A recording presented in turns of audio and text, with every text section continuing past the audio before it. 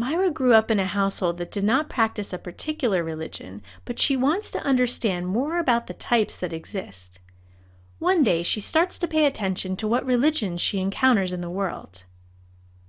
Many of her friends are Muslim, Christian, and Jewish. She starts to notice what elements they have in common. She wonders if Greek gods like Zeus, which she learned about in school, are also considered part of her religion. She encounters a person in her community who describes himself as a shaman who has an entirely different way of approaching spirituality. In this lesson, we'll follow Myra's exploration of the 4 different types of religion as proposed by anthropologist Anthony Wallace: monotheistic, Olympian, communal, and shamanic. We'll also look at how each type tends to form in connection with a particular structure of society. First, Myra considers how most of her friends worship one God. Islam, Christianity, and Judaism are all examples of monotheistic religions, one in which there is a belief in one supreme being.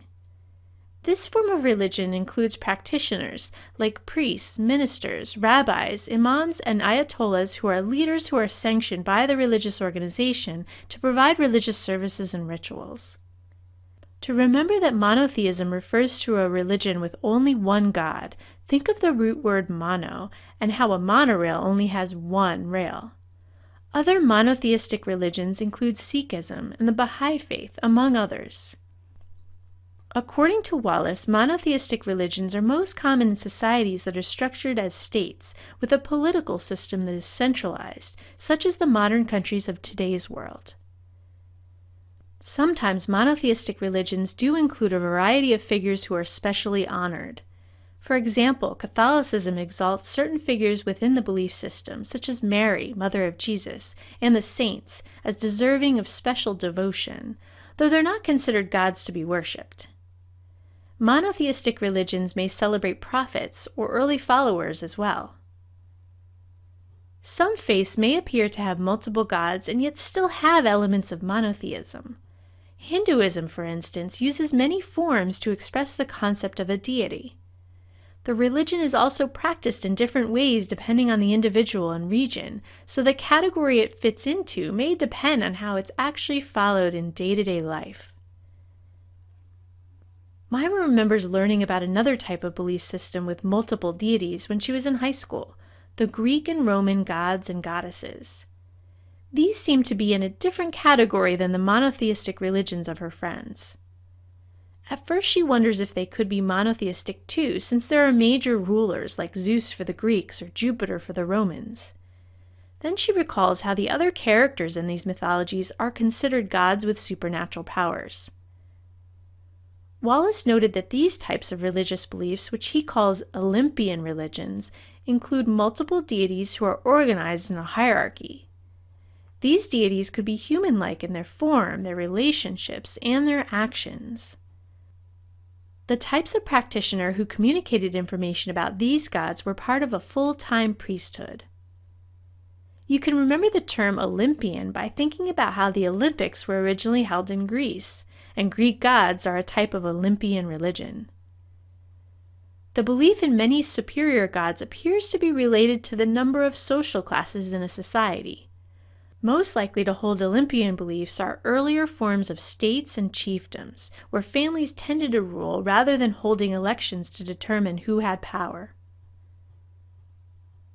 Unlike monotheistic and Olympian religions, communal religions involve part-time lay practitioners who are not typical priests or other full-time leaders. This version of faith tends to include rituals and rites of passage that involve a community, such as harvest festivals or spring ceremonies.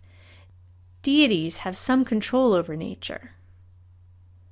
This type of religion is unfamiliar to Myra, and she investigates further into the history of these groups.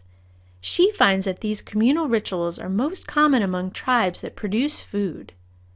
Earlier cultures whose survival depends on growing crops had a strong interest in appealing to gods they believed could affect their production.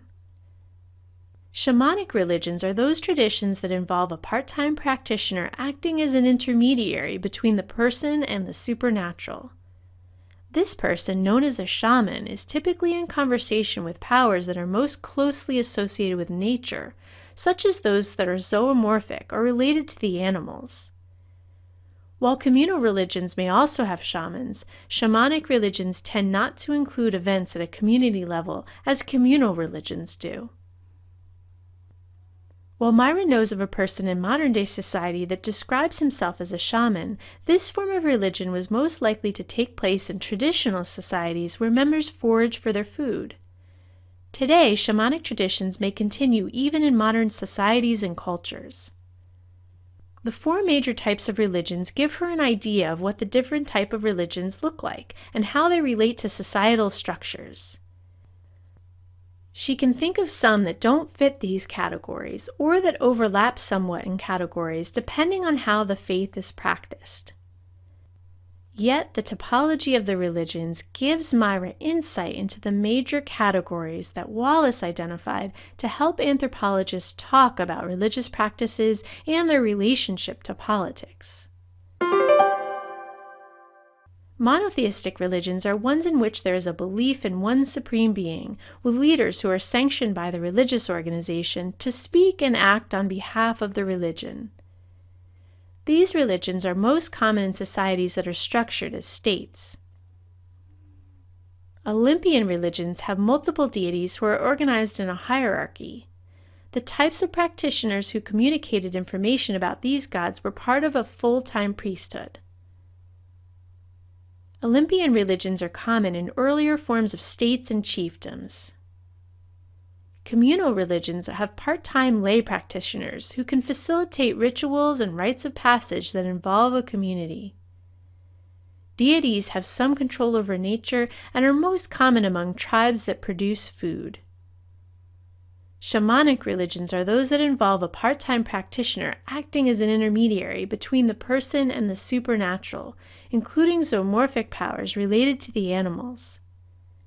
Shamanic traditions are most associated with traditional societies where members forage for their food, though some shamanic traditions are still practiced today.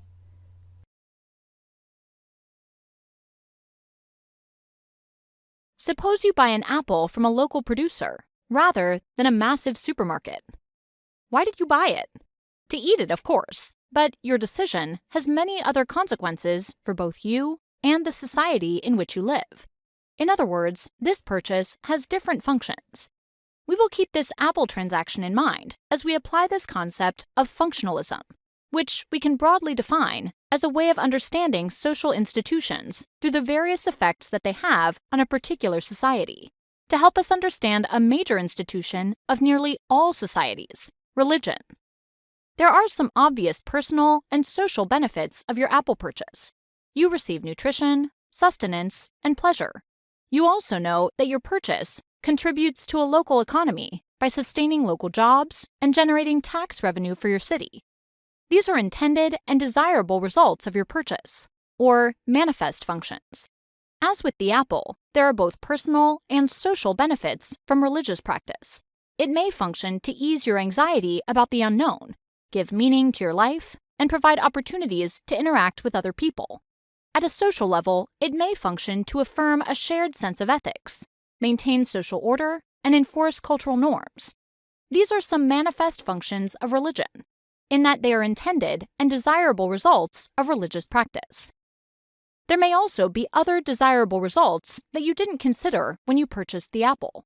For example, your choice may ensure that local apples continue to be sold in your city. These local apples are raised without the use of pesticides, and hence contribute to the overall health of the community. This unintended and positive benefit is a latent function of your purchase. Religion, like your apple purchase, may also have unintended but largely positive consequences for a society. For example, religion may encourage altruistic behavior, such as giving money and food to the poor, or volunteering time and resources to activities that benefit the larger society. If, for instance, your priest, pastor, rabbi, imam, or other religious leader tells you that service to others is necessary to the practice of your religion, you may provide these services to maintain your membership. Although your motives may be personal, your service, nevertheless, benefits others in your society who may or may not subscribe to your religious views. You bought your apple from a local producer with good intentions, but what if the local producer demands long hours and pays less than minimum wage to its workers? Maltreatment of orchard workers is a negative and unintended result, or dysfunction of your purchase that may not have been anticipated. Religion also has negative and unintended consequences for an individual and a society. Religious beliefs may cause anxiety when they conflict with natural impulses or important personal relationships.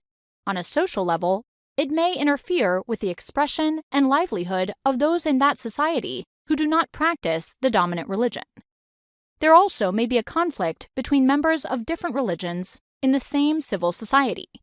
These unintended and negative impacts on society can be called dysfunctions. One of the most notable social dysfunctions of religion was identified by Karl Marx. Marx famously referred to religion as the opiate of the masses. What he meant was that religion distracts people from economic inequalities in a capitalist society and soothes them with the promise of justice in another world. This prevents them from resisting such injustices and encourages people to accept inequality as an unfortunate part of a mortal existence that will be remedied in the afterlife. This was only an early diagnosis of religious dysfunction, and as time has gone on, much more acute and precise criticisms of religious dysfunctions, including work from such noble writers as Jean Baudrillard, Umberto Eco, Jean-Paul Sartre, and Christopher Hitchens. Other dysfunctions occur when people see civic institutions as opposed to their religious views. For example, some groups in the U.S. have attempted to integrate their religious views into the public school curriculum. In recent years, such groups have promoted biology textbooks that present theological explanations for natural phenomenon, alongside scientifically demonstrated explanations. Social tensions between some more traditional religious communities have also created dysfunction, including more conservative Islamic communities in some European countries and fundamentalist Mormon communities in the United States. Examples of interreligious conflict can be found all over the world at pretty much any given time, with victims of these conflicts generally having very little to do with whatever the conflict is being fought over, ranging from the Crusades of the Middle Ages all the way to the Sunni-Shias conflict in parts of the Muslim world in the 21st century. In a lot of ways, this could be seen as the extreme end of religious dysfunction. All right, let's take a moment to review what we've learned. Functionalism is a way of understanding social institutions through the various effects that they have on a particular society. Religion, like other major social institutions, has many and diverse functions in any society. It has intended and desirable results, or manifest functions, for both individuals and their societies. It can ease anxieties for individuals and give their lives meaning, while encouraging social order. Religion can also have unintended positive results, or latent functions. These may include increased volunteerism and charitable giving. However, not all consequences of religion are positive.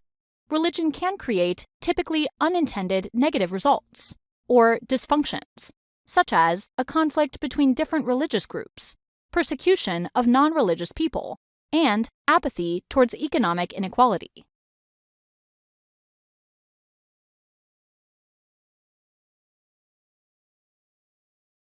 There are over 1.3 billion people who live in India. That's a lot of people, and it's a testament to how fast the country is growing both in terms of population and global influence.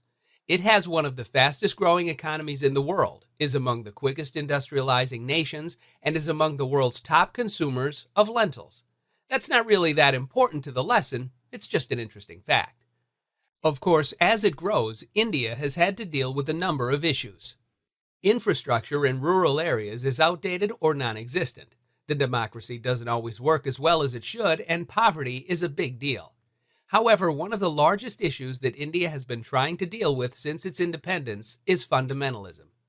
In the broadest sense, fundamentalism is an extreme adherence to the core rules of any set of beliefs. However, when we use this term in the lesson, we're referring specifically to religious fundamentalism, or a militantly strict interpretation of a religious code. Religious fundamentalism is a form of extremism. Its adherents are often told that their religious views must be obeyed to the absolute letter of the law, and any violation of the law is unforgivable. It makes people of other religious beliefs inferior in the eyes of fundamentalists, and the results tend to be very violent. So, what is this kind of fundamentalism doing in India, and what is being done to prevent it? For that, we're going to need to look a little closer.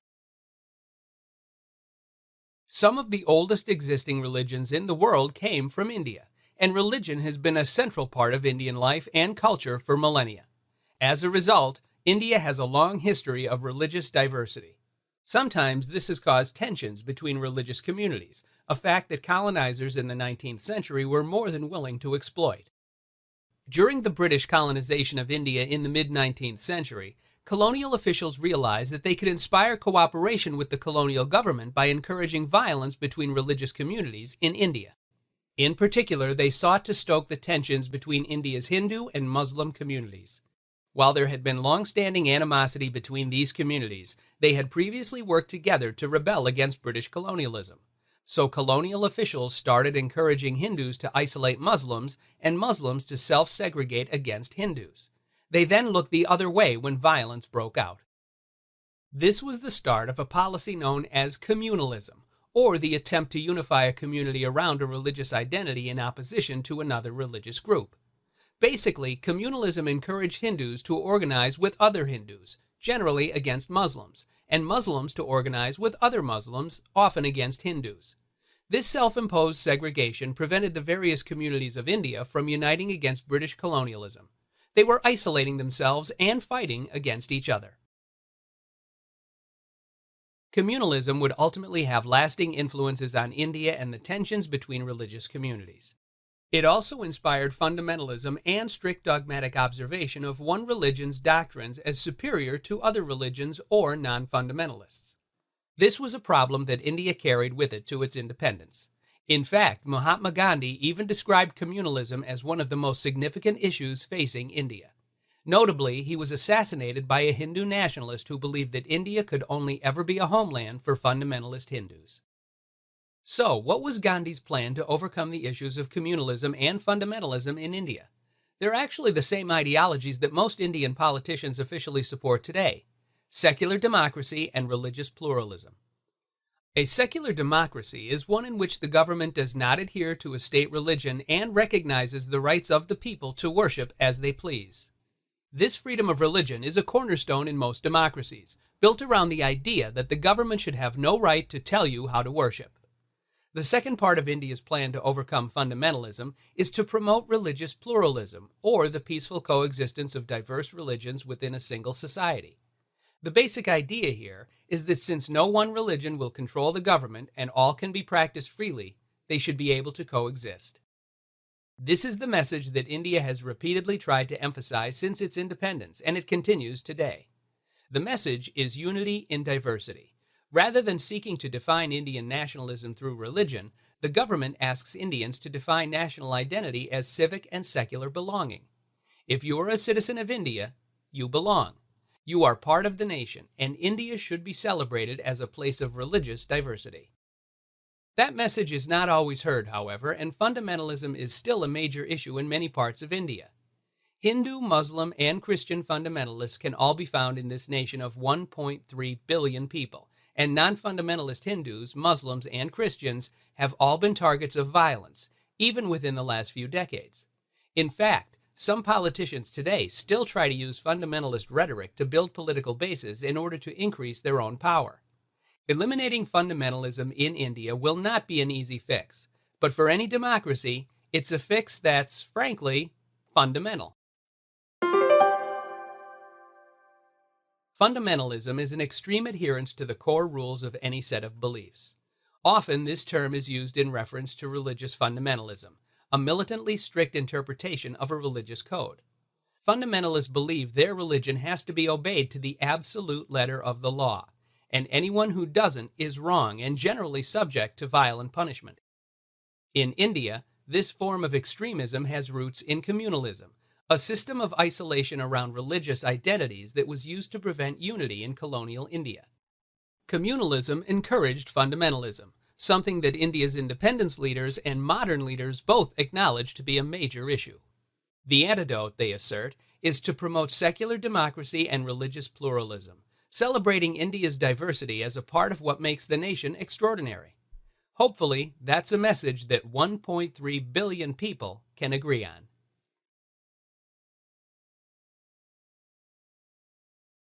I'm going to show you a scene, and you tell me if it's moral or not.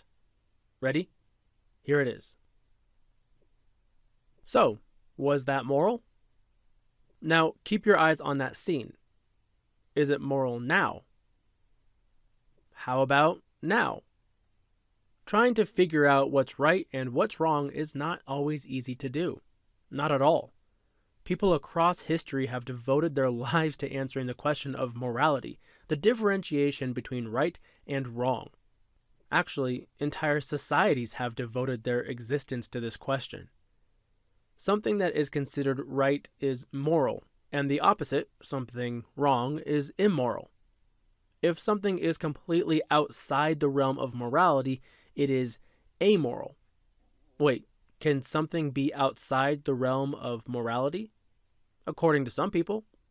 It's important to understand from the beginning that there is no universally accepted morality, no code of behavior agreed upon by all societies at all times across Earth's history. So what is right? What is wrong? And how do you decide? One way to try and define morality is through ethics, the philosophical study of morality. In the field of ethics, morality is often defined in one of two ways.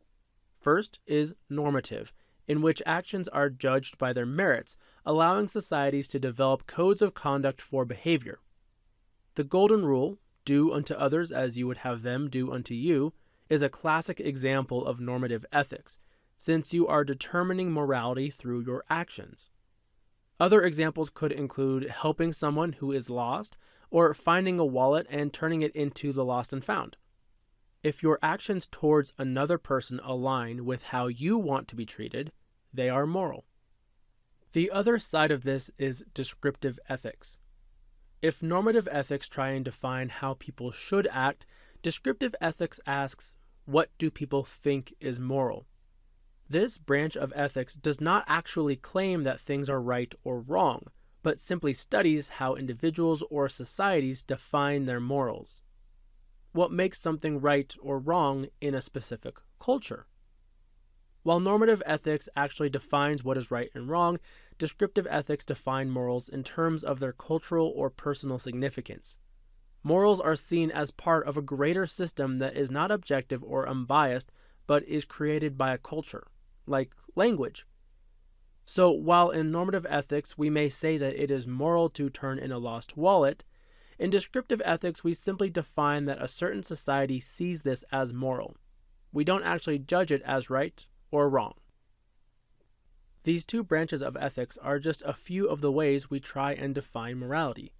While there are many more, most of them can be broken into the same divisions as these two. Some theories define what is right and wrong as objective truths.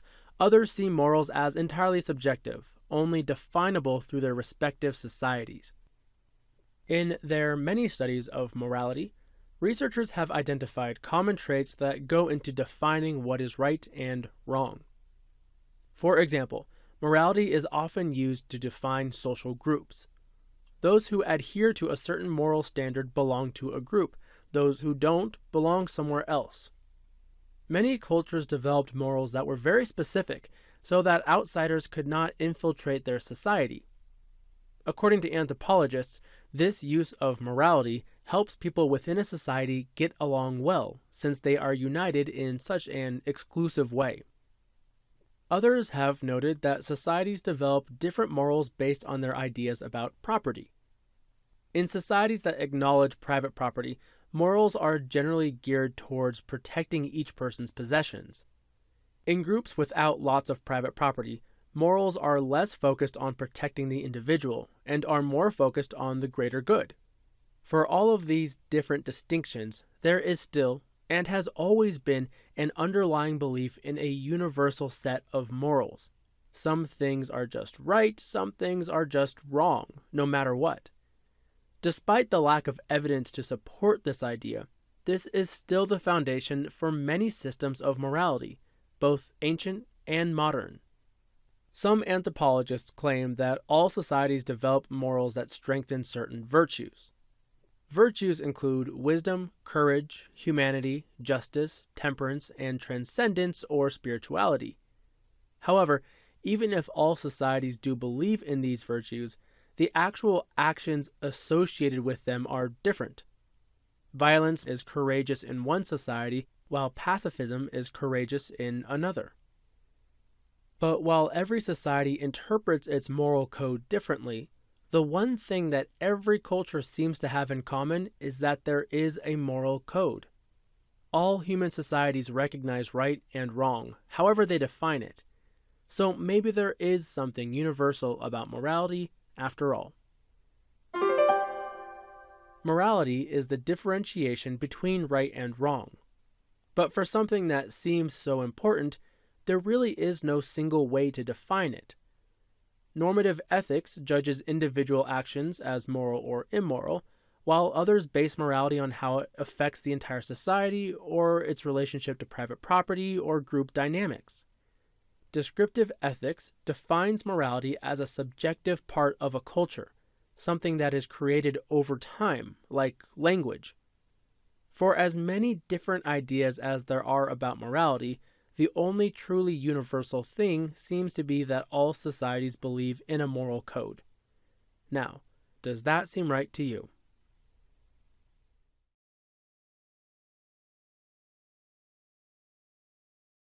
Janet Jackson once sang, "Got my own mind, I want to make my own decisions."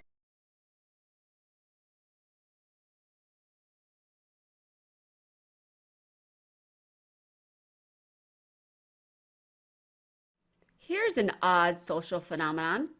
Say you have to go into work or school one day extremely early, and since your car's in the shop, you have to take the bus. Now you get on the bus and no one says a word. After all, it's 6 a.m. and everyone's half asleep. So you drive in silence for several miles when all of a sudden you sneeze, and through the silence come several voices piping out, "God bless you." Without even knowing your name, these strangers feel constrained to respond to your sneeze. With this social oddity in mind, today's lesson will seek to explain why we act as we do.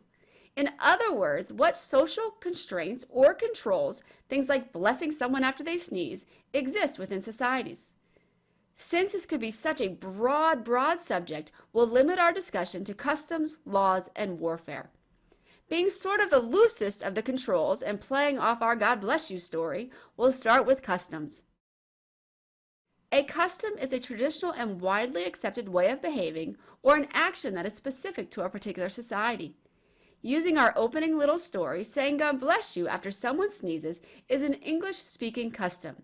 There are no laws that dictate we must. It's just something we're expected to do. In many ways, customs are very similar to norms, rules or standards that regulate behavior. When speaking of customs, many social scientists assert that customs are used to support the social bonds and structure of society. When speaking of supporting bonds, think of the custom of families spending the holidays together. Even if families can't hardly stand each other throughout much of the year, many still get together at Thanksgiving. In short, this custom serves to support the family structure. Jumping across the ocean, many Asian societies carry the custom of elderly parents living with their children until death. No, there's no written law that states they must.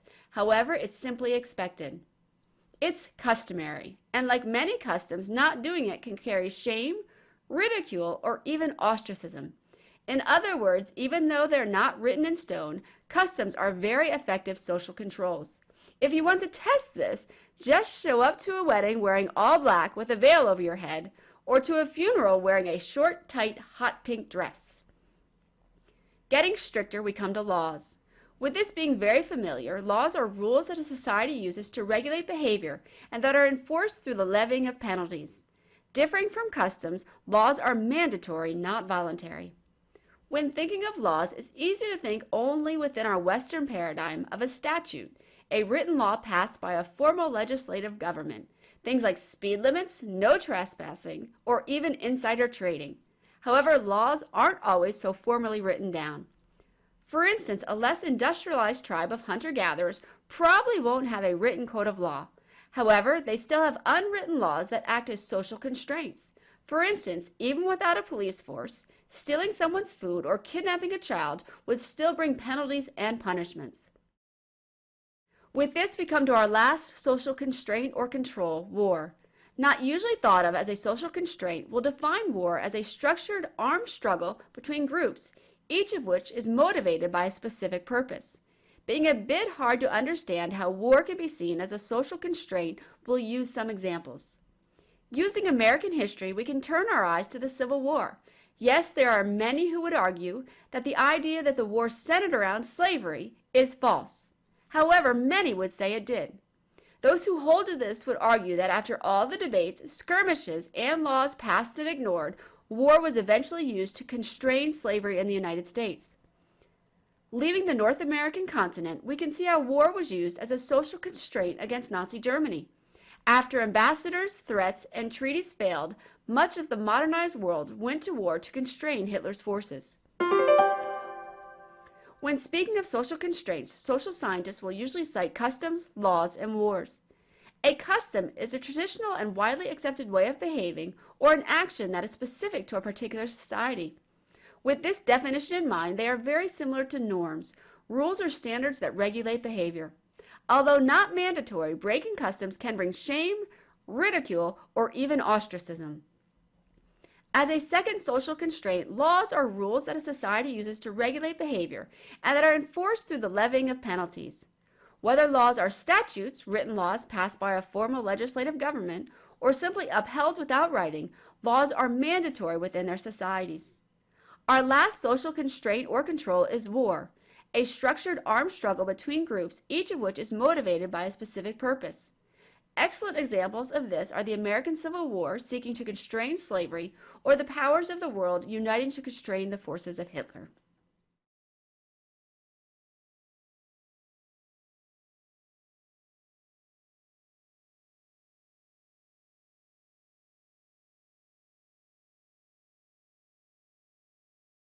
Brittany is a senior in high school. Like many kids in her situation, Brittany is looking forward to the day she can graduate and become an adult. Brittany has one more project to finish before she can officially graduate. Brittany and her classmates must write a paper answering the following question. What are the rules of living that you will follow in order to help you live a good and just life? Brittany didn't know it at the time, but she and her classmates were being asked to create a moral code. So what is a moral code? Let's break the term down into its key words.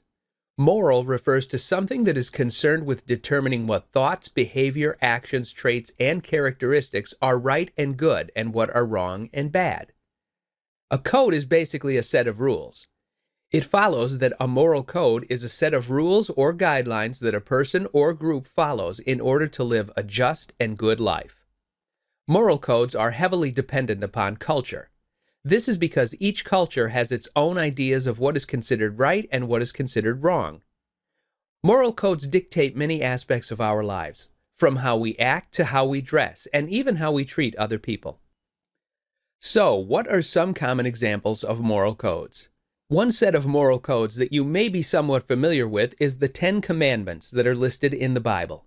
Many Christians believe that the 10 Commandments were created to serve as a guide for how to live a good Christian life. The Code of Hammurabi, which is an ancient code that dates back to ancient Babylonia, is another example of a moral code. Now, let's get back to our example with Brittany, the high school senior. Brittany is wondering about her moral codes. She asks herself, what is important to me?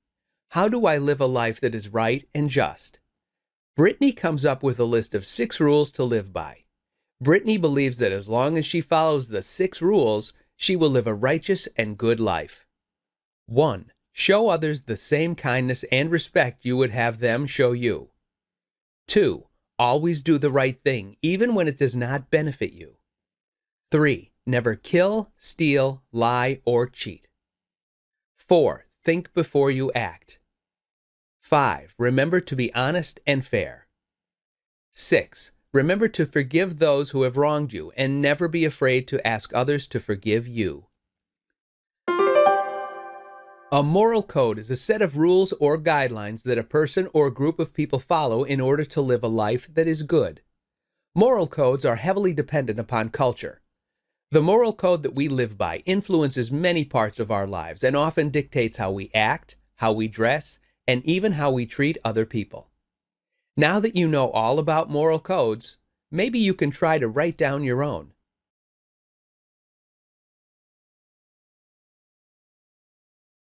There are dozens of religions that exist in our world today. Each of them has a set of rules that govern how we should behave. For example, an important set of rules that Catholics and other Christian religions follow includes something known as the Ten Commandments. These commandments cover serious things such as not killing, and other serious things such as not lying or feeling greedy. While these laws are meant to try and produce a good individual, the end game is to please a higher power, so the consequences for not following these rules may not be seen most distinctly in this life.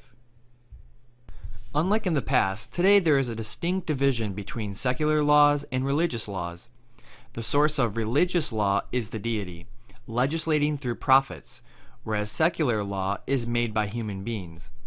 It also then follows that religious laws are perceived to be eternal and non-changing, while secular rules can be changed by their makers. Furthermore, religious law tells people what to believe as well as how to behave, whereas secular law deals with our external actions as they affect others. Oftentimes, these can intersect. For example, many religions teach that life is sacred and that we should not kill.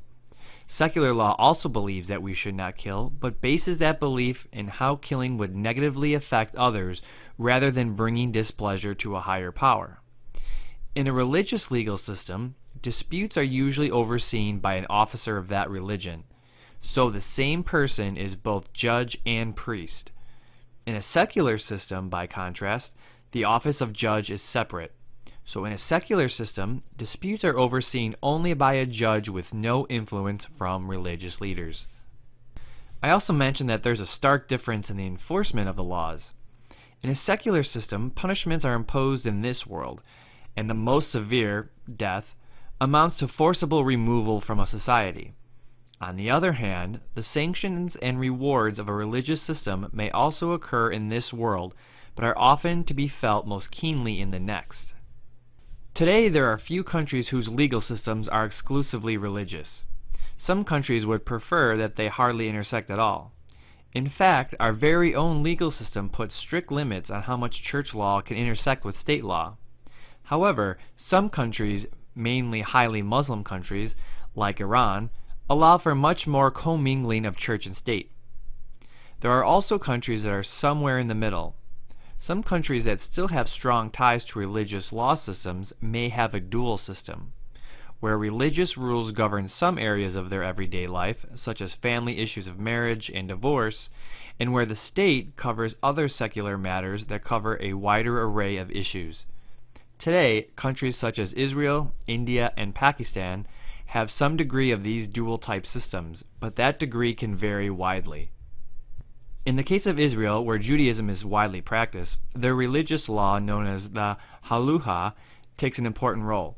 While the Halacha is not the primary source of law in Israel, it is possible for two Jewish individuals to agree to take a matter to a Jewish court to be heard and solved. So in these cases, people agree to be governed by religious law. Those countries that have large Muslim populations often tend to have legal systems that rely much more heavily on the religious beliefs of the Islamic faith. This can be seen most clearly in countries such as the Maldives and Iran.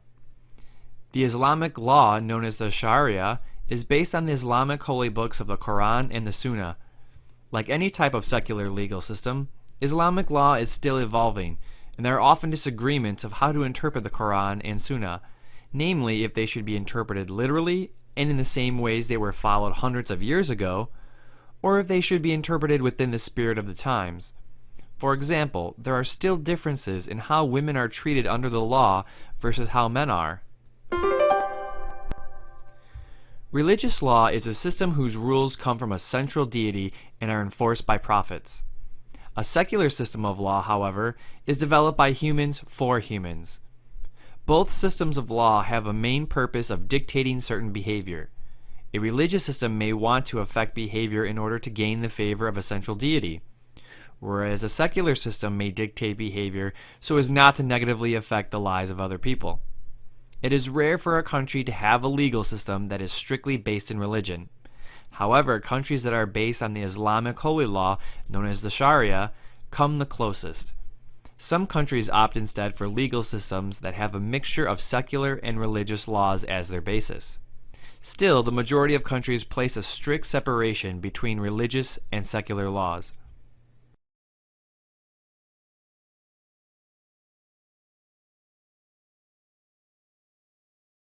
Racism is an ugly behavior that has been around as long as humankind itself. Groups of people have inherent differences: skin color, culture, appearance, and racism acts on these differences in two ways. 1. One group determining theirs to be better than another. 2. One group unfairly treats another based solely on differences. Throughout history, humankind has treated others with contempt and committed atrocities upon them just because of the color of their skin or the culture from which they come. History provides us with many unfortunate examples of racism. One example is anti-Semitism, the hatred and mistreatment of Jews, a form of racism that targets people of the Jewish faith. Particularly in the 1930s and 40s, anti-Semitism encouraged restrictive and draconian laws and policies against Jews, who were also a prime target for scapegoating. For example, Jews were blamed for natural phenomena, such as famine or disease, and for economic woes. Jews were often abused, tortured, and expelled from European countries. During the Holocaust, which was instigated by Adolf Hitler of Germany, the Jewish people were systematically slaughtered in a genocide that claimed the lives of millions. After the Holocaust and World War II, some Jews returned to Palestine, where they were originally from, and created the Jewish nation of Israel. This brought them into conflict with native Palestinians and neighboring Muslim countries. Even after the horrors of the Holocaust, Jews still struggle against bigotry and prejudice, regardless of where they live. Another example of racism is perpetrated against the Australian Aborigines, the native peoples of Australia. They were seen as less than human and mistreated accordingly. They were killed en masse, forcibly removed to reserves, their sacred spaces desecrated, and their children were removed from their families and placed in missionary schools. This abhorrent treatment nearly led to cultural genocide. One of the most egregious examples of racism is the history of enslaved Africans. From the time of slavery in America, African Americans have been treated poorly just because of their different colored skin. During the times of slavery, Africans were bought and sold like cattle. They were often separated from their loved ones, beaten, raped, and murdered. After slavery was abolished, African Americans were still seen as less than human, considered to be only 3/5 human, and not given their full civil rights. In the early 20th century, African Americans organized the Civil Rights Movement. Rosa Parks, Martin Luther King Jr., and Malcolm X, along with many others, protested Jim Crow laws, segregation, and unequal treatment of African Americans. While the Civil Rights Movement alleviated some of the burdens of racism, racism continues to exist and presents a challenge to modern society. South Africa also had a similar system to America's Jim Crow laws and segregation, called apartheid. Apartheid policies were enforced for much of the 20th century, but the people protested, and the world enacted sanctions against South Africa because of it. Apartheid ended in 1994, with the enfranchisement of Black Africans and people of color in a new constitution and the election of Nelson Mandela as South Africa's first Black African president. Institutional racism is an ongoing and pervasive societal problem and is manifested through racially biased internal policies and laws in criminal justice, public health, education, housing, and other public organizations. Institutional racism limits services and goods to minorities and gives preferential treatment to people who are white. The consequences include the following: higher incarceration rates for minorities, disproportionate deaths at the hands of law enforcement, limited access to health care resulting in severe health problems and death, denial of housing forces minorities to live in subpar, unsafe buildings and neighborhoods, underfunded schools and limited opportunities for higher education, policies that deny religious or culturally appropriate clothing and hair. Institutional racism is part of systemic racism, overall societal racism, and the consequences have resulted in physical and emotional damage to generations of minority populations. There are other types of racism that are less frequently discussed, yet just as ethically wrong. Internalized racism occurs when someone of a given race sees themselves as inferior due to their own color. An example was seen for some time during and after slavery and the following segregation. African Americans often saw themselves as inferior to whites due to their own poor self-perception propagated by their mistreatment by whites. It manifested itself, for example, in one research experiment where little black girls preferred white dolls rather than black ones. Their internalized poor perception of themselves made them, whether consciously or subconsciously, choose the superior white dolls. Horizontal racism occurs when one minority group has ill feelings toward people of a different minority group. For example, Somali Americans and native-born African Americans have different perceptions of what it means to be black, leading to mutual antipathy towards one another. Let's review. Racism is the perception that a particular people group is inferior because of their race, which results in mistreatment of that race.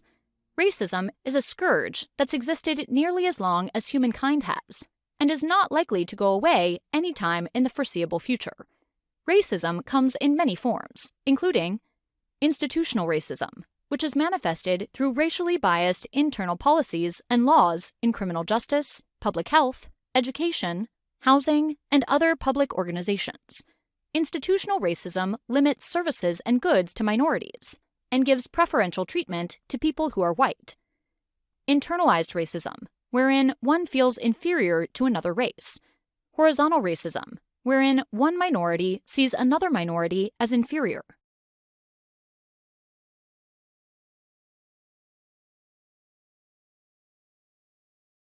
Because each individual is born into a certain cultural environment, he or she develops a specific idea of what normal is. The people around you as you grow up will shape your perceptions of what people should look like and how they should behave. What color skin, hair, and eyes people have, what language they speak, what foods they eat, and what religion they practice all become ingrained in your mind, whether you know it or not. Ethnocentrism is a belief that your own cultural or ethnic group is superior to other cultural or ethnic groups. We tell our children to be the best students and athletes they can be. We adults want to belong to the best clubs and have the best jobs, homes, and cars possible. Generally speaking, everyone wants to be the best. So, what's wrong with believing that your own culture is the best? To a certain degree, it's natural and normal to like and accept what you see around you while growing up, and to pattern your own behaviors and attitudes in a similar fashion. However, if you find that you think less of other cultural groups and individuals in those groups, just because they can't possibly be as good as you if they aren't in your group, then ethnocentrism has arrived. Because categorizing and organizing is a basic element of human nature and identity, it would be impossible to eliminate ethnocentrism from our world entirely. After all, there are benefits to having a community full of members who believe fiercely in the ideals of their culture. Values are passed down, traditions are kept alive, and people are willing to die to defend each other. This makes for a strong society, as long as we keep the focus on the positive impacts. When ethnic groups teach their children to hate other groups and either avoid or kill their members, they've crossed the ethnocentric line. In addition to the senseless loss of lives, there are potentially negative results of ethnocentrism, including missing out on excellent ideas and innovative inventions. Ethnocentrism is a belief that your own cultural or ethnic group is superior to other culture or ethnic groups. When ethnic groups teach their children to hate other groups and either avoid or kill their members, then they've crossed the ethnocentric line. In addition to the senseless loss of lives, there are other potentially negative results of ethnocentrism, including missing out on excellent ideas and innovative inventions.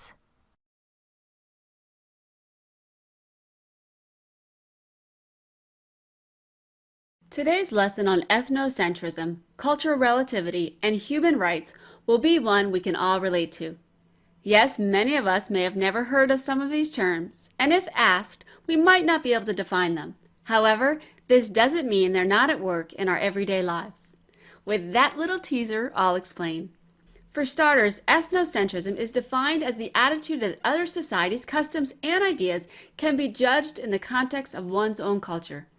Simply put, it's the idea that one's own culture is superior, and that it's acceptable to judge other societies based on what your society thinks is acceptable. Really simply put, it's sort of like walking around using your own culture as a measuring stick for others. Like I said at the beginning, ethnocentrism is something we're all pretty familiar with. Sadly, our history books are full of it. For instance, it could be easily argued that it was ethnocentrism that led the first Western settlers of the Americas to begin subjugating the native populations. After all, and I say this quite dramatically with some sarcasm to make a point, those poor savages were walking around unclothed and uneducated. Why wouldn't they want to become like the properly dressed, shoe-wearing English and Frenchmen? Why wouldn't they want to learn to read and write and memorize Plato? Continuing with some drama and sarcasm for effect, never mind the fact that heavy shoes and poofy pants made no sense when traipsing through a forest. Never mind the fact that the so-called illiterate people already had their own working economy. Never mind that they had existed and thrived on their land for generation upon generation. All of this was nothing compared to the new life they could experience doing it the westernized way. Just as soon as the poor savages figured that out, they'd be better off for sure. I'm not completely positive, but based on the definition of ethnocentrism, I'm thinking the label just might apply. Unfortunately, we don't need to open up a history textbook to get a glimpse of ethnocentrism. We just need to look around. We see it when someone turns up their noses at how some cultures choose to dress or not dress. We see it when one person disgustingly says to another, "Why do those people from that place play their music so loudly? Or can't they just speak quietly?" In short, we see it any time one people group looks at another people group and says or thinks, "You're not like us, and therefore you're strange, and maybe even beneath us." In a very simplified nutshell, that's ethnocentrism. Now, before we move away from ethnocentrism, there's one point we need to make. We'd be remiss if we didn't allow room for the fact that ethnocentrism isn't always bad. In fact, many anthropologists would argue it's sometimes positive in that it seeks to help give a people group a feeling of solidarity and belonging. For example, take the Olympics. Fans from all over the world excitedly watch as athletes compete in the name of their country. We wave flags and hold up our fingers, signifying our country is number one. Meanwhile, athletes don our flag on their warm-up suits, reminding us that we are part of a bigger whole, and that, despite what the scoreboard might read, we are the best. In short, we become ultra-ethnocentric, and if only for a short time, it binds us together as one. On a more serious note, there are definitely people from what we call more modernized cultures that seek to actually help other cultures. They don't bring things like economic aid and new technologies to the less modernized world because they feel superior. They do it because they care and want to share their culture's advancements with things like life-saving medicines. That being said, let's move on to ethnocentrism's sort of opposite, cultural relativism. Academically speaking, cultural relativism is the attitude that a society's customs and ideas should be viewed within the context of that society's problems and opportunities. Simply stated, it's the belief that one society has no right to superimpose their values onto another's. It's sort of the live and let live idea played out across societies. It argues that just because one might not understand the workings of one culture, that doesn't mean he should judge it harshly. Instead, he should seek to understand it through the lens of that culture. To give a personal, rather light example, as a young adult, I spent some time living among a tribe in Africa. When I arrived there, I was pretty horrified by the way people smelled and how infrequently they bathed. To me, everything and everyone smelled like day-old burnt bacon. To my rather ethnocentric, perfume-coddled nose, it was gross. Ironically, it only took me a few days to see that the tribespeople were not gross or dirty. They had simply adapted to the problems in their environment, namely mosquitoes. Think about it. If you were a mosquito, which would you prefer? Skin that tasted like smoke or skin that smelled like fresh flowers? When I looked at their decision to bathe in smoke rather than perfume through the lens of their culture, it made perfect sense. In fact, it only took me a few days to join them. Although there are some really good things about practicing cultural relativism, there are also some real pitfalls.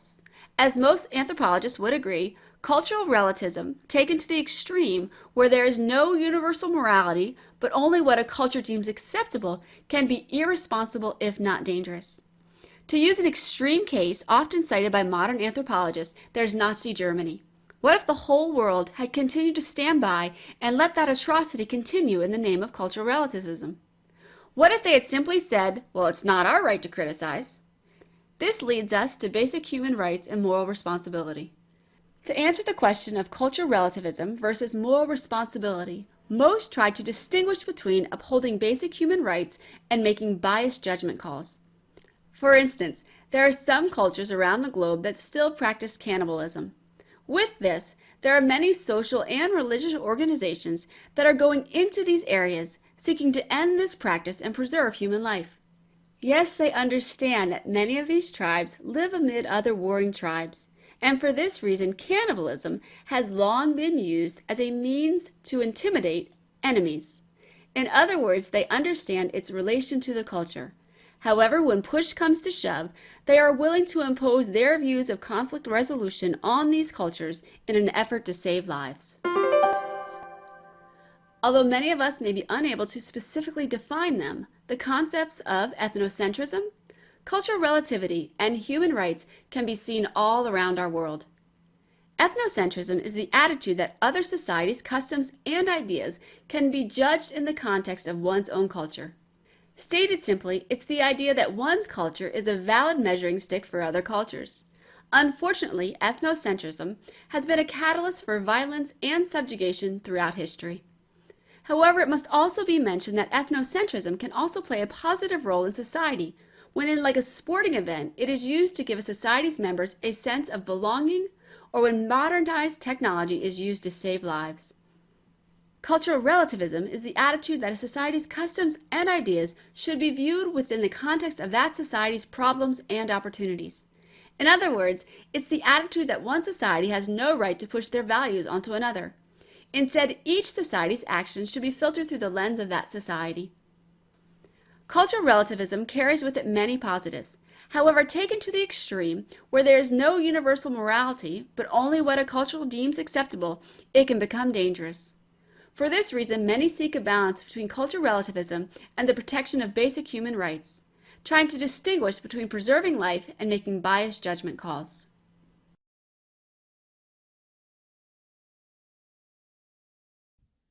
Let's pretend you're more of an urban type of person.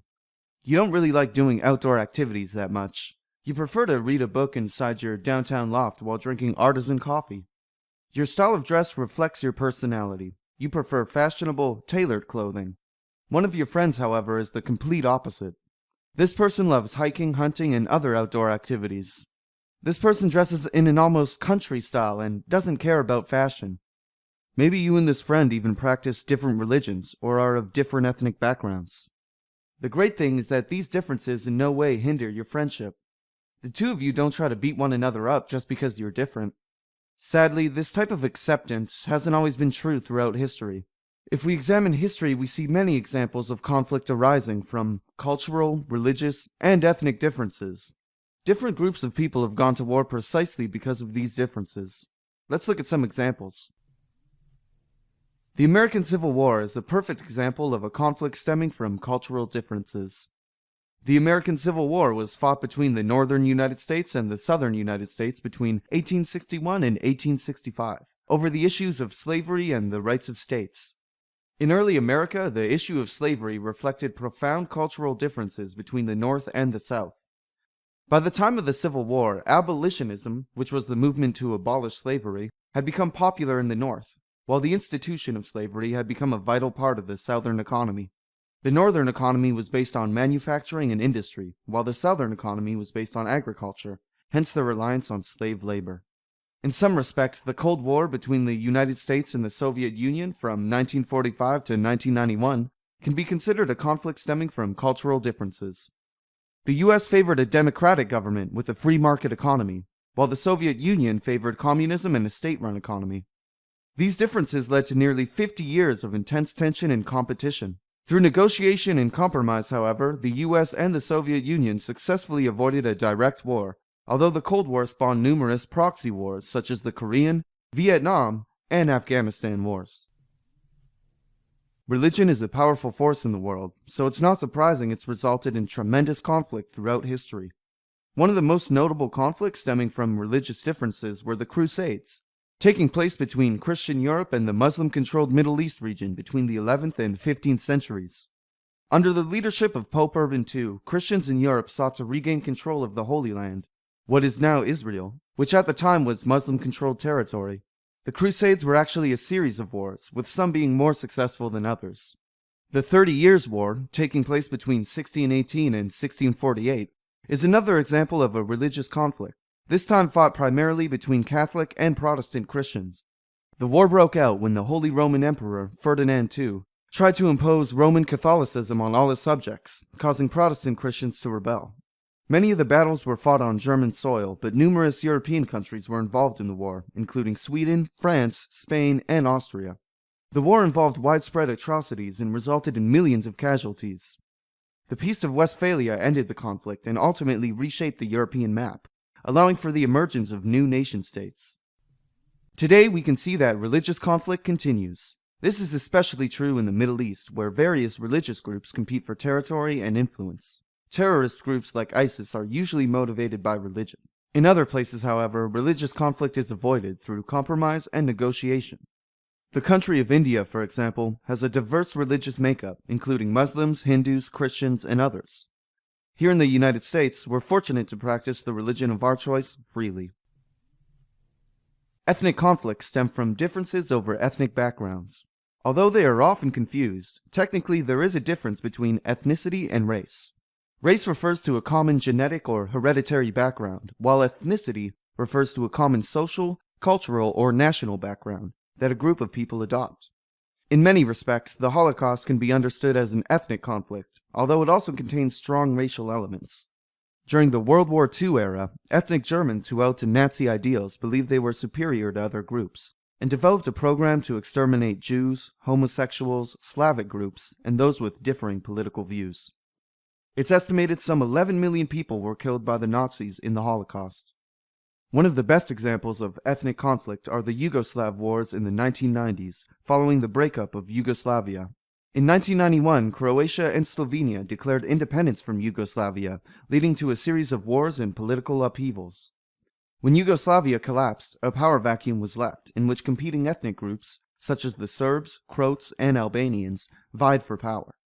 The Bosnian War, from 1992 to 1995, and the Kosovo War, 1998 to 1999, are among the most remembered of the Yugoslav wars. During these wars, widespread genocide and ethnic cleansing took place, as each group tried to eliminate the others. We've seen examples of how cultural, religious, and ethnic identities can lead to conflict. History is full of conflict stemming from these issues. We can only hope that as we move forward, we will learn lessons and not repeat the mistakes of the past. Let's review our key terms. American Civil War, example of conflict stemming from cultural differences, fought between the northern and southern United States, 1861 to 1865, over the issue of slavery and states' rights. Cold War, can be perceived as a conflict stemming from cultural differences, took place between the Soviet Union and the United States, 1945 to 1991. Crusades, a notable example of religious conflict, took place between Christian Europe and the Muslim-controlled Middle East region between the 11th and 15th centuries. 30 Years' War, another example of religious conflict, took place between Catholic and Protestant Christians in Europe between 1618 and 1648. Holocaust can be perceived as an example of ethnic conflict. Ethnic Germans engaged in the mass extermination of Jews and other groups. It's important to note that this particular conflict was a combination of racial and ethnic conflicts. Race refers to a common genetic or hereditary background, while ethnicity refers to a common social, cultural, or national background that a group of people adopt. Yugoslav Wars, another example of ethnic conflict, took place in the 1990s following the breakup of Yugoslavia. Serbs, Croats, Albanians, and other ethnic groups competed for power.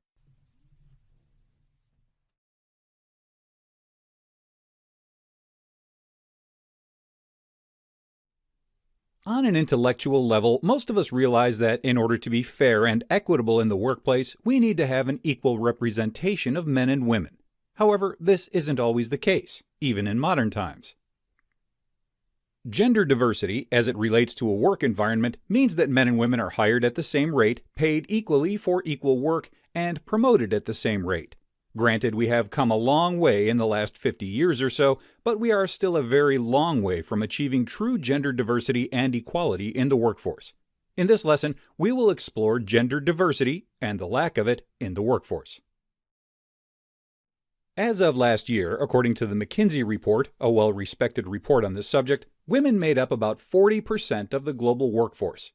However, only about 5% of CEOs, chief executive officers, or leaders of large corporations are women. How can that be, you may ask? In addition to that gross disparity, would you believe that women still earn only 80% of what their male counterparts do?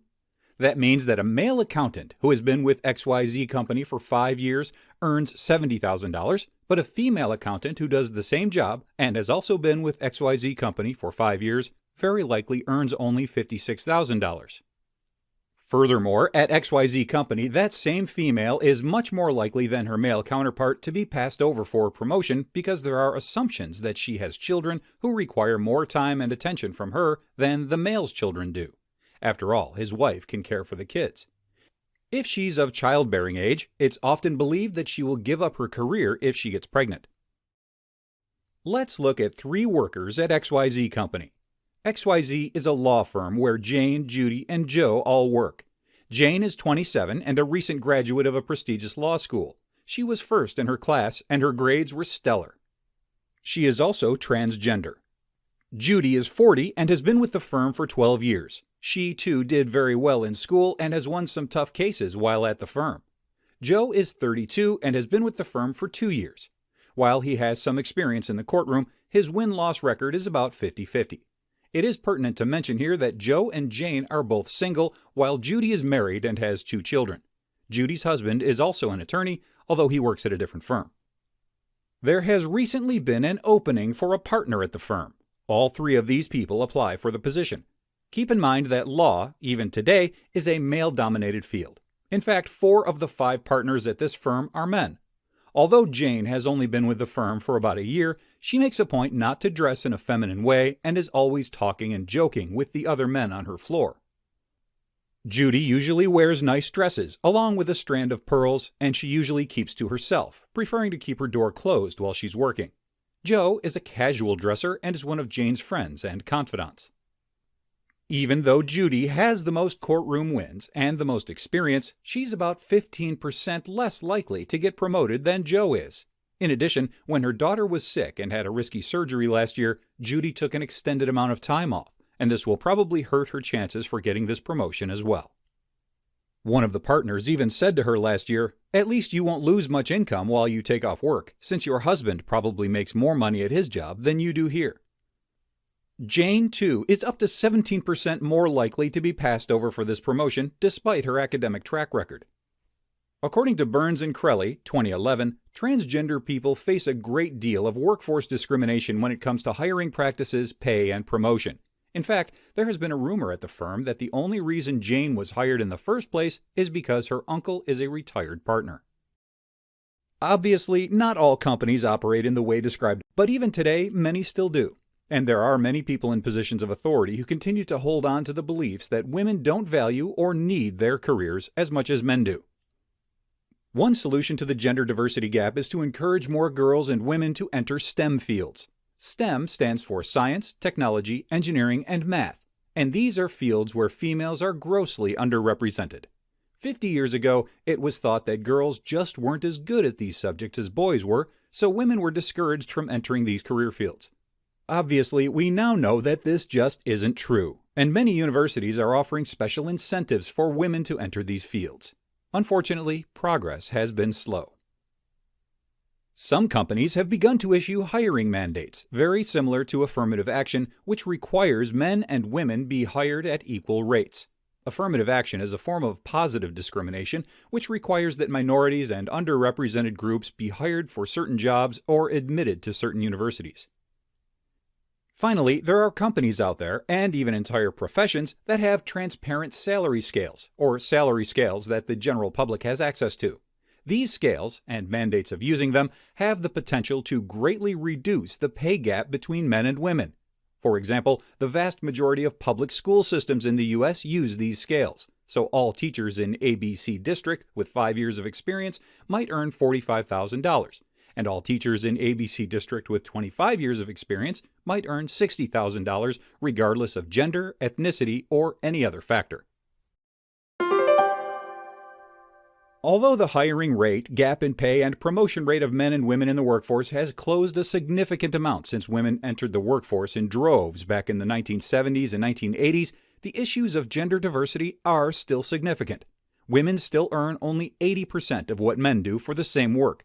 And, comparatively speaking, there are far fewer female CEOs than there are men. Encouraging women to pursue STEM careers, utilizing hiring mandates, and making salary scales transparent are several ways in which companies can close this gap.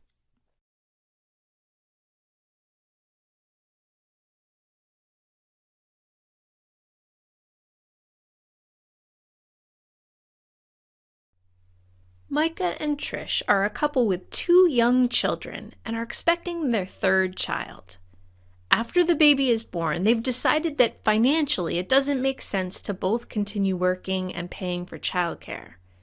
Instead, they agree that one of them will need to leave their job to care for the children. How will they decide who quits their job? In this lesson, we'll look at how Susan Mahler-Oken would look at their situation based on her work Justice, Gender, and the Family. The perspective that Trish should automatically be the one to care for the children because she is a woman may be less common today than in the past. Yet society has a legacy of relying on gender roles. These perceived roles affect how children are raised, how families are structured, and how choices are made even today. In this context, gender roles are the way we are taught to behave in society based on our gender. Gender roles are based in part on society's attitudes, such as the belief by some that women are better able to care for children simply because they are female. Gender roles are also reinforced by historical patterns in society, such as a past history of women being deliberately excluded from certain types of work, for instance. When we think of politics and power, we typically think of the public sphere, such as the legislature and the workplace. Oken and other philosophers point out that the dynamics within a family itself, the private sphere, also involve issues of power. This perspective is sometimes summed up by the phrase, "the personal is political," which refers to the idea that what happens in the family and in relationships are directly related to the issues of larger society. The private and public spheres are both relevant when talking about power, fairness, and justice. What is fair in Trish and Micah's situation? There's no one answer for this, since it depends on many factors. Does one of them enjoy their job more than the other person? Does one of them enjoy caring for the children at home more than the other? Does one of them make enough money on their own to support the whole family? Many different factors could be considered to help them make a joint decision. Oken argues that it is unjust for a person's sex to determine what opportunities are available to them, such as Trish being assumed to be the one who should quit her job. Being male or female should not determine what a person should do in their life. In addition, no matter who is home with the children, more value should be placed on this form of contribution to the family. Oken views a just society as one that is essentially free of expectations based on gender. A decision like whether to quit one's job to care for children would be made based on factors that have nothing to do with gender. Why does Oken view the family as so central to establishing justice? Imagine that Trish and Micah have a daughter named Caroline and a son named Tom. Caroline and Tom will be affected by the choices made within the family. For instance, if Micah insists that Trish be the one to stay home simply because she is a woman, there would be repercussions to this decision. The children would learn that there are expectations for what men do and what women do. They would learn gender roles that are unjust and limit their opportunities, according to Oken. This extends beyond the children to society as a whole. Limiting opportunities within the family affects opportunities in the public sphere as well. For instance, the children will grow up and bring their views of gender into the public world with them. Think of gender roles as encouraging a cycle from one generation to the next, a cycle that Oken would argue is bad for both individuals and society. In Justice, Gender, and the Family, Susan Mahler-Oken looks at the relationship between gender and justice. Expectations based on gender are unjust according to Oken. These expectations are known as gender roles, the way we are taught to behave in society based on our gender. For Oken, what happens in the family is very central to our understanding of justice.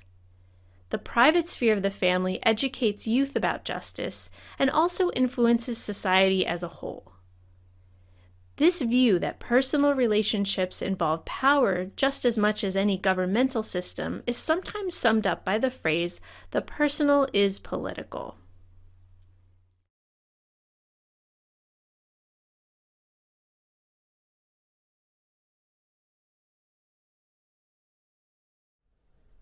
The unfortunate side of a relationship is that one person in the relationship is likely to die before the other one. There are exceptions of freak accidents that take both people simultaneously.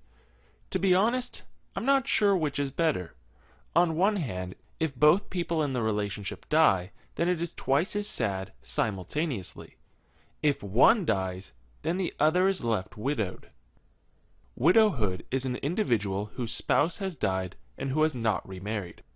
Women are called widows and men are called widowers. To me, it seems like widow would be a good enough term for both, but we have two instead. From a little bit of digging, it seemed that the origin goes back to legal terminology, and we all know how legal documents are.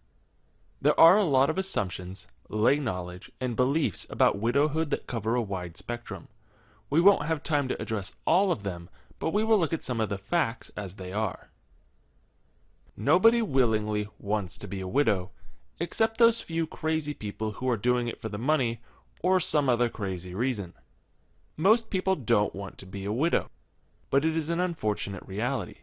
According to 2009 marital census, reported in 2011, for every 1,000 men and women over the age of 15, there are 3.5 widows or widowers.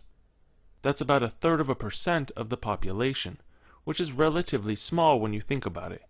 In comparison, the rate of divorce is 9.5 people out of 1,000, so there are 3 times as many divorcees as widowed people.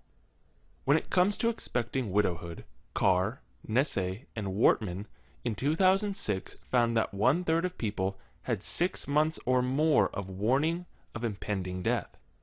About 1/3 had less than 6 months of warning, and about 1/3 had no warning at all. The average time of warning was about 5 to 6 months. As an interesting side fact, according to the 2009 census information, Wyoming had the highest number of widowed individuals with 5.9 per 1,000 being widowed. But besides living in that state, the greatest risk factor for being widowed is age. The census describes how 9% of the population between 45 and 54 are widowed. This number moves up to 16% for people 55 to 64, with slightly more women than men being widowed. After the age of 65, an average of 68% of the population is widowed. The proportions indicate that men are widowed more than women, but I think that is playing with the stats a little too much. Women are likely to live longer than men, meaning that there are more of them in old age. So saying 70% of men over 65 is actually a smaller number than 66% of women over the age of 65. Some research findings indicate that there is a gender bias in the sources of stress and depression when entering widowhood. For men, a wife is typically the core of their social world, so the loss of a wife means a dramatic drop in male supportive relationships. Women are more likely to have strong social ties to others, making them less susceptible to social stress. On the flip side, women are more dependent on men for stereotypically male areas, with the loss of a husband meaning an increase in stress over financial planning and home repairs. For both genders, it was found that those who owned their own homes actually had higher stress levels because of the issue of facing the home upkeep, and payments become more burdensome than those living in an apartment or care facility. With as many people passing away as the previous stats mentioned, there is a rumor of a widowhood effect, which is the chances of dying are increased following the death of a spouse. Various things like broken heart syndrome, which is real but not the medical name, loss of will to live, and more have been used to explain this effect. Research by Harvard found that there is some evidence to it, with the widow or widower death most likely to occur within 3 months after the loss.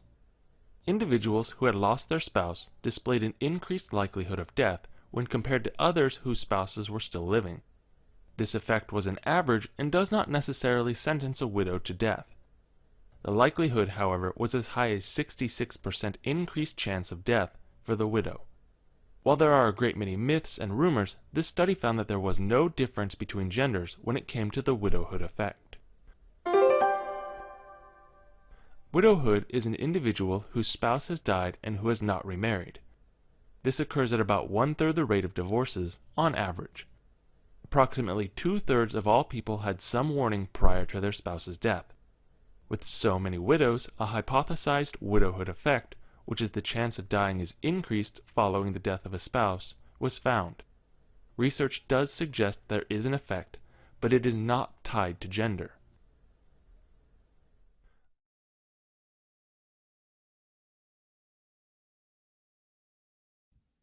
Imagine living in a home where you are in constant fear of being physically injured, emotionally manipulated, or verbally assaulted. Domestic violence is defined by the National Domestic Violence Hotline as a forced pattern of behavior in any relationship that is used to gain or maintain power and control over an individual. This behavior is considered abusive because it is unwanted and often unwarranted by the person who is being abused. Such abuse can come in the form of physical, sexual, emotional, financial, or psychologically damaging actions that negatively influence another person. This includes any behaviors that are meant to threaten, intimidate, frighten, manipulate, harm, humiliate, or falsely accuse. Domestic violence can happen to anyone, regardless of age, race, or gender. Socioeconomic status and education attainment are not barriers to domestic violence. It is most often associated with adults, especially those who are married or partnered. However, it can occur between adults and children as well. Family members who are abused often suffer from a variety of physical and mental problems. It is believed that physical violence occurs more often than rape, auto accidents, or robberies. Those who are abused are often hypervigilant or extremely alert and easily startled because they live in continual fear and isolation. Suffering repeated physical injuries can cause medical difficulties as the abused person ages. Furthermore, The emotional and psychological effects of such abuse sometimes have more of a negative effect than the effects of physical abuse. Children and adolescents who witness ongoing domestic abuse are more likely to use violence for problem solving as adults. Children who live in abusive homes are likely to develop behavioral problems, regress in maturity, or imitate abusive behaviors. Repetitive domestic violence is normalized, making many children think that violence is an acceptable behavior within family and intimate relationships. This can lead to continuing the cycle of either becoming an abuser or being abused. Such children may bend the truth in order to avoid confrontation or negative attention. Younger children sometimes wet the bed, suffer from nightmares, have difficulty trusting authority, or demonstrate difficulty becoming attached to other people. Adolescents from abusive families often have academic difficulties, drop out of school, and some will struggle with substance abuse.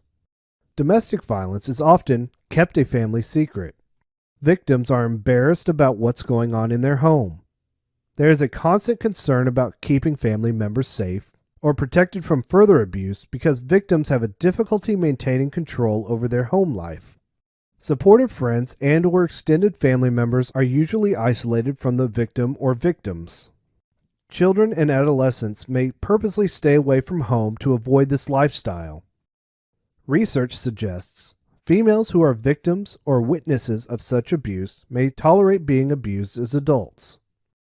The good news is that the future prognosis of everyone improves if there are early interventions by social services, law enforcement, and programs against domestic violence. Domestic violence can occur regardless of age, gender, or race. It can take the form of emotional, psychological, physical, sexual, or financial abuse. Children who suffer from have behavioral or academic issues. Domestic violence victims may also exhibit drug abuse tendencies.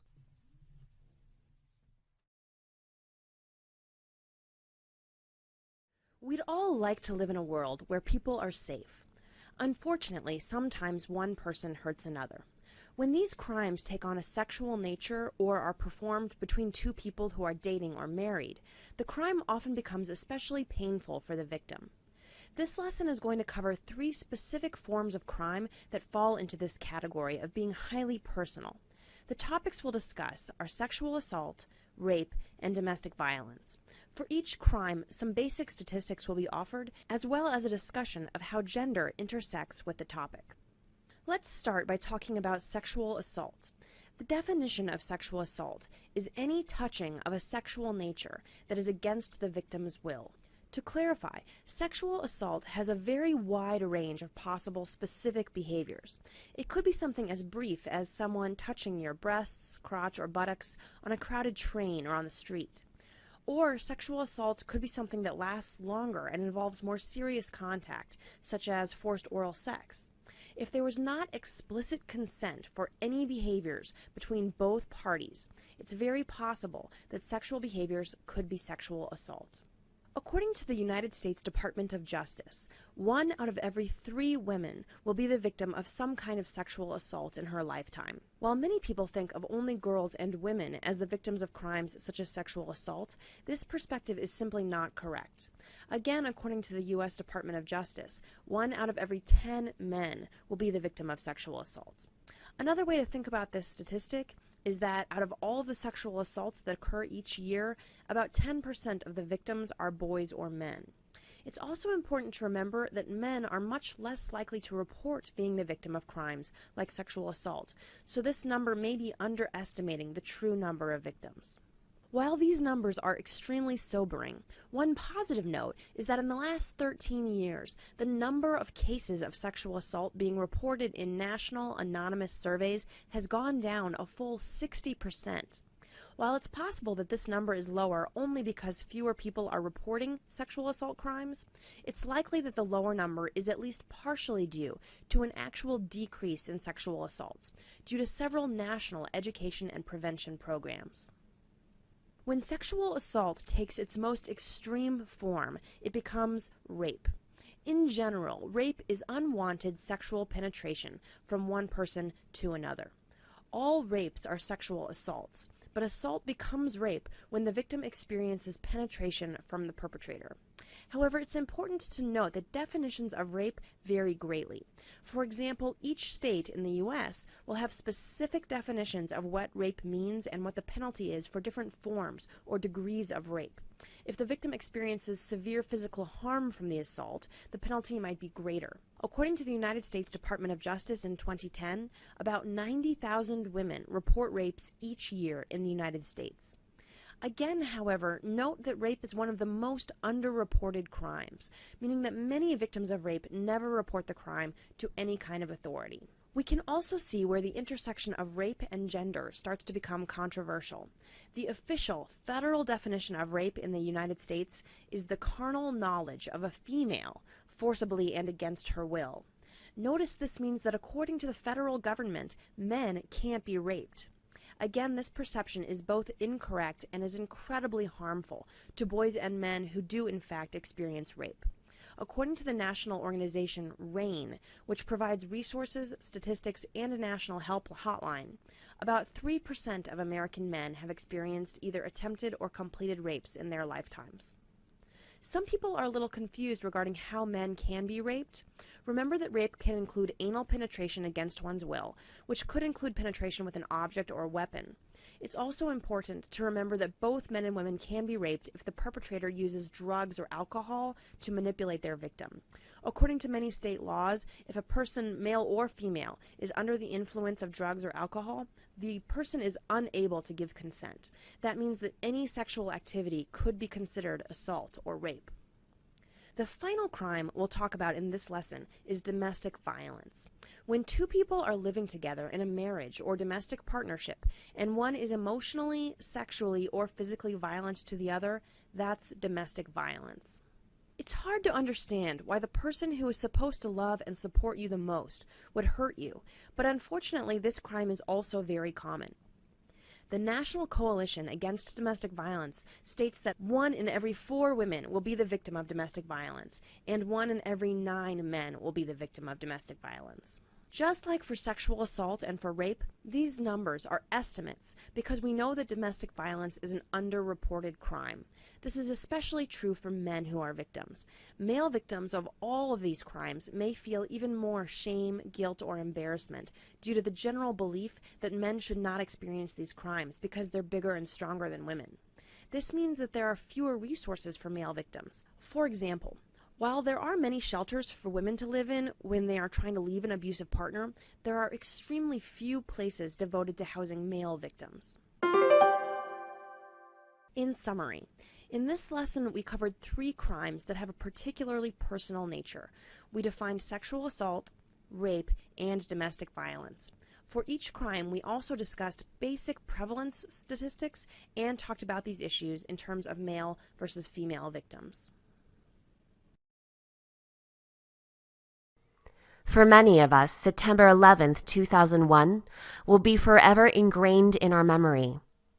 The social changes that were implemented as a result, such as the Department of Homeland Security, the Patriot Act, and the Transportation Security Administration, TSA, forever changed the United States government. These transformations in various social institutions are examples of social change. The process of social change has 4 primary characteristics. Social change happens all the time. Not every social change will be as dramatic as 9/11. One clear way we can see social change happening is through technology. It seems that even the newest technology is outdated a few days after you purchase it. Not all changes occur as fast as technology. Some changes and societies are much slower to adapt to change. Social change is sometimes intentional, but oftentimes unplanned. Industrial societies, such as the United States, actively promote many kinds of change. While many dreamed of the day when cell phones would be commonplace, very few could have imagined all the consequences that were created as a result of that one device. Social change is controversial. One only has to look at the various equal rights movements to see that social change oftentimes involves controversy. Even the various changes set in motion because of 9/11 were controversial in nature. Many of you will remember the various debates surrounding the passing of the Patriot Act. Some changes matter more than others. Changes in hairstyles and clothing patterns, while embarrassing when looking at old pictures, carry little significance in the big picture. Other changes, such as the invention of the automobile, computer, and cell phone, change the way the world interacts. How are various social changes set into motion? Social change has many causes. A few of these include culture and change. There are three major ways that culture produces social change. Invention produces new ideas, objects, and social patterns. The invention of the personal computer is a good example. Discovery is when people take note of existing elements of the world and create new social patterns. While the personal computer was an invention, consider all the different ways we have discovered to use it. Where would we be without the internet?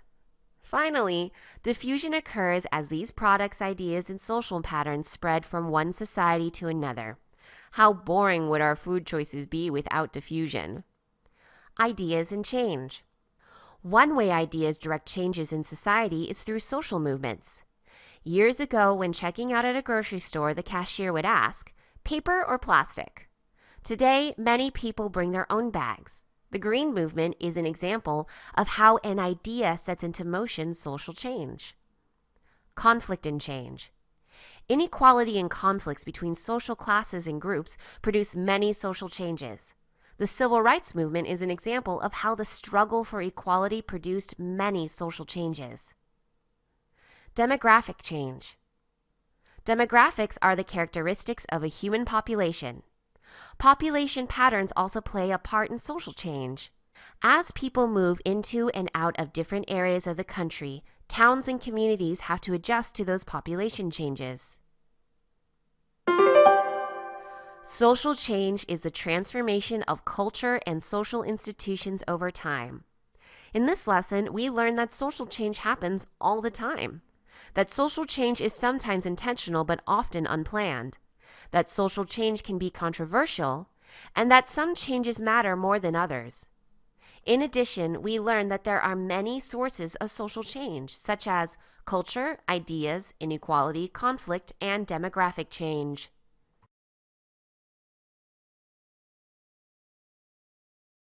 While Li Beiming eats lunch, he watches the trucks below with both fascination and dread.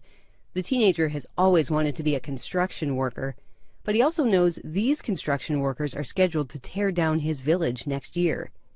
Beiming and the Li family have lived in the same village in China for centuries, and generations of his family have eaten lunch at this spot.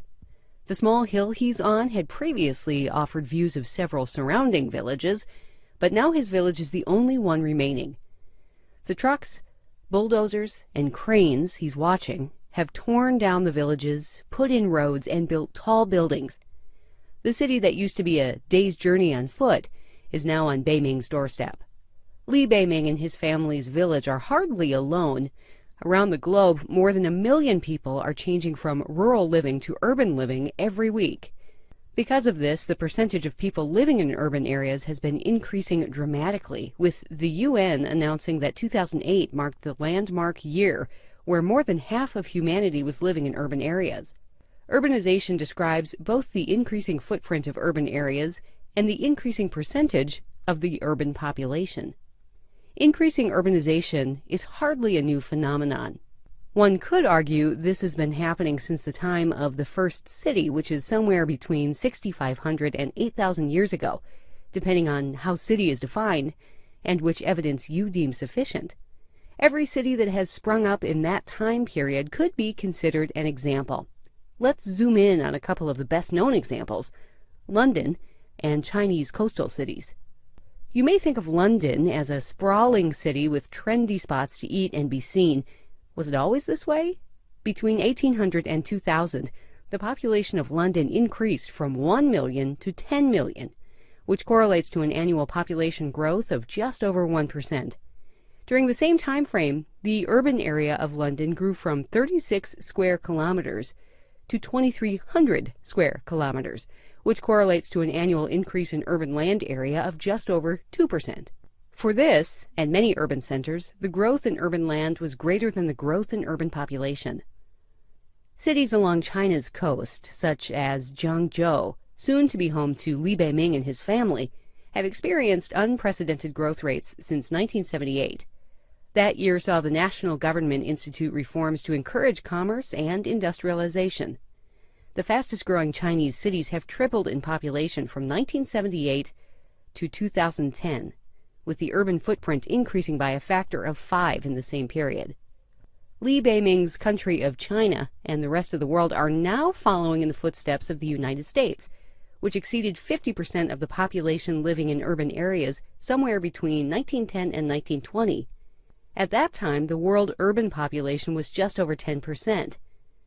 Now that the world urban population has crossed 50%, the United States urban population is greater than 80%.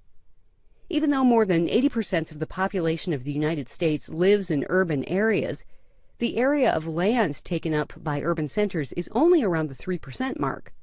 Other countries have very different figures. For example, Australia and Canada have both less than 1% of their lands taken up by urban centers, whereas Germany and the Netherlands are at 28%. Urbanization describes both the increase in the percentage of a population that lives in cities, as well as the increase in the size of those cities. This process has been going on for thousands of years, but the planet crossed a threshold in 2008.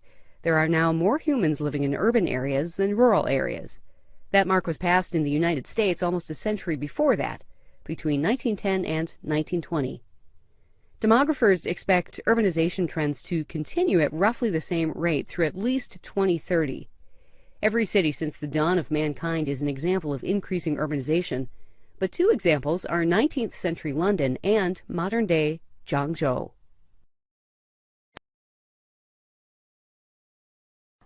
Meet Qian. He works for a non-governmental organization, NGO, that focuses on helping lesser developed countries develop their economies and raise the standard of living for their populations. A lesser developed country, or LDC, is a country with a low level of economic development compared to developed countries such as Japan, Europe, and North America, with the exception of Mexico. Many people residing in LDCs often live in severe poverty and struggle to obtain basic necessities such as food, clean water, sanitation, and health care. Most LDCs are found in Asia, Latin America, and Africa. Several different development theories have been proposed to help explain why LDCs struggle and how they can become more developed. Let's take a quick look. Modernization theory tends to generalize a development model that is based on the development of the West, Europe, and North America. Modernization theory advocates for social, political, and economic changes to make LDCs more Western.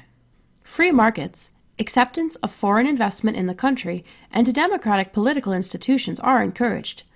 Under this theory, Qian's country should follow the pattern development that was taken by the Western industrialized countries, including adoption of their economic and political systems. Modernization theory is not without critics. It is very ethnocentric that it assumes that the historical path of Western development is ideal and other cultural approaches are inferior. It tends to ignore the fact that the West had a head start. Modernization theory also focuses only on the internal dynamics affecting an LDC and ignores the external factors, such as the history of colonial oppression and the LDC's role in the global division of labor. For example, Qian's country was under colonial rule for several hundred years, where its resources were used to benefit the country that ruled it. Moreover, Qian's economy is based largely on supplying raw materials and agricultural goods, which doesn't bring much revenue in. Thus, modernization theory's focus on internal dynamics tend to blame the victim, according to some critics. Dependency theory developed as an alternative to modernization theory in the 1960s. Dependency theory utilizes Marxism and focuses on external factors affecting development. It argues that the successful development of the developed countries was dependent upon the underdevelopment of the LDCs. In other words, the development of the developed countries of the Northern Hemisphere was based upon the exploitation of the lesser developed countries of the South, due to unequal trade practices, abuse of LDC's low-skilled labor market, and extraction of profits from LDCs to the developed countries. In simpler terms, these theorists argue that LDCs are made poor by the West through its exploitation. According to dependency theory, development is a zero-sum game. In order for some to win, the developed countries, some must lose, the LDCs. Under this theory, the outlook for Qian's country is bleak, as it predicts that his country must remain less developed so that developed countries can profit. Dependency theory has its critics, too. Critics argue that the theory views LDCs as passive and incapable of taking action. It also treats all LDCs as the same, as if all were victimized by global capitalism in the same way to the same degree. The theory also tends to ignore internal causes of poverty, and perhaps, most importantly, its claim that global capitalism always creates poverty in LDCs is contrary to the evidence, as Hong Kong, South Korea, Taiwan, and Singapore, often referred to as the four tigers of East Asia, have demonstrated through their rapid economic development in the 1970s and 1980s. The world systems theory concedes that LDCs can achieve upward mobility in the world, but also holds that in order to understand what's going on internally in a country, you also have to understand the external factors that affect it. The theory also acknowledges that capitalism can take different forms. One of the most important distinctions between the world system theory and the others we've discussed is that the world system theory posits a tripartite division of the world. Instead of just developed countries and LDCs, this theory says that there are really core, periphery, and semi-periphery countries.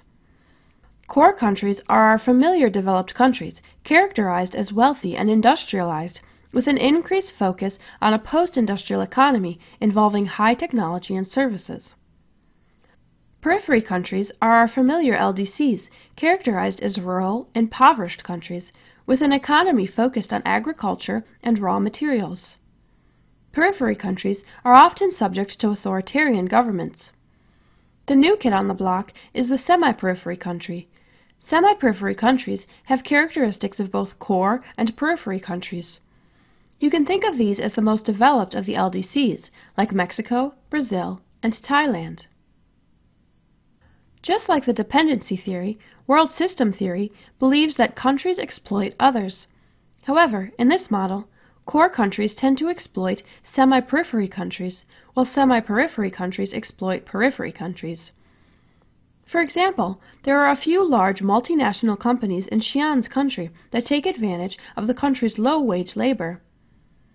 On the other hand, Qian's country is able to exploit the natural resources of a less developed neighbor needed for its growing industrial base. The rules of the game are set by the current hegemon, which is the one state that dominates the world stage. For example, during British dominance, the focus was on free trade. Some argue that the dominance of the United States is marked by neo-colonialism, where it and other Western powers utilize indirect forms of control, such as trade policies, multinational corporations, and international institutions, like the International Monetary Fund, to keep the periphery and semi-periphery dependent upon the core, so that the core can capitalize upon their cheap labor and natural resources. Let's review what we've learned. The level of economic development among the countries of the world varies dramatically. Lesser developed countries, consisting of most of Asia, Latin America, and Africa, have large growing populations living in poverty, many without adequate food, water, sanitation, and health care. 3 theories have been developed to explain and guide international development. Modernization theory uses the path of development that the Western developed countries took as a model, including support for free markets, foreign investment, and democratic governance. It tends to focus on internal issues as the core cause of LDC's problems. Dependency theory, on the other hand, believes that the poverty of LDCs are largely created and perpetuated by the developed countries because the developed countries need to exploit LDCs in order to maintain their wealth and power. Unlike modernization theory, dependency theory focuses on external factors that contribute to the poverty of LDCs. Finally, world systems theory believes that both internal and external factors must be considered in addressing the poverty and slow development of LDCs.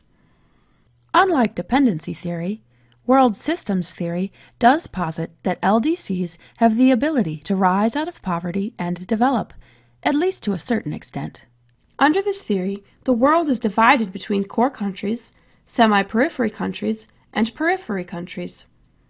Core countries tend to exploit the semi-periphery, while the semi-periphery tends to exploit the periphery.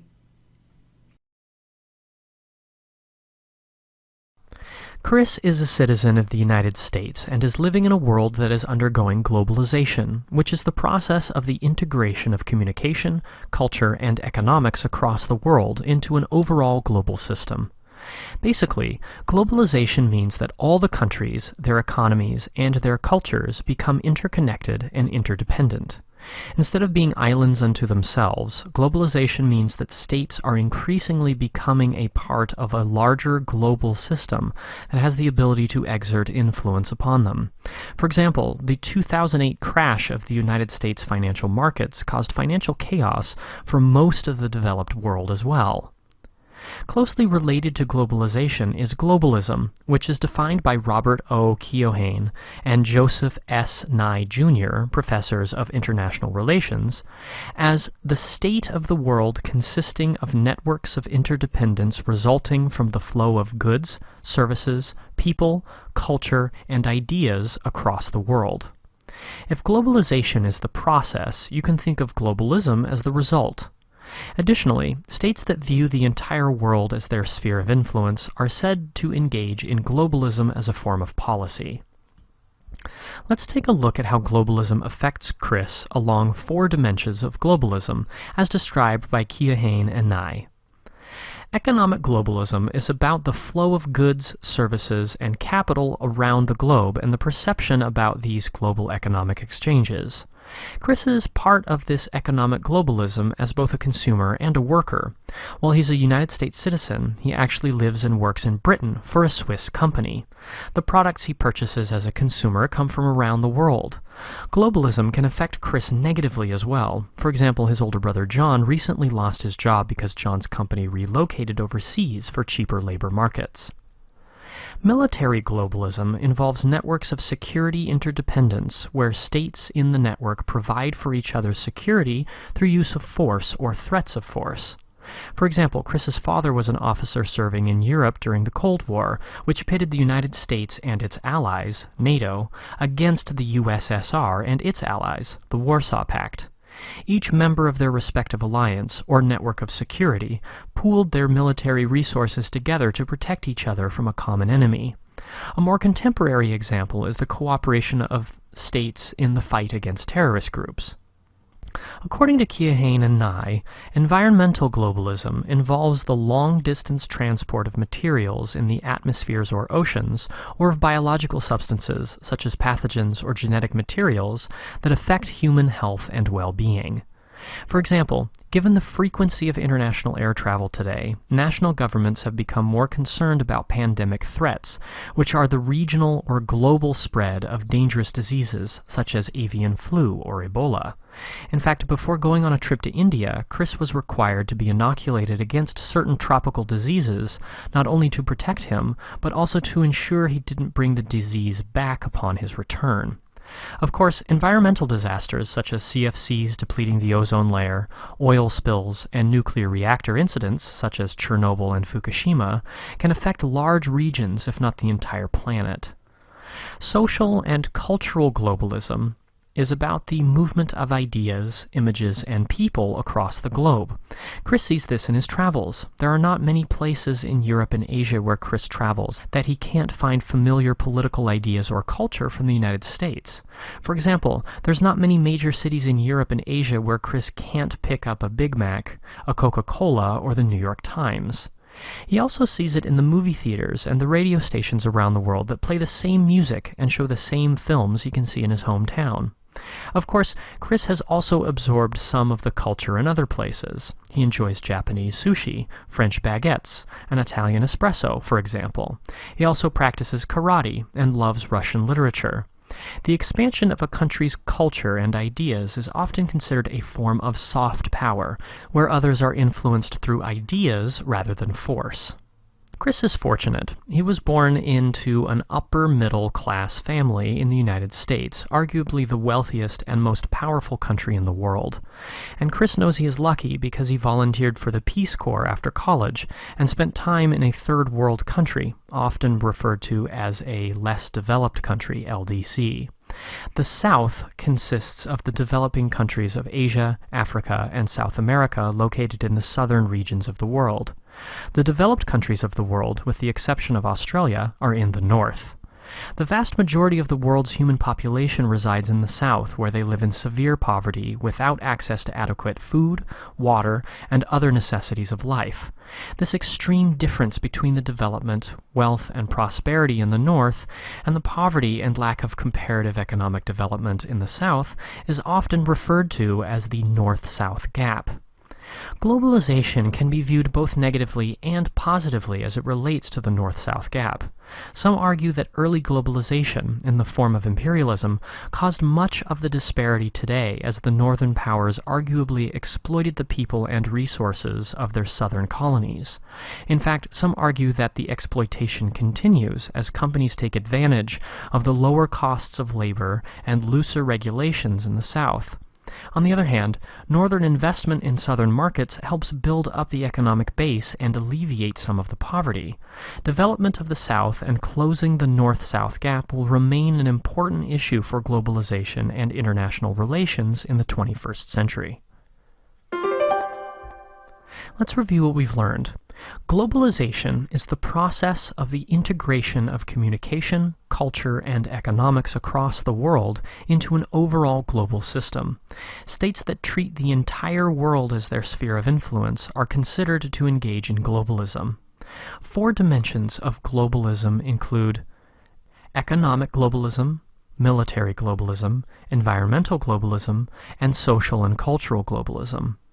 An important issue in globalization is the North-South gap, which is the great degree of disparity of wealth and development between the states of the Northern Hemisphere and the underdevelopment and abject poverty of the South, where most of the world's population lives.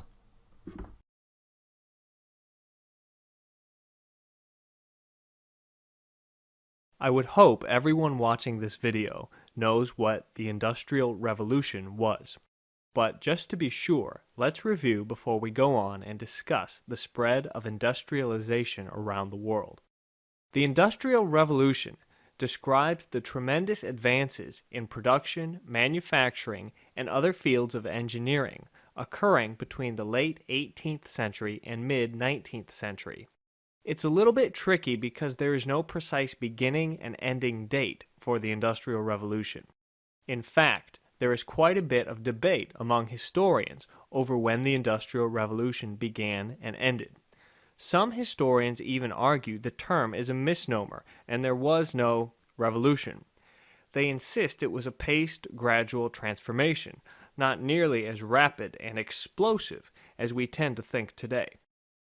But generally, the Industrial Revolution is said to have begun around the 1760s and lasted until about the 1840s. The Industrial Revolution was wide-ranging. It affected numerous areas, but its impact was especially felt in the areas of iron production, machine tools, textiles, and steam power. Personally, I do consider the Industrial Revolution quite revolutionary. Within a short period of time, all kinds of new technology spread throughout the world. Let's dig a little deeper and look at the spread of industrialization. The Industrial Revolution began in Great Britain and spread to the United States and other parts of the world. Many of us today tend to think of the United States as a powerhouse of technology, and it's true that America has been one of the most innovative civilizations in history. However, In the early stages of the Industrial Revolution, the United States lagged behind developments in Great Britain. We Americans owe Great Britain a debt of gratitude for setting the foundation for the industrialization that allowed us to become a global superpower. A good example of technology spreading from Great Britain to the United States is illustrated by the contributions of Samuel Slater. Samuel Slater, 1768 to 1835, was an Englishman who mastered textile machine operation and illegally brought that technology to the United States. See, during this time, Great Britain had extremely advanced textile producing machinery, and naturally wanted to maintain a monopoly on this type of technology. There were therefore British laws against importing textile machinery. Young Slater memorized the designs for cotton spinning machines and reproduced them in the United States with wild success. For this, he is remembered in the U.S. as the father of the American Industrial Revolution, and in Great Britain as Slater the Traitor. Ha! Slater the Traitor. I think that's funny. Little by little, British industrial technology spread to the American colonies. Major industrialization was pretty much limited in the northeastern region of the United States, at least until the 1820s to 1840s. The Blackstone River Valley between Massachusetts and Rhode Island became a leading center of American industrialization in the 18th and 19th centuries. This region can be considered the birthplace of the American Industrial Revolution. From the Northeast, industrialization spread into the interior of the United States and eventually throughout the Western Hemisphere. From Great Britain, industrialization spread to countries like Belgium, France, and Germany. Belgium, though small, became a pioneer of continental European industrialization. By the 1820s and 1830s, ironworks began popping up near the coal-rich area of Liège. Incidentally, by the outbreak of World War I, Belgium had constructed a renowned superfortress at Liège. In fact, the first battle of World War I took place there. In time, Germany became highly industrialized. Most of Germany's industrialization took place in the second half of the 19th century and the 20th century. One name is synonymous with German industrialization: Krupp. In 1810, Frederick Krupp built a steel foundry in Essen. Family-owned and operated, Krupp Steel emerged to become a massive company that represented the heart and soul of German industrialization. Krupp Steel supplied Germany with tanks, artillery, railroads, and other kinds of products during World War I and II. Let's go back to Great Britain for a moment. Remember that during the 18th and 19th centuries, Great Britain held the largest empire in the world. So places like Canada, India, and sections of Africa were then controlled by Great Britain. Technology that originated in Great Britain naturally made its way to all corners of the globe due to British colonization. In India, for example, the British East India Company was responsible for governing the subcontinent and modernizing it through the introduction of British industrial technology. Let's review. The Industrial Revolution describes the tremendous advances in production, manufacturing, and other fields of engineering occurring between the late 18th century and mid-19th century. Samuel Slater was an Englishman who mastered textile machine operation and illegally brought that technology to the United States.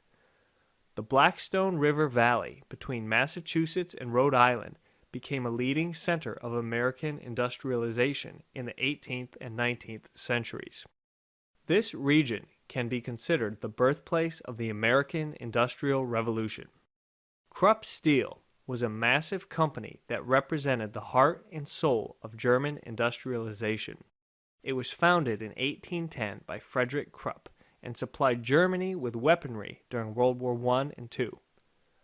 The British East India Company was responsible for governing the subcontinent and modernizing it through the introduction of British industrial technology.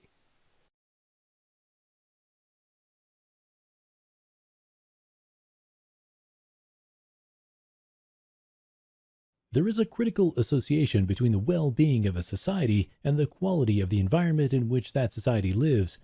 In today's global society, there are many environmental issues that can diminish the quality of life on Earth, including the overproduction of waste, the destruction of natural habitats, and the pollution of our air, water, and other resources. Environmental issues are harmful consequences of human activity on the natural environment. In this lesson, we will discuss some of today's major environmental issues: global warming, pollution, and loss of habitat. Global warming is the rise in the average temperature of Earth's atmosphere and oceans since the late 19th century. The primary cause of global warming seems to be the burning of fossil fuels such as oil, coal, and natural gas. These fuels are used to generate electricity, power industrial processes, provide domestic heating, and drive motorized vehicles and aircraft engines. All of these uses involve the production of carbon dioxide, or CO2. Although this gas is not directly harmful to humans or wildlife at the concentrations found in the air, there is widespread agreement among scientists that it is making the planet warmer by acting like a sort of umbrella that traps heat in the atmosphere near the Earth. Evidence suggests that global warming is causing large-scale melting of polar ice caps and glaciers in mountainous regions, which, if it continues, will lead to a rise in sea levels. This would potentially result in the loss of large amounts of valuable agricultural land in coastal areas. Sometimes the loss of land hits close to home.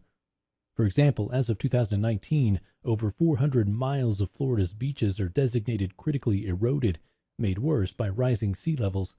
The National Research Council has predicted that by 2100, the global average sea level would rise between 20 and 40 inches.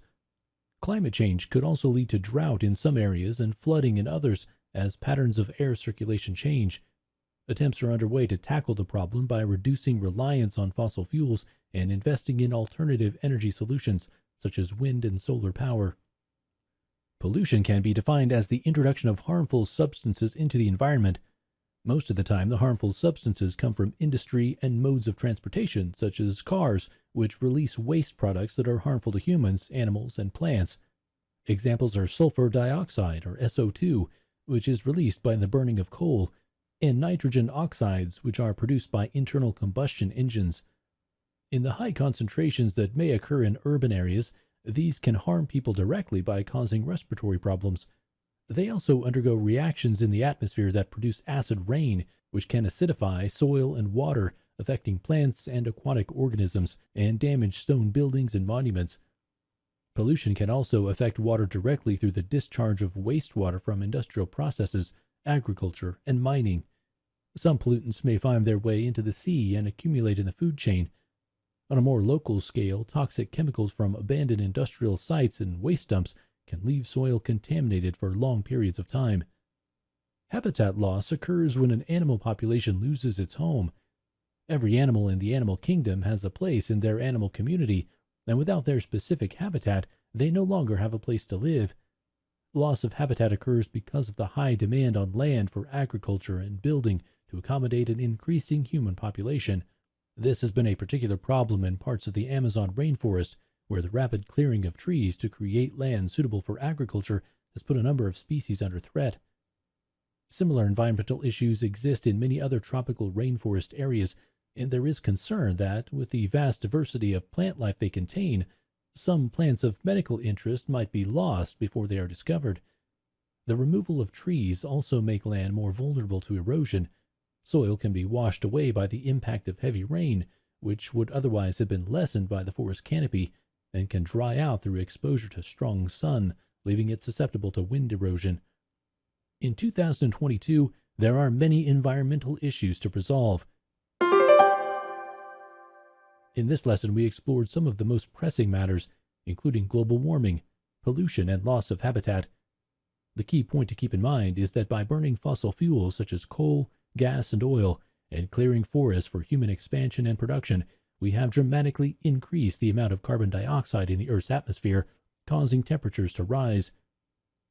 Although the impacts of global warming are not always easy to see, Scientists are providing evidence that a higher average temperature in the Earth's atmosphere will continue to lead to unexpected and often severe climactic scenarios in our collective future.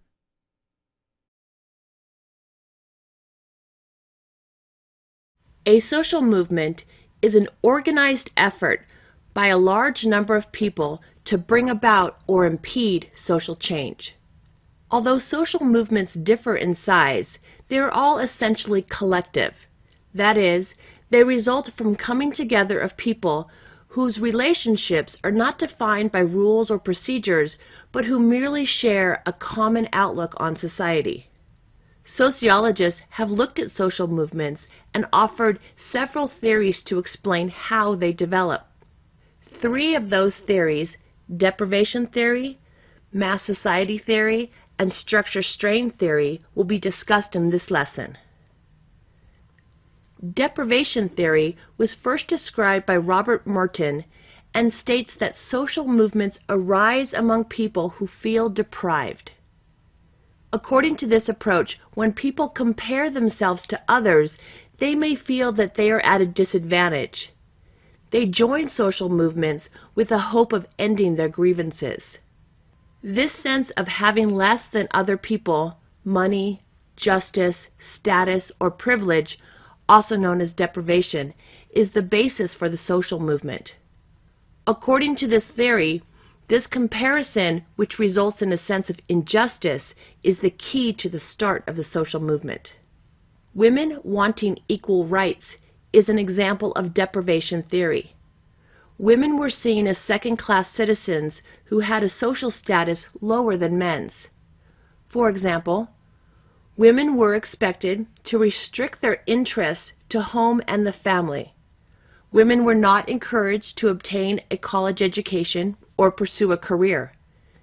In addition, women did not have the right to own their own property, keep their own wages, or sign a contract. All women were also denied the right to vote. Although the women's right movement focused mainly on the right to vote, it brought about other changes for equality as well. For instance, women's access to higher education expanded as a result. Females began to enter traditionally male professions such as authors, doctors, lawyers, and ministers. A mass society is a society in which prosperity and bureaucracy have weakened traditional social ties.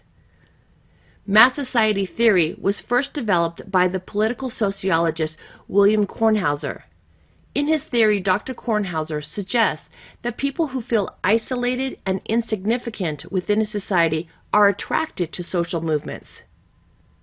Social movements, according to this theory, are influenced by the media, provide a sense of empowerment and belonging that the movement members would not otherwise have. The key components in this theory are: the media are a powerful force within society that can subvert essential norms and values and thus undermine social order. The media are able to directly influence the minds of average people. Once people's thinking is transformed by media, long-term consequences are likely to result. The anti-communist social movement of the 1950s, started by Senator Joseph McCarthy, is an example of mass society theory. McCarthy saw the media to be subversive and dangerous.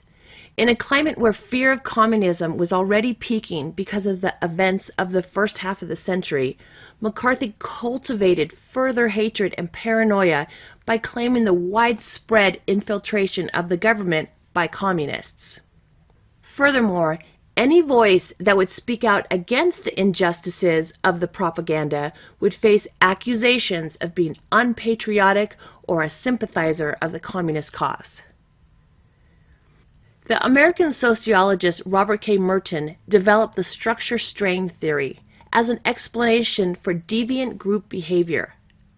According to Merton, the American society strives to obtain economic success, and when an individual is not able to obtain prosperity, crime is a normal response to the conditions that limit the opportunities. His theory is based on the idea that all members of society share common values and goals. Some of those values might be to own one's own home, own a car, and enjoy vacations. However, because not all members in a society occupy the same economic or social position, they do not all have equal opportunity to realize those goals. For example, the philosophy behind the American dream is that anyone, regardless of one's social background, can achieve financial success. The normal way to achieve material success is through hard work, education, determination, and ambition. Unfortunately, the reality is that not everyone is able to succeed. The result is structural strain that produces deviance. Lower-class individuals are most likely to experience these strains because they aim for the same goals as the rest of society. However, they have blocked opportunities for success. These individuals are therefore more likely to turn to crime and deviance as a way to achieve economic success. There is a high correlation that exists between unemployment and crime, and the structural strains theory helps to explain this relationship. In this lesson, we reviewed 3 theories that have been used to explain how social movements develop. Deprivation theory claims that social movements are started by people who feel they lack something. When people compare themselves to others, they may feel that they are at a disadvantage. This sense of having less than other people leads to a sense of injustice. People seem to join social movements with the hope of ending their grievances. While in Dr. Kornhauser's mass society theory, people who feel isolated and insignificant within a society are attracted to social movements. These social movements are influenced by the media and can provide a sense of empowerment and belonging that the movement members would otherwise not have. Lastly, the structure strain theory views crime as a normal response to the conditions that limit the opportunities for some individuals to obtain the economic success for which we are all supposed to strive. Have you ever been asked to tweet, friend, like, or donate online for a cause? Perhaps you have liked a local nonprofit on Facebook, prompted by one of your friends liking it too. Nowadays, social movements are woven throughout our social media activities. Although many of the past and present social movements around the world differ from each other in many ways, they all generally go through a life cycle marked by the progressive stages of emergence, coalescence, bureaucratization, and decline. In this lesson, we will discuss the 4 stages of social movements. A social movement is not necessarily a political party or interest group, nor is it a mass fad or trend. Instead, they are somewhere in between. They are defined as a group of people with a common ideology who try together to achieve certain general goals.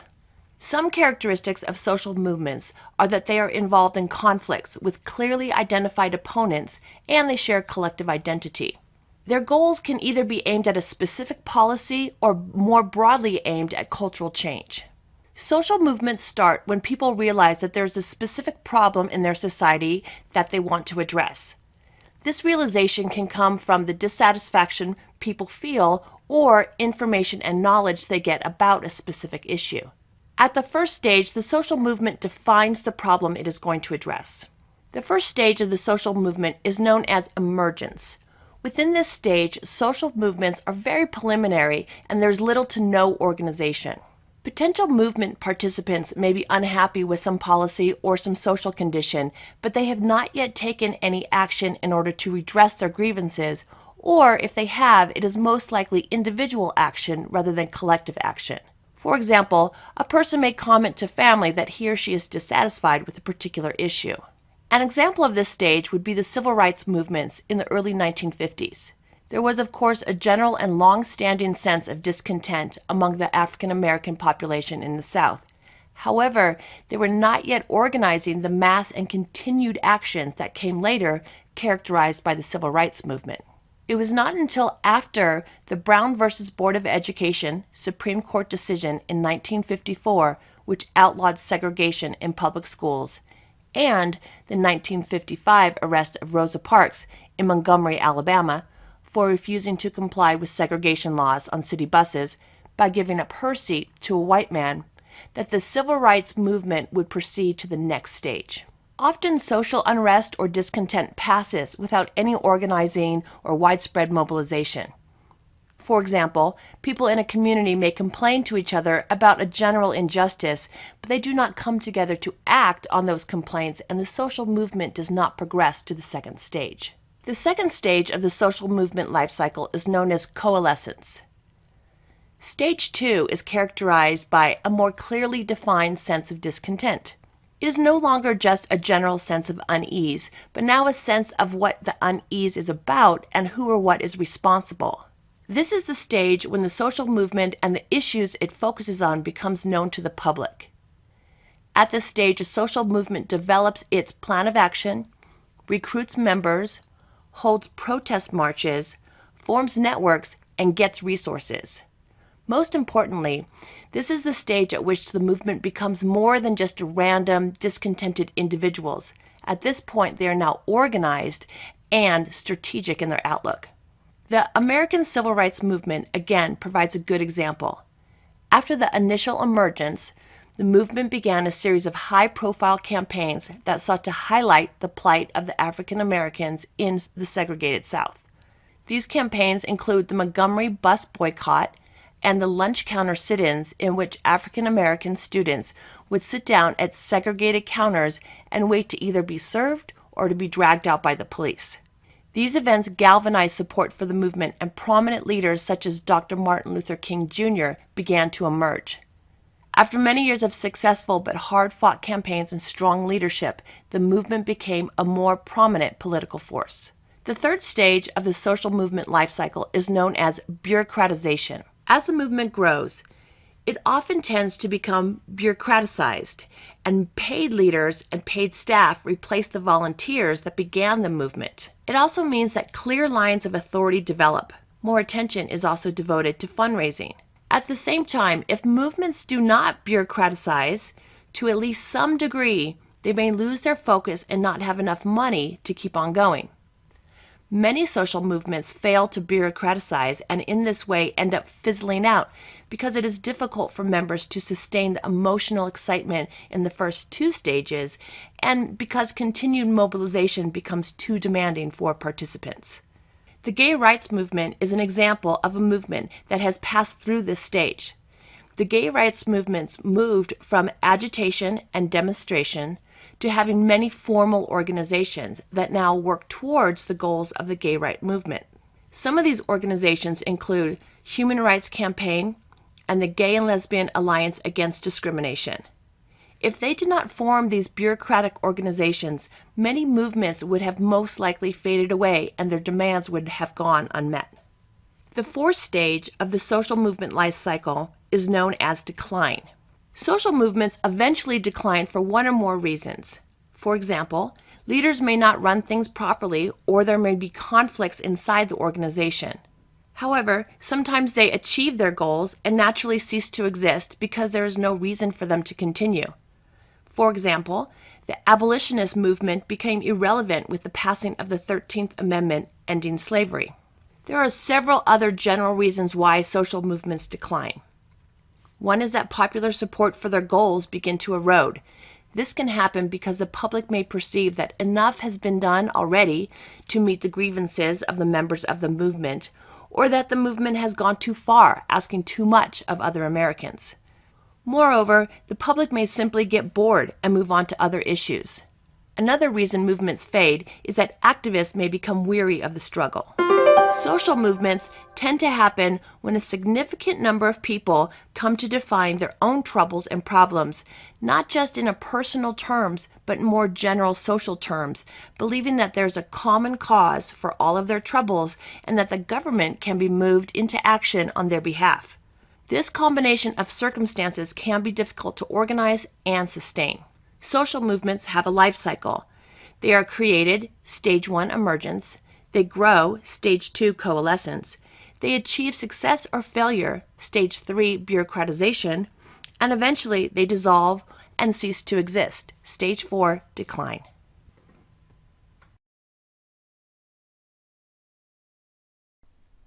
When I was in high school in the 1980s, we had a college day. Our teachers assigned us to visit classrooms where college representatives came to talk about their colleges. I lived in a small town in Oklahoma and wanted to go to one of the large state universities. Instead, I was assigned to visit the rooms with community colleges and small local colleges. I was a good student and didn't understand why I hadn't been assigned to the state university classrooms or to any of the out-of-state colleges. Was it because I was from a lower middle-class family? Was it because I had a single mother and 2 other siblings with college aspirations? In the United States, our schools serve 2 main purposes: educate students, socialize students. Beyond academic curriculum, schools function to teach students the specific skills needed in society and in a workplace. In sociology, this is known as human capital. Human capital refers to the knowledge and skills necessary to make a person more productive in and valuable to society.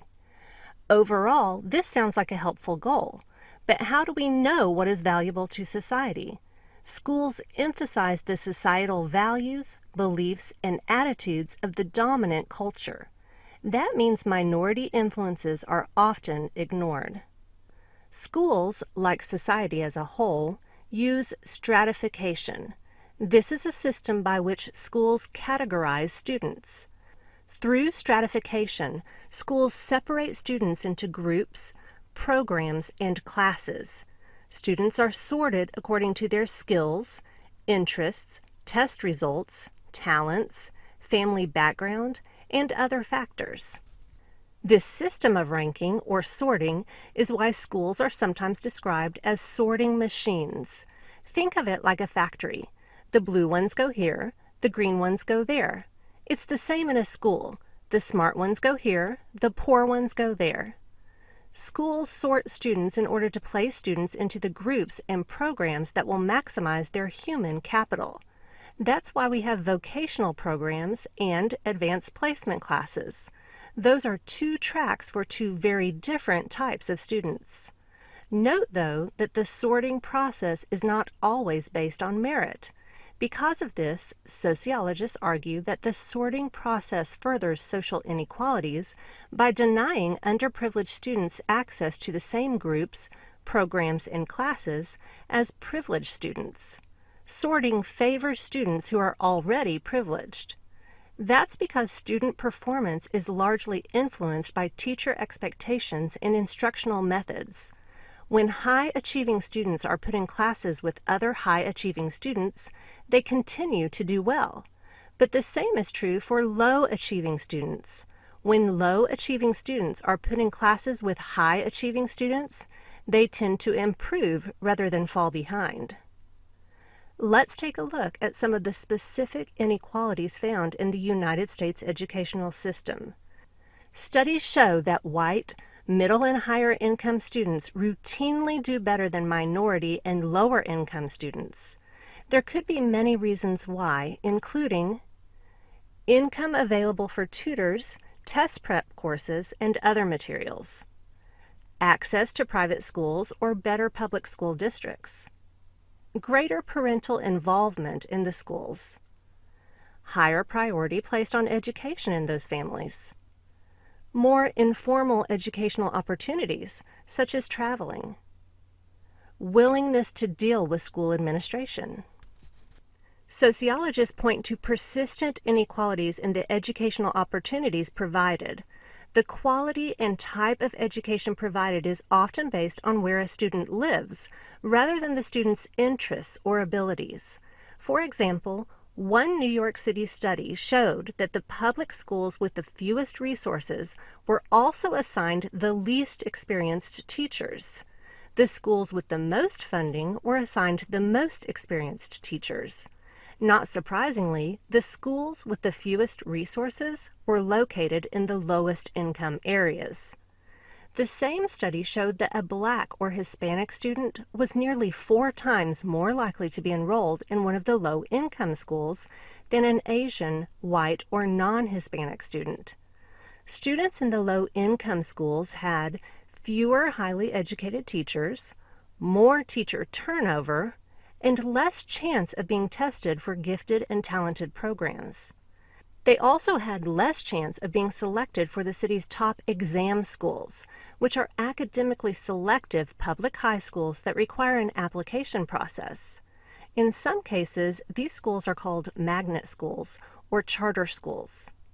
They can provide an opportunity for public school students to receive a specialized college preparatory education, but admission can be competitive, so this chance for advancement can be difficult to obtain. You can see why many sociologists believe patterns, such as those seen in the New York City public schools, reinforce existing social inequities rather than offer educational opportunities for students. Let's review. In the U.S., our schools serve to educate students and socialize students. Schools function to boost human capital, which is the knowledge and skills necessary to make a person more productive in and valuable to society. Schools use stratification, which is a system by which schools categorize students.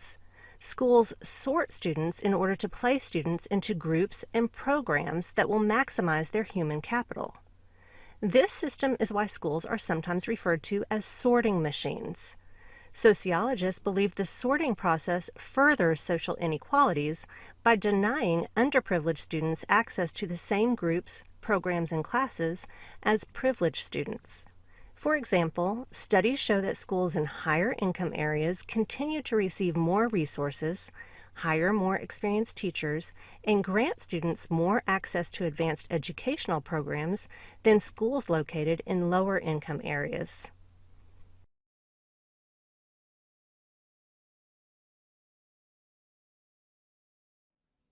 Think about this for a second. Whenever you want to hear your favorite song, watch your favorite show, or see the latest current events, where do you go? You more than likely turn on your television, radio, or computer. The source that the majority of the general public uses to get their news and information from is considered mass media. Mass media means technology that is intended to reach a mass audience. It is the primary means of communication used to reach the vast majority of the general public. The most common platforms for mass media are newspapers, magazines, radio, television, and the Internet. The general public typically relies on the mass media to provide information regarding political issues, social issues, entertainment, and news in pop culture. The mass media has evolved significantly over time. Have you ever wondered how the latest news and information was communicated in the past? Well, before there was the Internet, television, or the radio, there was the newspaper. The newspaper was the original platform for mass media.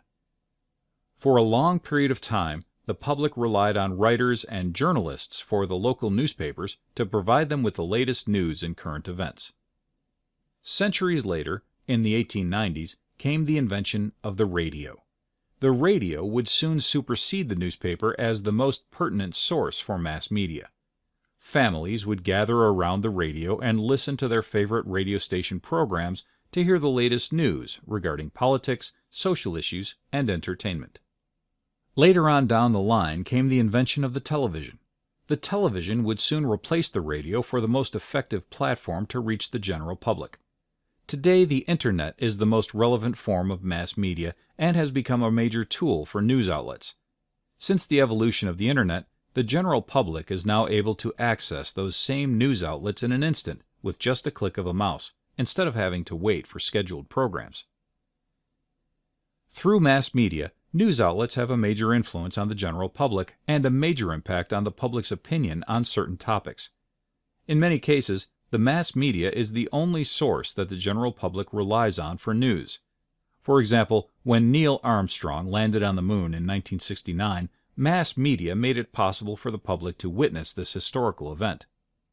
Mass media also plays a critical role in educating the public. Educational programs exist on channels such as PBS. The Internet also plays an essential role in educating the general public. With the information on the Internet, one could learn anything from something as simple as how to tie a tie to the more complex, like how to build a computer. The mass media also has an influence on popular culture. The mass media is responsible for conveying what's trendy in popular culture to the general public. The mass media conveys what is cool in fashion, entertainment, and technology. A few examples of stylish brands would be Nike and Apple. These brands are consumed at a much higher rate by the public than their competitors. Mass media has also received criticism as the blame for violence in our society. Some believe that the media portrays a high level of violence in movies, music, and video games, which influences some people to carry out the same violence in everyday life. Mass media has also received backlash for the way it depicts society when it comes to body image and beauty. The mass media sets the standard of beauty and can cause insecurities for those who do not fit into those standards. Some believe that mass media portrays an image of beauty that is not achievable for the majority of people. Mass media is a prevalent tool in our society that is used to communicate with the general public. There are many platforms for mass media. Today we have the newspaper, magazine, radio, television, and the Internet. Mass media also has a heavy impact on our view of society, our opinions on certain topics, education, and entertainment.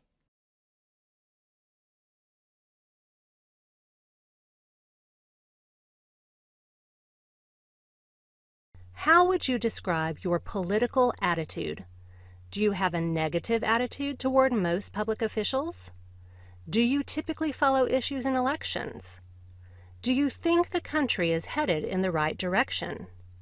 Do you usually vote?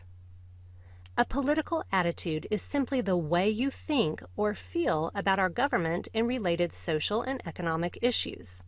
For example, many conservatives share a basic political attitude. In general, Republicans believe America's long-standing principles, traditions, and institutions should be maintained because they've afforded more freedom and prosperity than any other society in history. Liberals also share a common political attitude. In general, Democrats believe America is responsible for certain economic, social, and political injustices, and therefore has the responsibility to correct unfairness using government action. Of course, many people believe a little of both, or something in between. Often, our political attitudes fluctuate depending on the subject or issue. Perhaps you support affirmative action measures, but you're against universal government-funded health care. Where do you think your political attitudes come from? Is it based on your family, gender, or religion? These factors play an important role. Likely, however, the media plays an important role in shaping our political attitudes. Think for a moment of a politician you mostly trust and like. Let's say the trusted figure is named Tommy. If you hear that Tommy is in favor of a particular issue, are you more likely to favor that issue yourself? If so, why? Keep in mind that many political decisions used to be made by political leaders in back rooms. A political decision is any choice dealing with government affairs, structure, or politics. The political leaders chose our political candidates, the hot political issues, and drove the political process. By the 1970s, candidates and officials commonly presented issues, and themselves, directly to the voters through the increasing use of television in politics. As a result, the voters began placing a higher value on the personality and character of candidates and officials. If a voter likes a particular official, like Tommy, then that voter trusts the decisions Tommy makes. This is true even if Tommy is of a different political party affiliation. Rather than researching healthcare reform, the voter trusts that Tommy will make the right decision. The voter's attitude on how to vote, volunteer, and give money is shaped through the media's coverage of Tommy. Now let's take a look beyond television. New media provides cheaper and easier ways to influence people's political attitudes. New media includes internet and digital-based forms of mass communication, including social media. Many forms of new media have already influenced people to vote, volunteer, and give money. For example, the American Red Cross used Twitter to raise a record-breaking $8 million plus in relief efforts after the 2010 Haiti earthquake. The convenience of new media is the main reason it plays an important role in shaping today's political attitudes. New media is wide-ranging and offers immediate connection, which allows protests or political gatherings to be scheduled last minute and widely publicized through tweets or Facebook posts. The Tea Party often uses this method, as did organizers of recent street demonstrations in Iran. This connection also allows candidates to send messages directly to supporters without depending on favorable media coverage. News you can choose, meaning the internet allows voters to look at the sources and stories that appeal specifically to them, while ignoring other points of view. Sharing, which allows voters to distribute news themselves, as through retweeting or reposting. When news comes from a friend or trusted colleague, voters are more likely to support the same point of view. Liking, which allows voters to simply click a thumbs up in order to publicize their support of a candidate or issue. Donating, which better allows multiple donors to give smaller individual amounts to raise large overall totals. For example, 2008 presidential candidate Ron Paul raised $4.2 million online in just one day. The money came from more than 37,000 donors, despite the scarce media coverage of Paul's campaign. Let's review. Political attitude describes the way you think or feel about our government and related social and economic issues. A political decision is any choice dealing with government affairs, structure, or politics. We make our political decisions based on our political attitudes. The media plays an important role in shaping our political attitudes. Television brought candidates and issues closer to the voters, and the voters began placing a higher value on the personality and character of candidates and officials. More recently, new media provides cheaper and easier ways to influence people's political attitudes. New media includes internet and digital-based forms of mass communication, including social media, and shapes political attitudes through immediate connection, news you can choose, sharing, liking, and donating.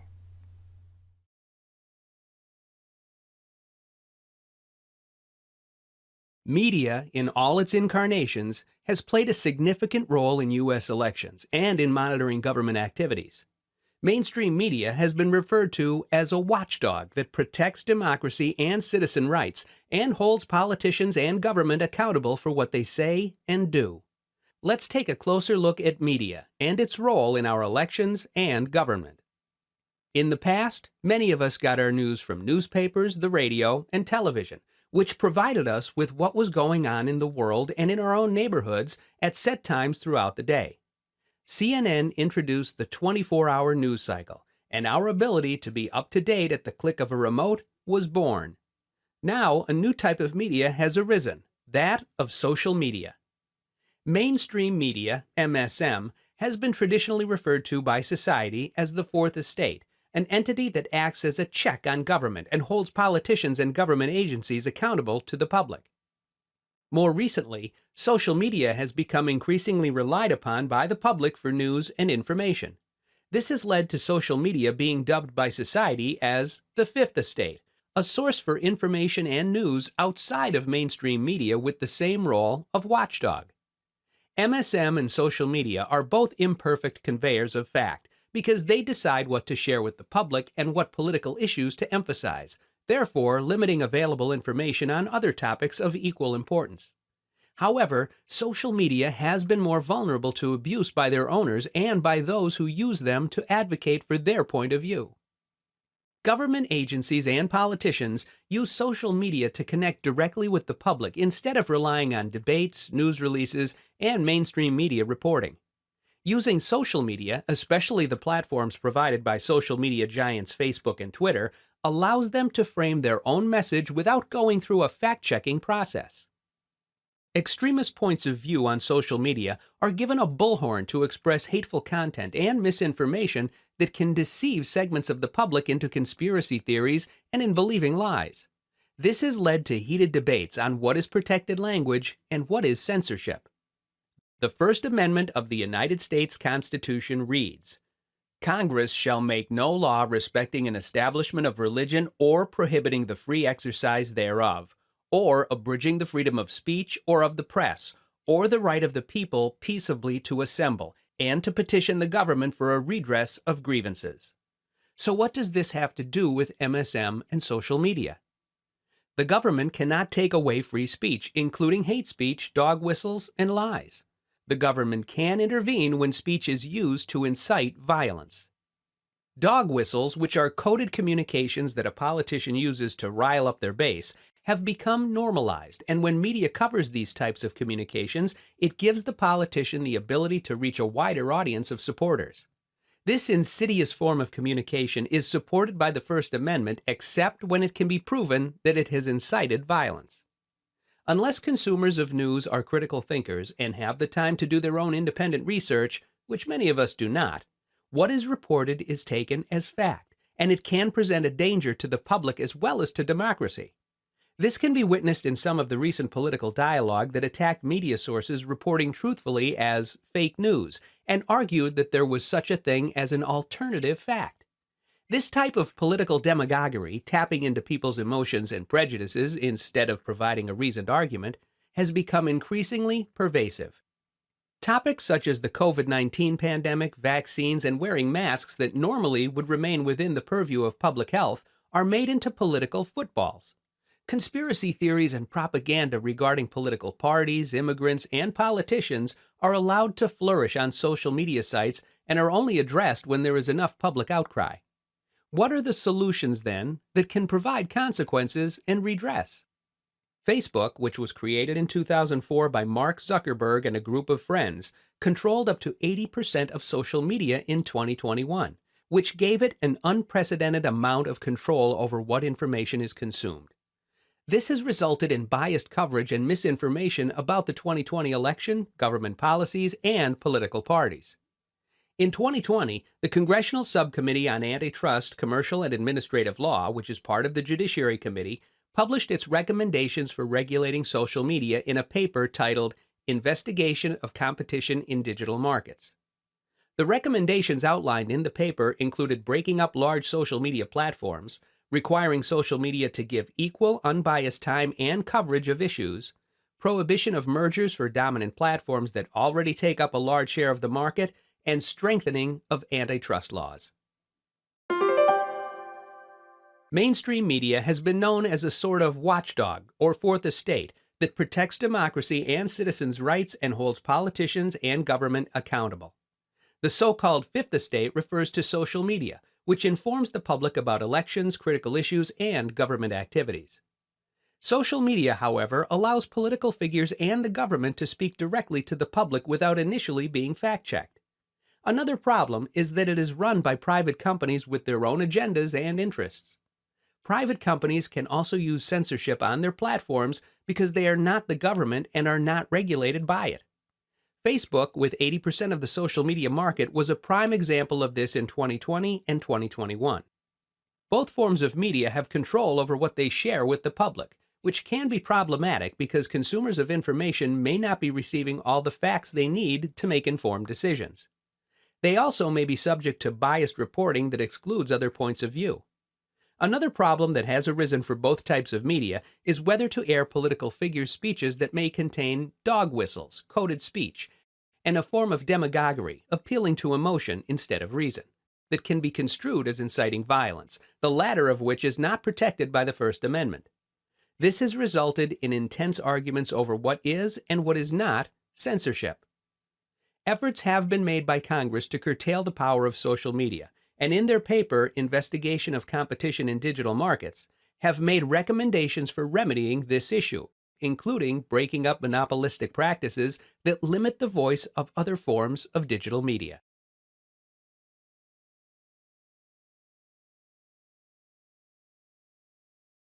Media, in all its incarnations, has played a significant role in U.S. elections and in monitoring government activities.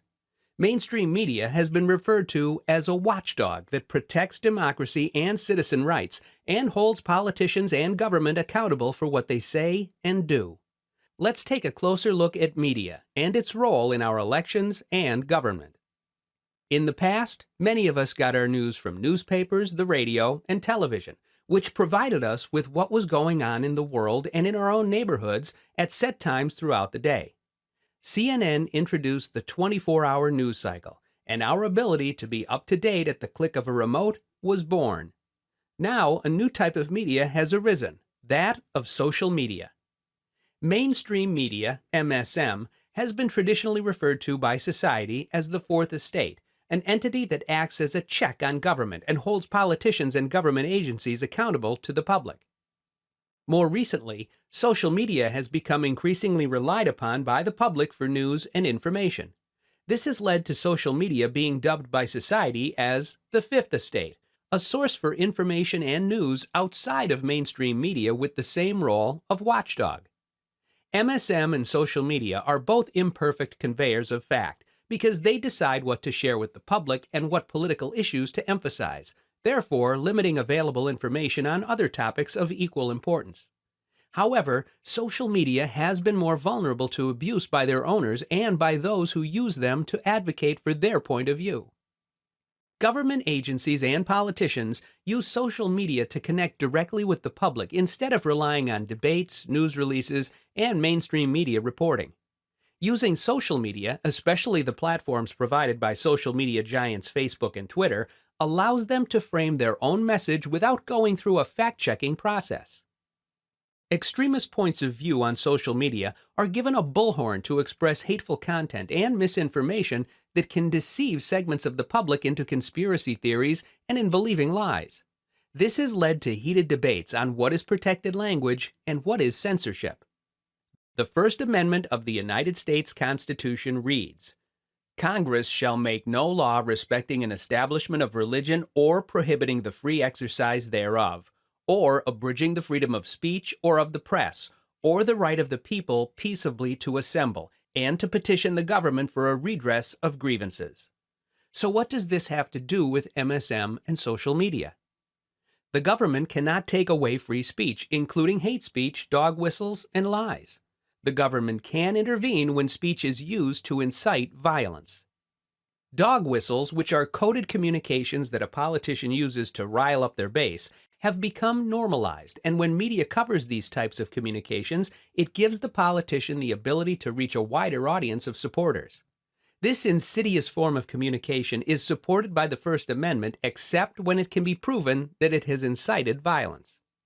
Unless consumers of news are critical thinkers and have the time to do their own independent research, which many of us do not, what is reported is taken as fact, and it can present a danger to the public as well as to democracy. This can be witnessed in some of the recent political dialogue that attacked media sources reporting truthfully as fake news and argued that there was such a thing as an alternative fact. This type of political demagoguery, tapping into people's emotions and prejudices instead of providing a reasoned argument, has become increasingly pervasive. Topics such as the COVID-19 pandemic, vaccines, and wearing masks that normally would remain within the purview of public health are made into political footballs. Conspiracy theories and propaganda regarding political parties, immigrants, and politicians are allowed to flourish on social media sites and are only addressed when there is enough public outcry. What are the solutions, then, that can provide consequences and redress? Facebook, which was created in 2004 by Mark Zuckerberg and a group of friends, controlled up to 80% of social media in 2021, which gave it an unprecedented amount of control over what information is consumed. This has resulted in biased coverage and misinformation about the 2020 election, government policies, and political parties. In 2020, the Congressional Subcommittee on Antitrust, Commercial, and Administrative Law, which is part of the Judiciary Committee, published its recommendations for regulating social media in a paper titled Investigation of Competition in Digital Markets.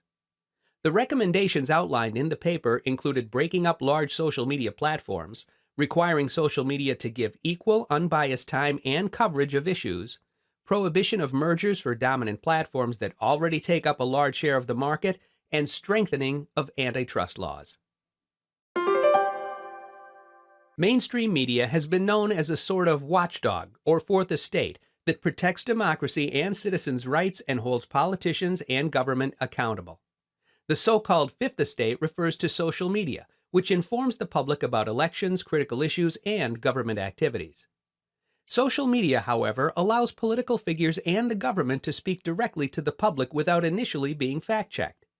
Another problem is that it is run by private companies with their own agendas and interests. Private companies can also use censorship on their platforms because they are not the government and are not regulated by it. Facebook, with 80% of the social media market, was a prime example of this in 2020 and 2021. Both forms of media have control over what they share with the public, which can be problematic because consumers of information may not be receiving all the facts they need to make informed decisions. They also may be subject to biased reporting that excludes other points of view.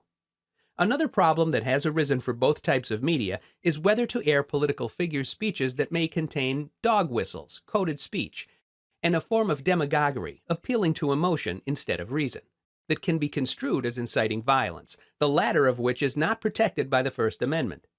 This has resulted in intense arguments over what is and what is not censorship. Efforts have been made by Congress to curtail the power of social media, and in their paper, Investigation of Competition in Digital Markets, have made recommendations for remedying this issue, including breaking up monopolistic practices that limit the voice of other forms of digital media.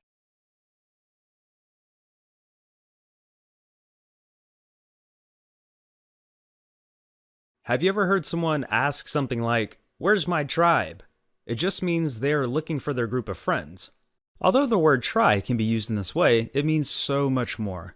A common definition for a tribe is a group of people that all have common ancestry, or a common ancestor, a common culture, and live in their own enclosed society. Other names for a tribe are a clan, which is used in some European countries, and family. The idea of a tribe goes back to ancient times when Rome would create divisions within society due to class, family, and money. These divisions were tribes. This term has evolved while the people it describes may not have. Many tribes and tribal communities are in areas that lack industry. They live and create homes that do not accept the conveniences and behaviors of the present day, like the Aborigines in Australia who live in the wilderness of the outback. They choose to be close to the land and follow the rules and lifestyle of their ancestors. However, other tribes, like the Native Americans in the United States, do accept some of the modern conveniences while still following and carrying out the beliefs of the past. India is also known for their immense population of tribal communities, with over 84 million people that are part of tribal communities. Out of the 84 million, they are divided up over a mere 50 different tribes. There are a variety of characteristics that make up a tribe. We're going to go through some of the most common characteristics, but it's important to note that not all of these characteristics are present in all tribes. Each community is unique. The first characteristic is that of unity. Tribes share a unity with each other, their past, and the land they live on. Many tribal communities are completely self-sufficient and do not depend on the state or government for money or politics. They live off the land, make money by selling their goods that they make, and then use that to keep their community going. Another characteristic that many tribal communities have is that of a common totemic ancestor. Many tribes have a totem, which is an object that carries an importance for the people. Since tribes may have a shared ancestor, they will create a totem to represent the one person who started their original tribe. There also may be a faith-based worship of the totem due to its value to the people. Many tribes live in a specific territory, whether that is a reservation in the US or is a territory that spans divided areas in India.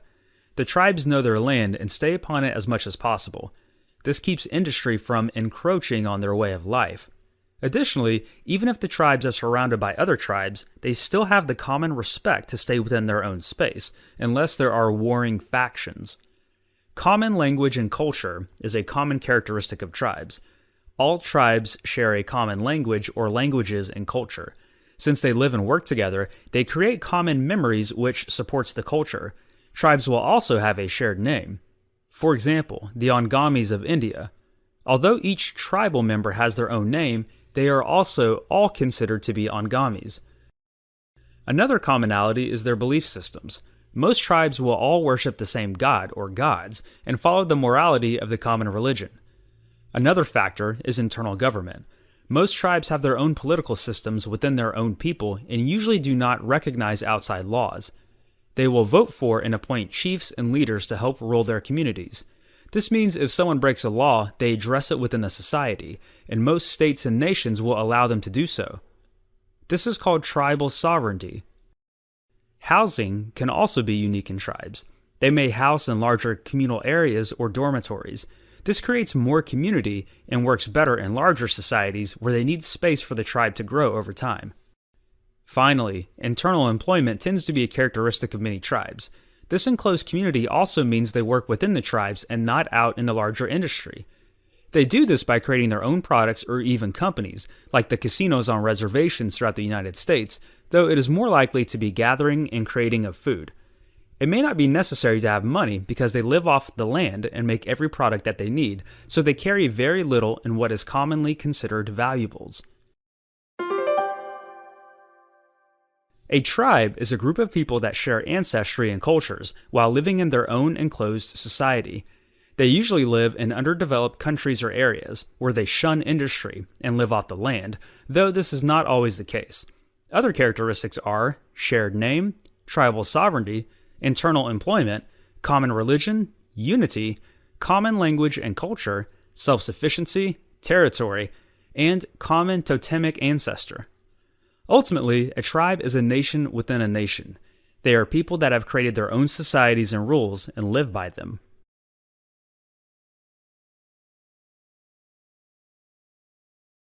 In ancient India, before there was a caste system, people were sectioned into groups called tribes. They were placed in the tribes according to standing within the local group.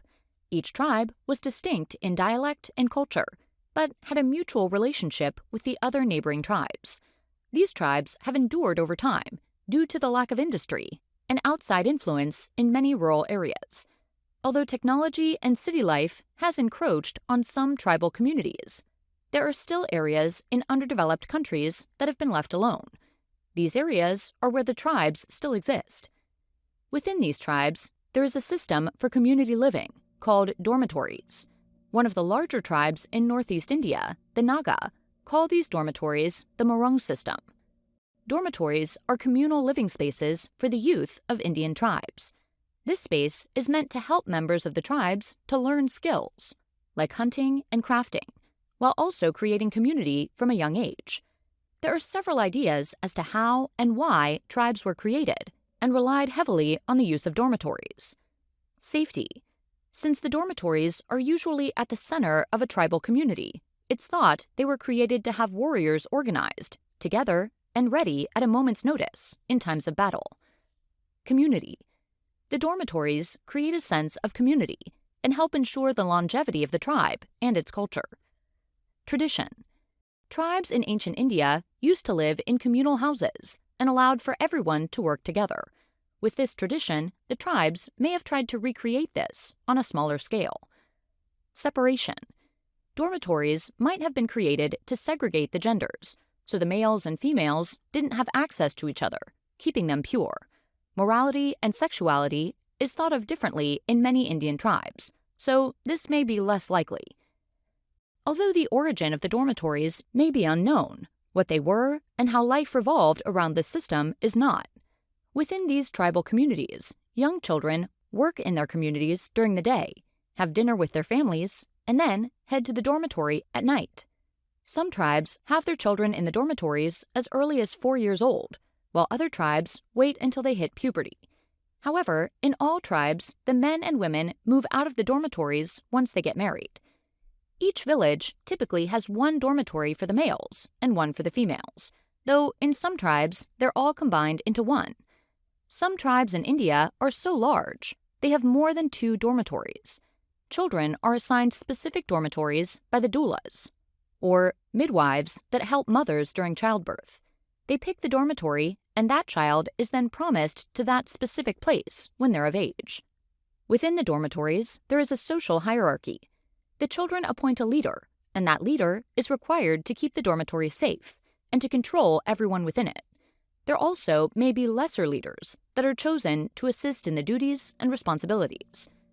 The dormitories are also used to teach kids about having relationships, physically and emotionally, so they're prepared for marriage. They're expected to have relationships and change them from time to time to make sure they experience different unions. As industry continues to close in on the areas around the tribes, it has exposed many of the people to different ideas and religions, especially Christianity. This has started to deteriorate the dormitories.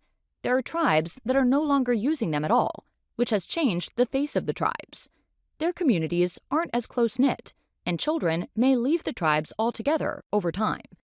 The dormitories are believed to be the center of a tribal community, so without their solidarity, the tribes start to lose the social structures, cultural norms, and communication.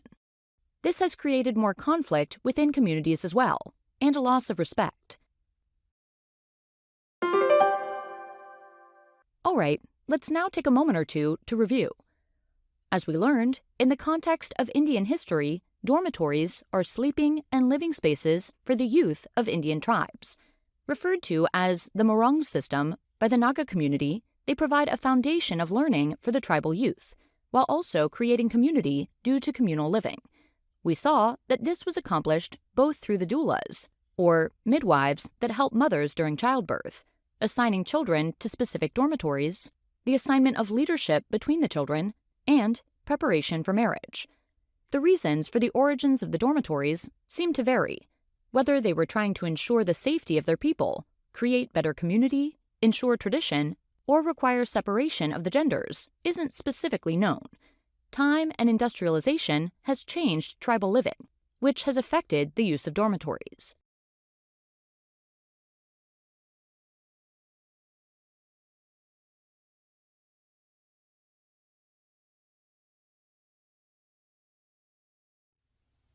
Indian society is unique in that it was never truly united in the way that societies were in China and the Mediterranean. Sure, from time to time, an empire like the Mauryans or the Guptas managed to conquer the majority of the region, but these empires were more concerned with issues of national importance, and they cared little about the mix of societies on the streets. And, frankly, if a leader tried to make one group happy, he would just upset another. India has always been a place of significant diversity in belief, with a number of different religions and even more subdivisions within those religions. In short, Indian society was full of chaos, in that there was no social order. No religious leader could emerge to control all those divisions, just as no political leader could hope to make everyone happy. However, one thing that all Indians could agree on is that chaos was not good for society. As a result, the idea of caste developed.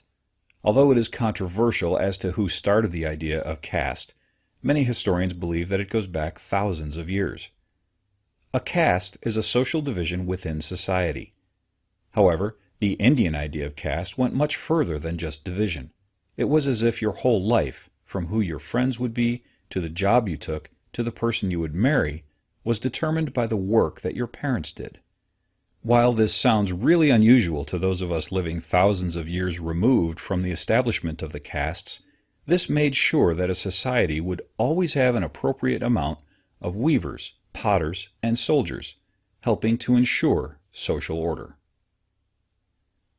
In India, 4 major castes, known as the Varnas, would emerge. These four castes were the Brahmin, the Kshatriya, the Vaishya, and the Sudra.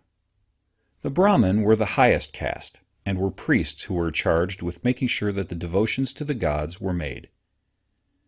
The Kshatriya were the warriors and kings, charged with protecting the Brahmins. Next down were the Vaishyas, or the merchants and other semi-educated individuals who could hope to amass considerable wealth, but not the power of the Kshatriya or the Brahmins. Finally, the Sudras were the farmers and other unskilled workers whom everyone else depended upon. Each of these groups was divided into hundreds of subcastes, based more specifically on the type of work done, and it was these subcastes from which people would choose their friends and spouses. After all, the benefits of having all the farmers as friends was one thing, but having all the farmers of a specific crop meant that they could further look out for each other's successes and share tips. While these castes have faded in importance due to the rapidly changing economy of India, they are still in place in the minds of many Indians. There was one other group that emerged as a result of the caste system. Known as the untouchables, these individuals performed the jobs that were viewed as unclean, such as handling the dead or cleaning up after animals. Erroneously, the untouchables are often portrayed as unimportant. However, they performed very important tasks that others didn't want to do, such as helping during funerals. They were called untouchable because they were often unclean, due to the dirty nature of their work, and therefore those of the higher castes wished to avoid them. In recent years, reformers in India have worked to improve the lives of this group, as in the past they were often discriminated against. Needless to say, this idea of caste matched up well with Hinduism's ideas on reincarnation, as well as those of Buddhism, because it helped remind people that by doing their assigned duty, they could hope for better in the future. However, when Islam would arrive in India, a religion that said that all are equal before God, this caused many people from lower castes, especially the untouchables, to convert in large numbers. However, in many instances, the old social divisions stuck, even if people were no longer bound by their religious concerns. However, it was possible to escape the castes even without converting. Holy men of any religion, but especially Hinduism and Buddhism, known as sadhu, could focus their lives on devotion and prayer. As such, they were viewed as having escaped the caste system, as they were largely living lives outside of society. This ability helps to underline the fact that the castes were social, not religious in nature. In this lesson, we took a look at the development of castes in Indian society. We learned about the importance that the castes had on early life in India as a force to keep society from being full of chaos, especially in the face of little unity from religion or government. We looked at the main varnas of traditional Indian society and learned about the untouchables. Finally, seeing that caste had more to do with society than it had to do with religion, we looked at the ability of holy men from any religion to escape the bounds of caste by focusing more on prayer and meditation.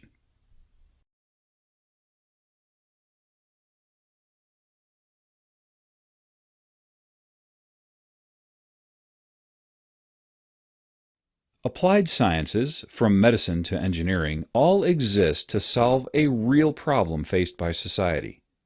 Medicine exists to cure diseases. Engineering exists to build safe structures and machines.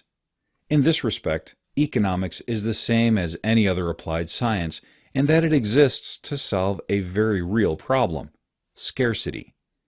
One of the first things you would hear in economics class is that there is no free lunch, meaning that nothing in life is free. Everything exists in a limited supply. That means that everything has value. But think about it. Scarcity also plays into the value of something. That's what makes a diamond ring more valuable than a piece of rice. There are trillions of pieces of rice, but a much smaller number of diamond rings. Therefore, first and foremost, economists study scarcity. Two major subsections of economics exist. Macroeconomics is the term given to the study of scarcity between whole economies, especially between countries. Microeconomics is the term given to analyze scarcity on a much smaller scale, often in predicting the best behavior for companies and individuals. Luckily for economists and society really, there are ways to make what is scarce go further. We do this through increasing the efficiency with which scarce resources are used. And remember, everything is scarce. Two particular methods are worthy of note, even this early in your study of economics. The first of these is called allocative efficiency, which means making sure that the resources are allocated in the best possible way. This sounds like it just means making sure those diamonds end up at a jeweler, and not at a rice packaging plant. But it really goes much farther than just allocating a good properly in that initial step. Instead, allocative efficiency really speaks to making sure that a good is worth to the buyer what it is worth to the seller. Take a loaf of bread that you spent $2 on and want to make $8 more from, bringing your total to 10. Now let it mold. Chances are you won't find anyone to buy that bread. Now, instead of letting it rot, make it into croutons and sell it to a salad restaurant for $10. Now, you've made a decision with allocative efficiency, because you not only used the resource efficiently, but in such a way that ensured that you sold it for the amount you wanted to sell it.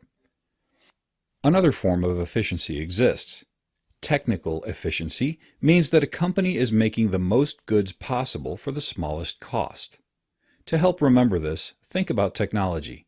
Think about how a technology like the Internet has made so much more possible for an even smaller price. Now imagine you own an encyclopedia company. It would cost a great deal of money to still print every volume and ship all your customers a copy, which only a few people could use at once. An encyclopedia company operating at technical efficiency would put it all online, letting anyone with permission use it. The company makes more of its product, in this case by allowing more people to read the encyclopedia, while reducing the cost of production by not using so many physical books. Economists also help us answer the very important question of who gets what, as this is an important goal of their work. Of course, there is the idea that the economy should produce fairly, which is the idea of equity. However, what exactly constitutes equity? Economists have come up with three basic ideas that each promote a different view of equity. A contributive standard states that people should only get out of an economy what they put into it, and since people with higher abilities are able to contribute more, they should be able to receive more. However, this excludes many people who are vulnerable, such as the elderly and newborn babies, since they may not be able to contribute anymore. The classic adventure movie line, "If you don't work, you don't eat," invokes this standard. An equality standard provides an equal amount for everyone in the economy. This sounds great, but do you really want your paperboy making as much as your surgeon?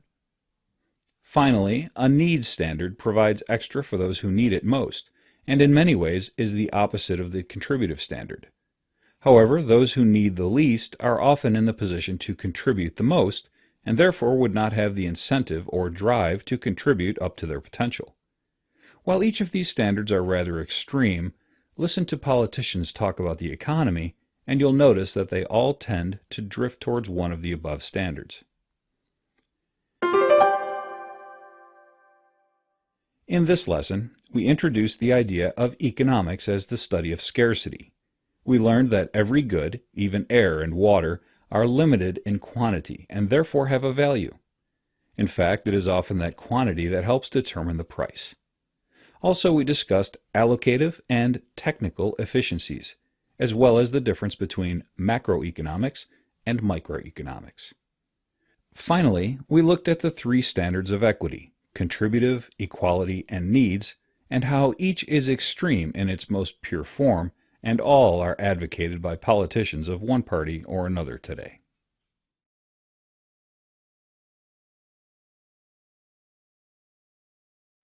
Meet Chester. He's the president of a large, multinational conglomerate that owns several different corporations offering products and services including insurance, financial services, consumer electronics, computers, aerospace, defense contracting, and even agriculture. Chester's company operates or conducts business on every continent on the globe except Antarctica. Chester's company exports to over 100 different countries. Needless to say, Chester's job is complicated due to the diversity of his company's business enterprises and the diversity of the locations where it conducts business. In fact, when interacting with the global market, Chester and other participants must contend with different types of forces that change depending upon circumstance and location. These forces include sociocultural, political, legal, economic, physical, and environmental. Different cultures have different views on time, space, material goods, personal relationships, and agreements. Edward T. Hall called these behaviors silent languages. We can refer to them as sociocultural forces. Some cultures demand punctuality, while others don't view deadlines as strict but rather as fluid. The distance people stand from each other varies from culture to culture. Some cultures place a high value on the possession of material goods, while others are not so concerned with possessions. Members of some cultures easily establish relationships, but they tend to be weak and transitory, while in other countries establishing relationships is harder, but they are more durable. Cultures also vary on how they reach agreement and express dissent. Some cultures base agreement on relationships, while others on contract. Some cultures have no problem voicing dissent, while others try to avoid direct confrontation. Why is this important in the global market? Chester and other market participants must contend with differences in societies and their cultures. How business is conducted in one place may not work in another, and consumer preferences are as diverse as the countries in which consumers live. Knowing the culture helps market participants conduct economic activities more easily and efficiently. Chester's company must contend with different political and legal environments. Some countries are more hostile to free trade, while other countries are more open. The political environment in a country may compel its government to erect trade barriers to protect domestic businesses. Typical trade barriers include tariffs that are taxes on imports and import quotas that limit the number of imports permitted during a specific period of time. Tariffs and import quotas make it harder for Chester's company to export goods into a foreign market and be competitive with the domestic competition. Moreover, some countries may not protect contract rights and private property rights as well as others. In fact, some countries may not allow foreigners like Chester's company to own real estate. Some countries will impose special licenses and other requirements upon foreign businesses as well. Additionally, Chester's company will have to contend with different labor laws, tax laws, environmental laws, and other laws and regulations in each country it conducts operations or business. Finally, some court systems may not provide the same level of protection that a person or business is afforded in their home jurisdictions. Economic conditions and even economic systems vary greatly around the world. Let's start with economic systems. An economic system is the manner in which a country determines how resources are allocated and distributed in the society. Economic systems can generally be divided into command and market systems. In a command system, the state owns most resources and makes most economic decisions regarding allocation, production, and distribution. In a market system, private individuals own most of the resources and individuals in the marketplace make most of the economic decisions. Chester's company will have a much easier time working within a market-based system than a command system. In fact, some command-based economies may be practically closed to his company. Chester's company must also contend with differing economic conditions in each country and region in which it operates and conducts business. Some countries may be experiencing high rates of inflation or unemployment. The currency exchange rate, which is the value of one currency expressed in terms of the value of another currency, can also have a tremendous effect on the costs of the goods Chester's company exports into a foreign market. The overall economic health of a country will play an important role in determining whether a company will make an investment in the foreign market or even attempt to market its goods and services in the foreign market. It's also important to remember that the world's ecosystem is diverse and it can have important consequences for participants in the global marketplace. One of the biggest physical factors affecting participants in the global market is the natural resources available in their home country. Some countries are rich in resources, which makes production and exporting easier, while others are poorer in resources, requiring importing of raw materials for production. Another important physical factor is geography. Is the exporting country landlocked, or does it have good ports for shipping? Is the distance great or small between the exporting country and where it wants to import? Is the country surrounded by friends or foes? For example, Chester's company was formed in a country rich in natural resources with great access to the world's shipping lanes and shares borders with friendly countries where there is no threat of war. Even climate can have an effect on the global market. Drought can destroy crops and cause grain and other foodstuffs to skyrocket in price. Hurricanes and other natural catastrophes can destroy production facilities, creating shortage of goods and commodities such as oil. Let's review what we've learned. Many forces affect the global marketplace. Businesses must adjust to different cultures in which they operate. Different political and legal systems will provide varying levels of stability, predictability, and production for business activities. Differing economic conditions, such as the type of economic system used in a country, as well as levels of inflation, unemployment, and currency exchange rates, will affect trade, foreign investment, and general business activities. Even physical and environmental factors such as geography and climate can affect the ease a participant has in operating in the global market. Imagine you planted a garden in your backyard, and soon there are ripe tomatoes and peppers ready to be picked. You realize you have a few options. You can keep the tomatoes and peppers and eat them yourself, or you can sell them at the local farmer's market. Or, if you turn your small garden into a large multi-acre farm, you could sell the produce in a bigger market, regional, national, or even international. These options represent the main features of an agrarian economy. An agrarian economy is rural rather than urban-based. It is centered upon the production, consumption, trade, and sale of agricultural commodities, including plants and livestock. Just as you might choose to eat the produce you grew in your own garden, the first farmers of the world did just that. Subsistence agriculture, as it is called, first emerged from the transition from hunting and gathering around 12,000 to 10,000 years ago to settled agriculture.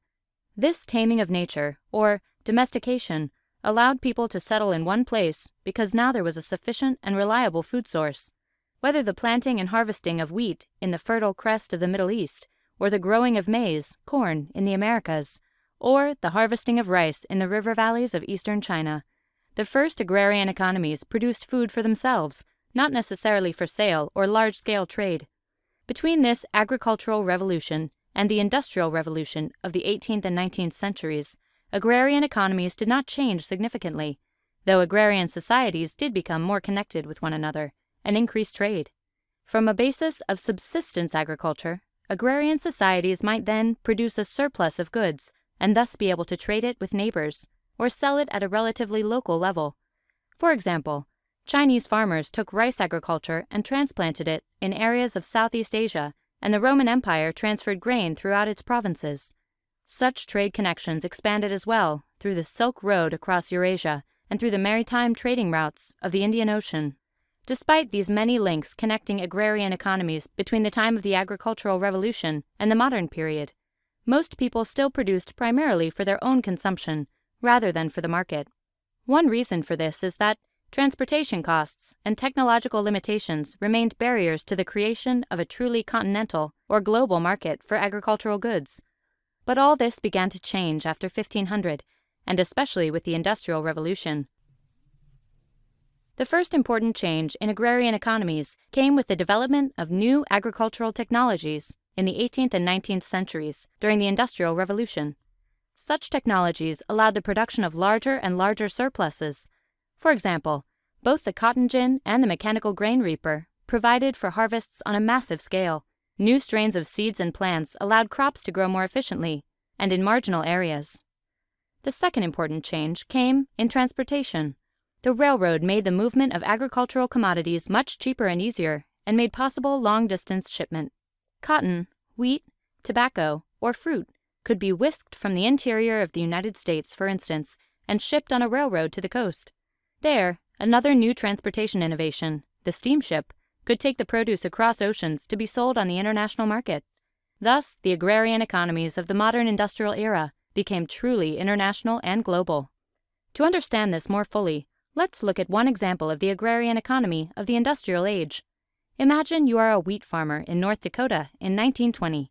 You are not growing wheat to feed your family, but to sell in the global market to make a profit. You harvest your thousands of bushels of wheat and then put it in a railroad car to be sent to the terminal market, the place where your wheat will be sold on the global market. From the terminal market, in Minneapolis for wheat of the Great Plains, your grain is shipped most likely to Liverpool, England, where it is sold alongside wheat from Australia, Argentina, Canada, and Russia. This industrial agrarian economy in wheat operates, in general, the same way as it does with other agricultural commodities, such as soybeans, corn, lettuce, or even pigs, chicken, and other livestock. In review, agrarian economies are rural-based and include the production, consumption, and sale of agricultural goods. Agrarian economies changed little from the advent of settled agriculture around 10,000 to 12,000 years ago, the Agricultural Revolution, to the eve of the Industrial Revolution. Most farmers practiced subsistence farming, that is, growing for their own use. The societies of the world were not connected broadly enough to facilitate a market-based agrarian economy. This changed with the Industrial Revolution around the 18th and 19th centuries. New technologies and more efficient transportation made possible the mass production of agricultural goods and created a global market. As a result, farmers no longer produced solely to feed themselves and their families. Rather, they produced to sell their produce on a bigger market to make a profit. But this doesn't mean you can't practice subsistence agriculture and grow your own small garden and eat your own tomatoes and peppers.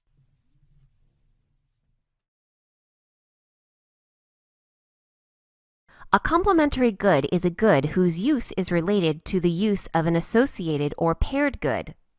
Two goods, A and B, are complementary if using more of good A requires the use of more of good B. For example, the demand for one good, printers, generates the demand for the other, ink cartridges. If the price of one good falls and people buy more of it, they will usually buy more of the complementary good also, whether or not its price also falls. Similarly, if the price of one good rises and reduces its demand, it may reduce the demand for the paired or complementary good as well. In economics, you may often hear about substitute goods. These are the opposite of complementary goods and are a whole other topic by themselves. For instance, Microsoft Windows-based personal computers and Apple Macs are substitutes. If you buy one, you probably don't buy the other. Sprite and 7-Up are another example of substitute goods. When you go to Best Buy to get a new computer, what usually happens? You end up buying some software or programs to go with it. You might find out that you need Microsoft Office or a specialized accounting software for your business. The new computer alone won't get the job done. You need the complementary software also. A common example, but changing a little with newer technology, is the DVD player and DVD complement. When you get the new DVD player for Christmas, you usually are hoping for one of your favorite DVDs to go along with it. As technology changes, so may the complements of particular goods and services. Previously, DVD players, simply DVDs. Now consumers can use this device to stream movies and television shows. So, a new complement good to these systems might be a streaming service such as Netflix. Those of you with kids, or at least childlike taste buds, should relate to this example. Taking a trip to the grocery store to pick up peanut butter usually results in grabbing the strawberry or grape jelly to go along with it. If the price of peanut butter goes up and less people buy it, there is a strong chance that sales of jelly will also fall. In business, complementary goods give additional market power to the company. One pricing strategy example that exists for complementary goods and their corresponding base good is price the base good at a relatively low price to the complementary good. This approach entices consumers to buy the first good, with the business knowing they will most likely have to buy the marked up complementary good. Printer and inkjet cartridge example. It often isn't the price of the printer that gets us. It is the third trip back to the store to get that expensive ink.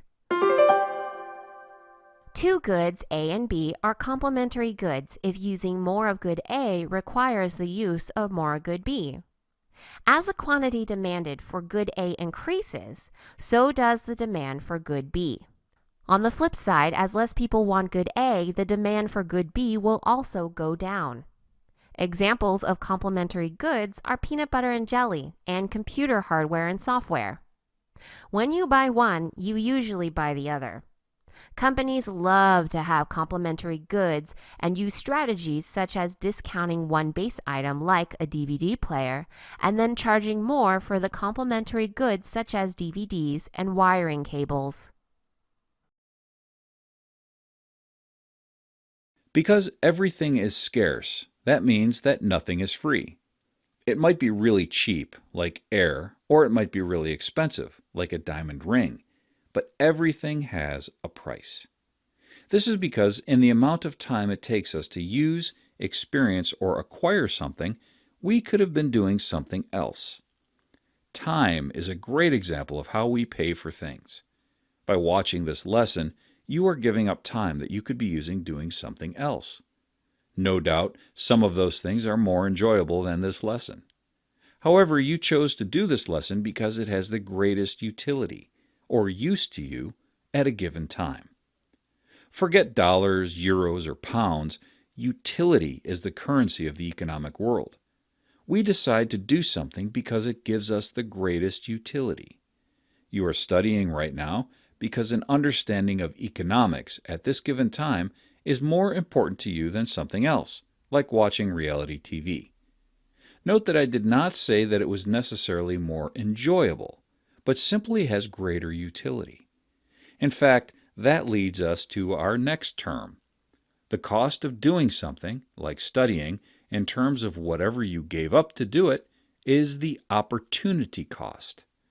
The opportunity cost of an hour spent studying economics is 2 episodes of your favorite TV show, or an hour spent playing video games, or any other way you could think of spending the time it takes you to study. To calculate the opportunity cost of a given good, simply look at what it costs you in terms of doing something else. Watching late-night TV costs you 2 hours of sleep. Spending too much time on a video game costs you a good grade on a quiz. Buying new shoes meant that you couldn't buy a new handbag. Whatever it is, the opportunity cost is calculated by looking at the next activity on your list of preferences. That is important. Just use the one that you'd rather be doing, because you can't do them all. I would love to be able to work, cook, and sleep all at the same time, but I can't. In fact, I probably shouldn't even try. Of course, opportunity costs come in different varieties. The 2 most important of these are explicit and implicit costs. Explicit costs are often the easier of the 2 to calculate, because these are costs that involve the company spending money. A firm may have $1 million available, but is faced with the opportunity to increase advertising or pay down debt. Both cost $1 million, but one would probably have greater utility for the firm than the other.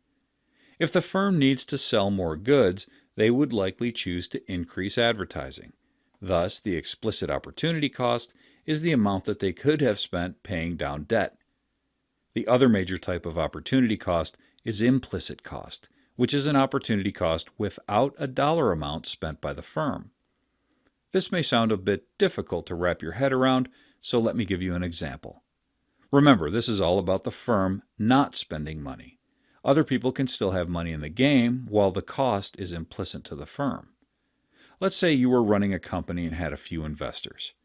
Every year, your company breaks even and fails to provide a profit for your investors.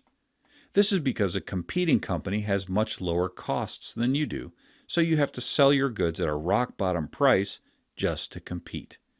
Your investors start to get anxious. When will they ever get a return on their money? After all, they are in it to make money, not to provide a salary for you. So those investors then decide to sell their shares of your company. They are asking for their money back, and you have to start selling off equipment to pay them so they don't sue you.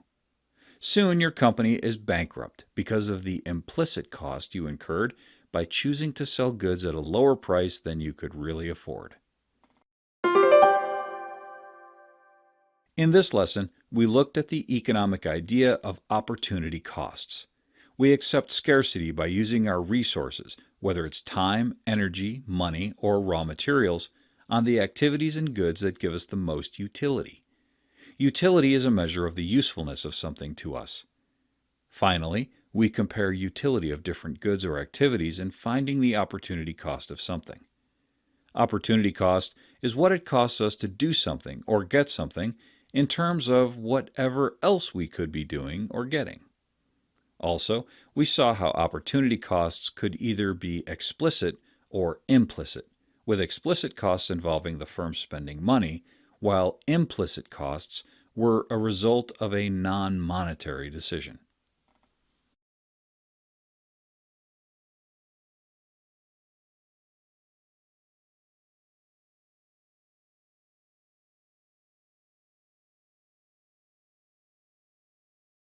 Today's lesson will differentiate between power, authority, and influence within political organizations. Leading on examples spanning from TV movies to the non-industrialized world, we'll work to hammer out the differences between these three terms.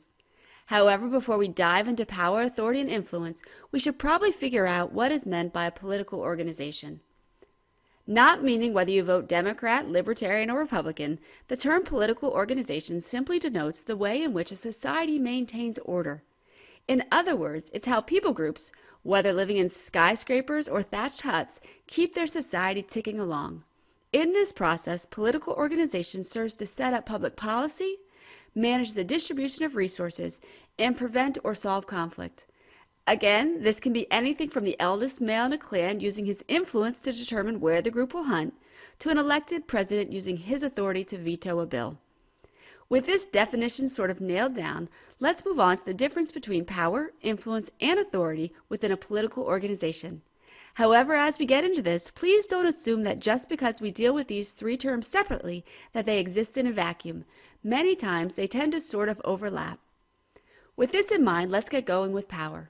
Speaking politically, power is the ability to assert one's will over others, forcing them to act in accordance with it despite their own desires.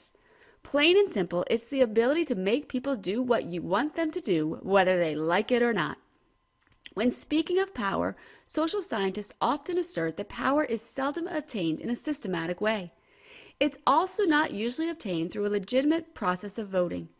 Instead, they usually add to the meaning by using the term personal power, in which the source of power centers around the person and not the position he holds. Due to this, power often carries a negative connotation. A great example of this is portrayed in Hollywood's version of a prison, in which one muscular brute of an inmate rules the cell block. No, the other inmates didn't vote him in, nor did they give him a title, but he sure does wield a bunch of personal power that he uses to get his way. Stepping out of the movie land and into the real world, personal power is seen as vicious warlords devastate and destroy parts of the Eastern world. No one has voted them in, nor do they have legitimate authority. However, they still have unquestionable personal power. Leaving power, we now come to authority. Unlike power, authority denotes the legitimate, socially approved use of power within institutions. Very familiar to those of us in the West, our elected officials hold the authority to govern our lands. This is referred to as rational authority, in which leaders are elevated by a system of law. No, we may not like all of them, but they are legitimate lawmakers and law enforcers of a political organization.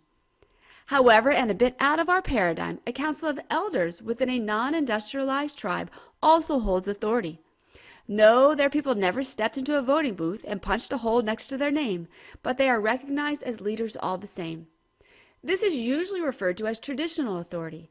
As the name implies, traditional authority is authority based on tradition or deep moral code. In other words, it's the way things have always been done, and therefore it is considered legitimate. Just like my son had better obey a police officer who tells him to drive at 65 miles per hour or less, a young tribesman had better obey a councilman who tells him he is no longer allowed to gallop through the village hub. If they choose not to, sanctions of some sort or another will legitimately be imposed on both. Now, as I said before, power and authority can also overlap. For instance, using the tragic example of Nazi Germany, Hitler was given legitimate authority within the German political system. However, this authority very quickly led to personal power that devastated and destroyed. Our last term of the day is influence, the ability to affect the behavior of another without coercion or legitimate authority. In other words, it's being able to get people to do what you want them to do without having the power to enforce them to do it. Unlike power, influence does not force, and unlike authority, influence has no system of law to back it up. More times than not, influence usually depends on personal characteristics. In other words, influence usually springs from charisma, enthralling traits like charm or attractiveness that can inspire devotion in others. History has given us some amazing examples of influence that have changed the world. For instance, there was William Wallace, made famous by Hollywood's Braveheart, who inspired people to fight for freedom. There's also Joan of Arc, a young woman who revived a nation exhausted by war. Hitting closer to home, there was Martin Luther King Jr., a man who stood up and said no to inequality and injustice. Yes, none of these famed figures had the power to force people to follow, nor were they given really any legitimate power. However, they had influence that has seldom been matched. Sadly, influence can also bring great harm. It can be seen in swelling memberships within inner-city gangs or growing terrorist groups who woo people to them through charisma, propaganda, and promises. Using our earlier example, many historians assert that Hitler not only ruled through power and authority, but also by his charisma and influence. Political organization is the way in which a society maintains order. It serves to set public policy, manage the distribution of resources, and prevent or solve conflict. Power, authority, and influence are all part of political organization. Power is the ability to assert one's will over others, forcing them to act in accordance with it despite their own desires. Power usually comes in the form of personal power, in which the source of power centers around the person and not the position he holds. Authority is the legitimate, socially approved use of power within institutions. Authority is usually broken down into two types. There is rational authority, in which leaders are elevated by a system of law. There is also traditional authority, in which authority is based on tradition or a deep moral code. Influence is the ability to affect the behavior of another without coercion or legitimate authority.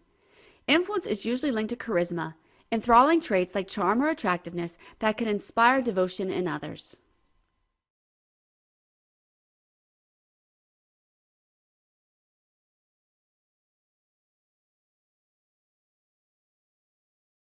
My daughter's social studies class is studying the political structures of our society. In doing this, my little one has brought home all sorts of coloring papers with words like town, county, state, and country peppered all over them. However, if my family and I lived outside the industrialized West, these words might be replaced with words like band, tribe, chiefdom, or even state.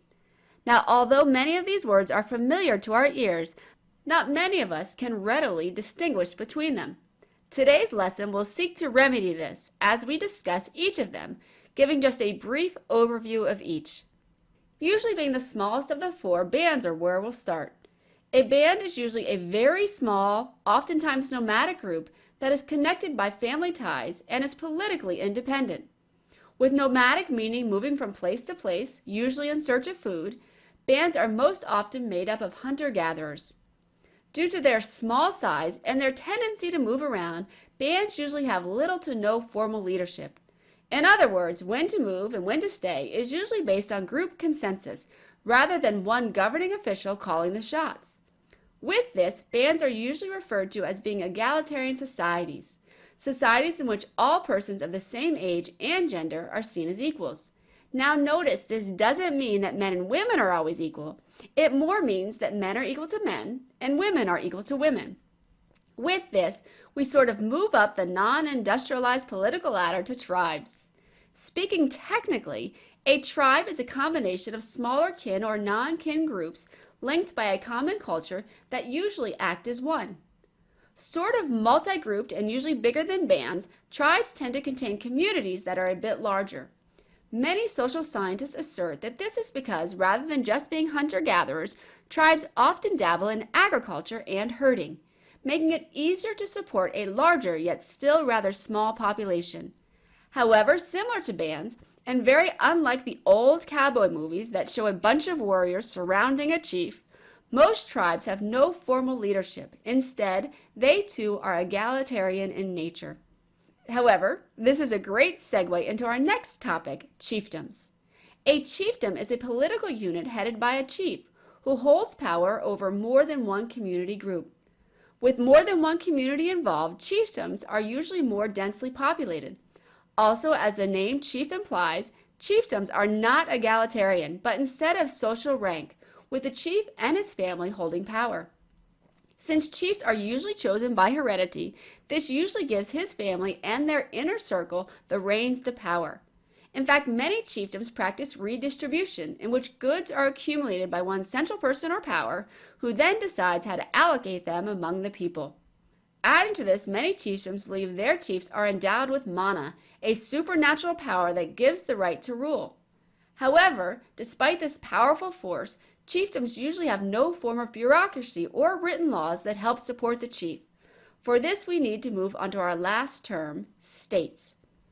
Officially speaking, a state is a centralized political unit that governs a large population with a hierarchy of differing political positions and the power to enforce its decisions.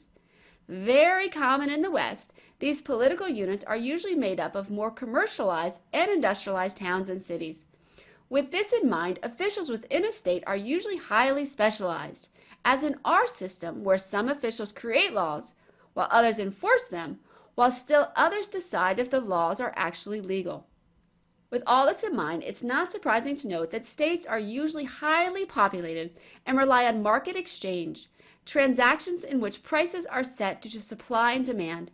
With this reliance on market exchange, it's also not too shocking to note that states often see the wealthy and the elite holding a good deal of the power.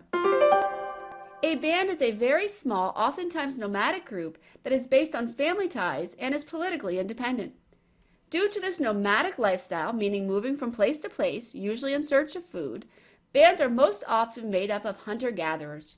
Usually being governed by group consensus, bands are egalitarian societies, societies in which all persons of same age and gender are seen as equals.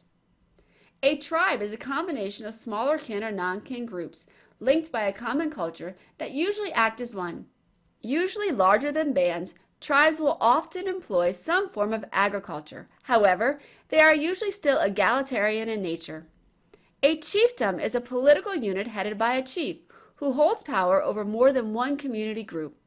Within this political structure, chiefs are usually chosen by heredity and employ redistribution, in which goods are accumulated by one central person or power who then decides how to allocate them among the people. Believing a chief to be elevated above other members, some believe their chiefs are endowed with mana, a supernatural power that gives the right to rule. Last are states, a centralized political unit that governs a large population with a hierarchy of differing political positions and the power to enforce its decisions. Within this system, state officials are highly specialized. Also, market exchange, transactions in which prices are set due to supply and demand, usually control the economy. For this reason, the wealthy and the elite tend to hold a good deal of power within states.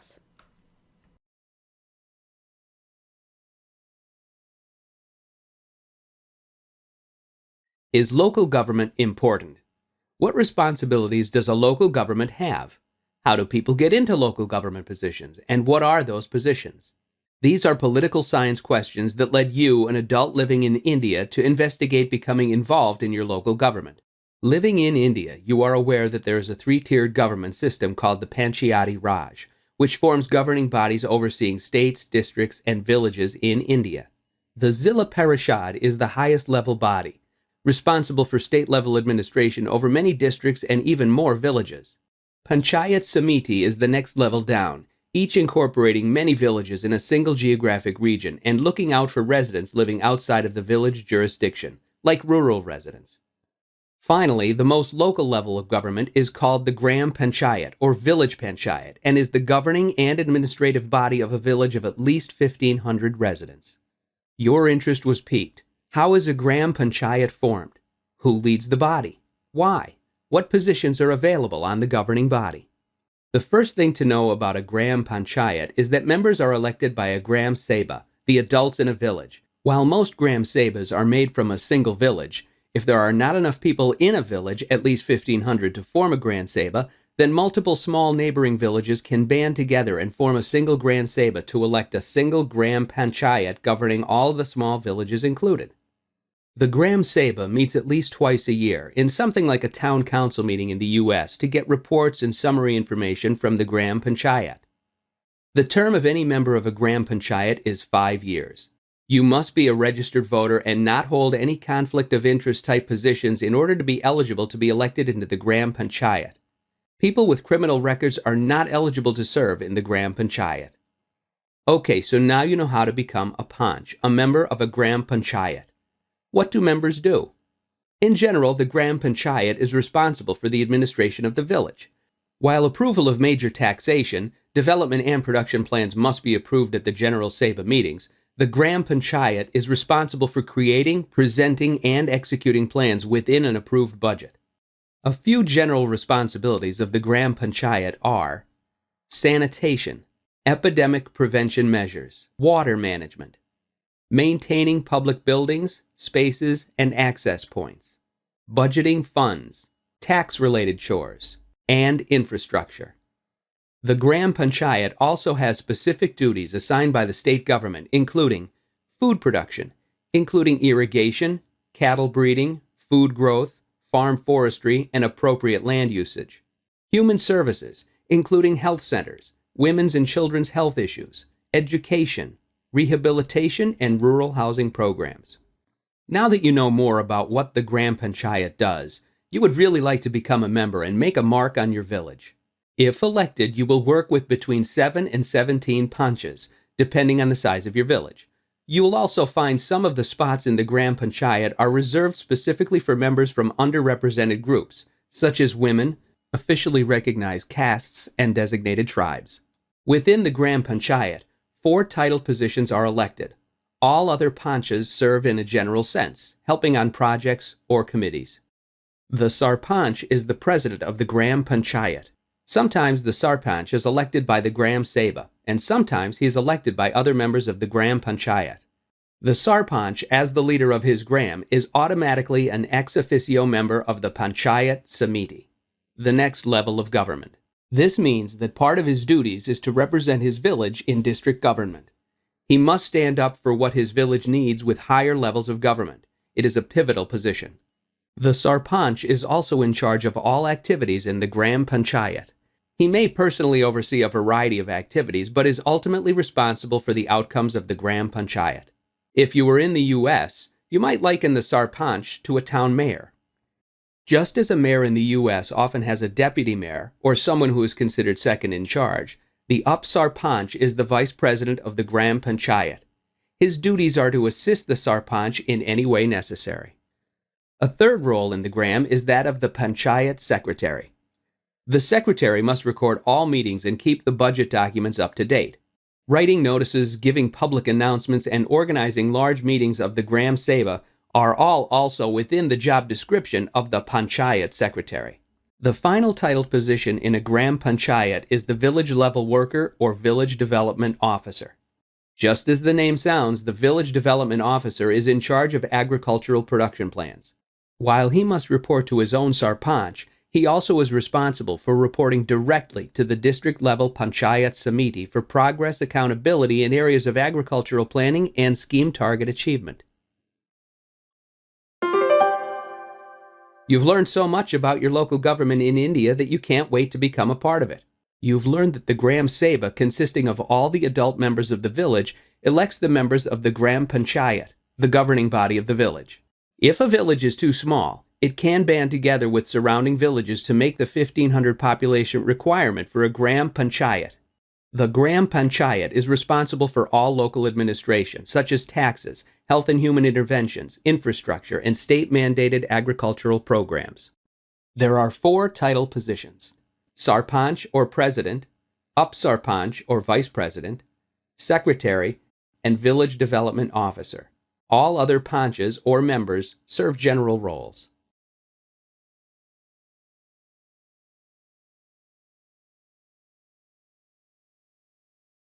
Have you ever been part of a group, such as a school club or other organization, that had a lot of members? If so, you might have noticed how difficult it is to organize so many people and accomplish tasks that really need to be done. Now imagine that on a scale of 1 billion people. That's what the government of India deals with every day. To make it even more difficult, the country covers more than 1 million square miles, so people are spaced out over vast distances. With so many people scattered across such a wide area, it's hard for the central government to know what is going on in every community or how to serve the needs of the people. This is why they adopted a system of local self-government based on a pre-colonial tradition of village councils. This system, known as the Raj Panchayat, was officially added to the Constitution of India in 1992 with the adoption of the 73rd Amendment. The Raj Panchayat has 3 tiers of leadership, starting at the village level with the Gram Panchayat, then the block level that combines approximately 10 villages with the Panchayat Samiti or Block Samiti, and ending with the Zilla Parishad, the council representing an entire district within the state. The size and population of the state determine the number of districts, but each district will have a council tasked with meeting the needs of the population, serving as intermediaries between the people they represent and the state government, and maintaining the various types of infrastructure and human services in their district. The Zilla Parishad is the top tier of the Raj Panchayat system and represents an entire district. They work directly with the state government, but they are not part of the state government. Members serve for 4 to 5 years, depending on the way each district structures its councils. Interestingly, the council members are technically elected by the people, but not through a direct election process. See, it all starts at the village level, where all people age 18 and older vote for their Gram Panchayat, the village council. The number of seats depends on the population. This council selects which members will be their chairman and vice chairman, called a Pradhan and Up-Pradhan. These 2 are responsible for leading village meetings and servicing as council members at the next tier level. So, the Panchayat Samiti, the block level council, is made up of Pradhans and Up-Pradhans from all villages in the block. These also select which members will be their chairman and vice chairman, sending them to represent their block at the next tier up. This means all the members of the Zilla Parishad are leaders of their block councils as well as leaders of their village councils. As the top tier of Panchayat system, they work directly with the state government to secure funds and other resources for development projects across their districts.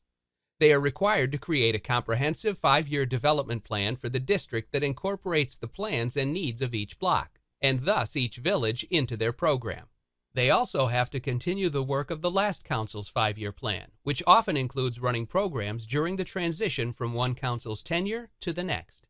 The duties and functions included in each of these plans and their role as a council involve development. They facilitate and monitor all development projects in the district. Civic activities. They make sure public utilities, parks, and resources are maintained at the local levels. Public welfare. They promote the development of local marketplaces, libraries, health centers, and disaster relief efforts. Coordinating between the state and blocks. They help coordinate the work of each block in cooperative development programs and inform the state government of local development programs. And finances for the district. They examine and approve the budgets of the Panchayat Samitis for their block, advance satisfactory grant proposals, and distribute funds from the state to the blocks. While it might be easy for the various councils to be run by the ethnic majority in an area or just by the men who more often held power in government, the leaders who drafted the 73rd Amendment and created the Panchayat system wanted to ensure that traditionally underrepresented people also had a voice in these councils. To ensure this, it is mandated that 1/3 of all the seats on any council be held by women. This also meant that some village councils would be led by women so that 1/3 of the block-level council members would be women. 1/3 of the Panchayat Samitis, block-level councils, would also have to be led by women to ensure 1/3 of all seats on the Zilla Parishad would be filled by women. Traditionally disenfranchised tribal groups and castes were also guaranteed seats on the councils in proportion to their percentage of that village's, block's, or district's total population. Let's review. The Zilla Parishad is the top tier of the Raj Panchayat system. The Raj Panchayat was established to promote self-government at the village, block, and district level. Members of the Zilla Parishad are determined by a system starting at the village level. Villages elect their Gram Panchayat council members who select their chairperson and vice chairperson from their ranks to run meetings and to serve as the village's representatives on the block level council, the Panchayat Samiti.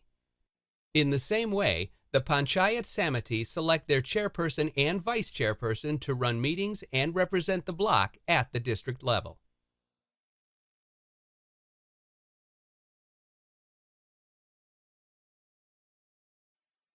India is one of the most populated countries in the world, but rather than being crowded, most of the population is scattered across the vast territory in smaller villages and towns. This means most of the population lives in areas where development and infrastructure like paved roads and telecommunications is either a recent introduction or is still planned for upcoming projects. Now, imagine if you were the central government trying to organize so many projects and work with such a large population. Could you do it from a centralized position? Sure, each state helps control a smaller area to assist these projects, but can you really manage all the projects and meet the needs of every rural village? That's why the Panchayati Raj system is taking a pre-colonial idea of village leadership councils and creating a 3-tier system of councils to manage development and meet the people's needs at the village level. The Gram Panchayat councils at the block level combine approximately 10 villages with the Panchayat Samiti councils that we will focus on in this lesson.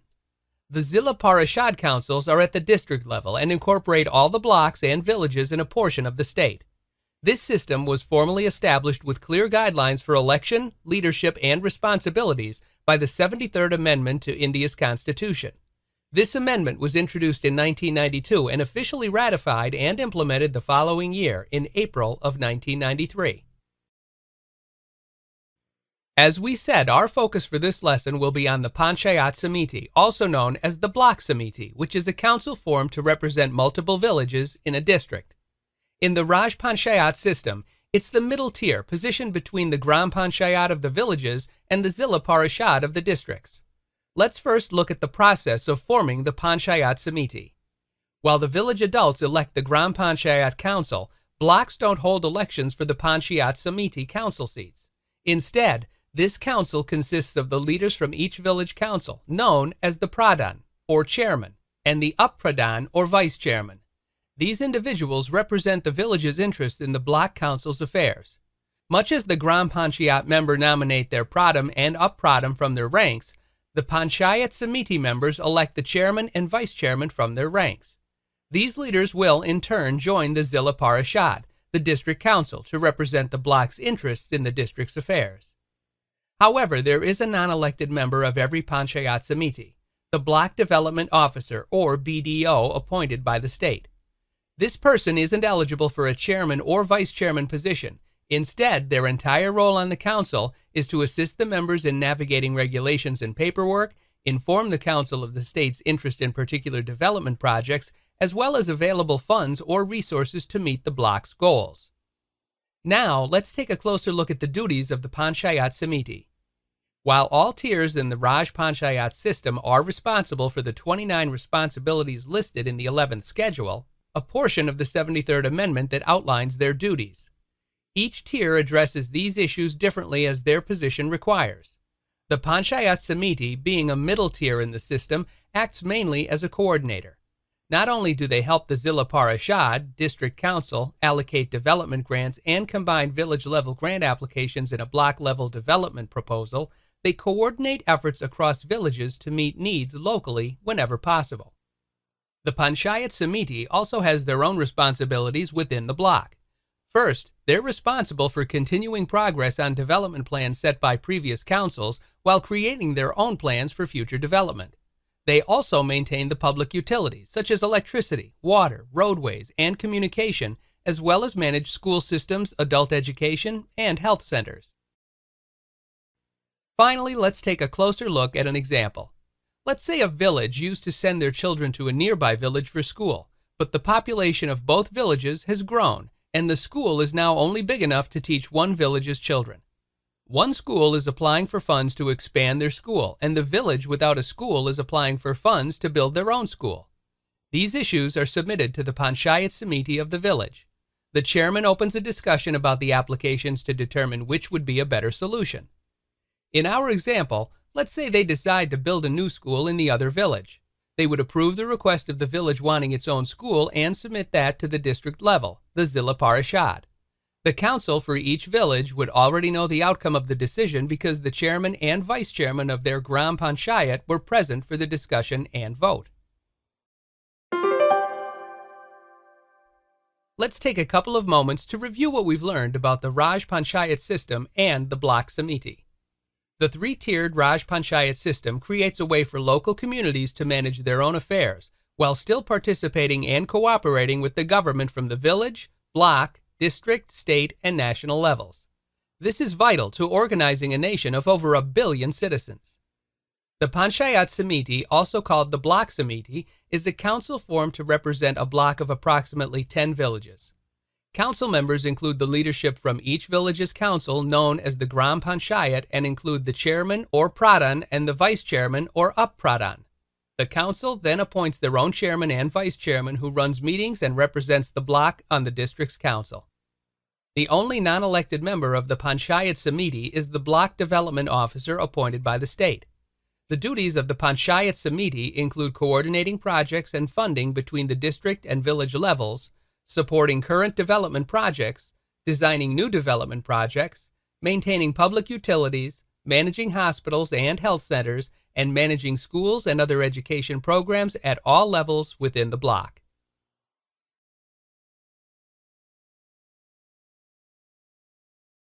Colonialism significantly disrupted a huge variety of systems in India, replacing the way people had lived for many years with a system of British rule. When colonialism ended, India was again disrupted because the British systems were no longer enforced. The country needed to develop a new solution to organizing and running a huge country with over 1 billion people. The new constitution, introduced in 1992, was a huge movement toward establishing a system that was uniquely Indian, yet made sure to include all citizens. The 73rd Amendment to that Constitution, also introduced in 1992 and ratified in April of 1993, set forth guidelines for local systems of self-rule and created a whole new section to the Constitution known as Part 9, the Panchayats. This section focused on organizing a three-tiered system for local self-rule, instituting a commission to oversee elections in each state, and empowering disenfranchised citizens. The system of self-rule established in the 73rd Amendment resurrects a pre-colonial tradition, a council of 5 village elders charged with settling disputes and guiding village decisions. However, the new system expanded this to create 3 different tiers of councils. On the village level, you have the Gram Panchayat. This council is elected by all villagers 18 years old and older. The size of the council depends on the population of the village, ranging from 5 to 30 members. This council nominates a pradhan, or council president, and an up-pradhan, or vice president. Members serve for a 5-year term and work toward the many development goals of the village. Additionally, the pradhan and up-pradhan serve as members of the Panchayat Samiti. The Panchayat Samiti is also called a block Samiti because the block is made up of about 10 villages in a geographic area. This council comprises the leaders from the Gram Panchayats of the villages, representatives of different industries in the area, and the Block Development Officer, or BDO, appointed by the state government to aid the council in working with the state. They also serve for 5 years and elect their council chairman and vice chairman from their ranks to run meetings and serve on a council at the highest tier of the panchayat system. The highest tier of the panchayat system is the Zilla Parishad and represents a distinct district within the state. Members are pooled from the leaders of the panchayat samitis within the district. Again, this council elects a chairman and vice chairman from their members who serve for a period of 4 to 5 years, depending on the regulations set in that district. They work directly with the government at the state level to help each block and the villages within the blocks to meet the needs of their people while continuing regional development programs. Another part of the 73rd Amendment is the 11th Schedule, which outlines the responsibilities of the 3 tiers of the panchayat system. Farming, which includes 1. Agriculture, 2. Dairy, poultry, and animal husbandry, and 3. Fisheries. Natural resources, which includes 1. Land improvement and soil conservation, 2. Minor irrigation and water management, and 3. Forestry. Education, which includes 1. Primary and secondary schools, 2. Technical and vocational training programs, 3. Literacy and adult education, and 4. Libraries. Infrastructure, which includes 1. Roads, bridges, and waterways responsible for transportation and communication. 2. Distribution of electricity to rural areas. 3. Availability and distribution of drinking water. 4. Public distribution system. 5. Maintenance of community assets. 6. Fuel and fodder. And 7. Non-conventional energy sources.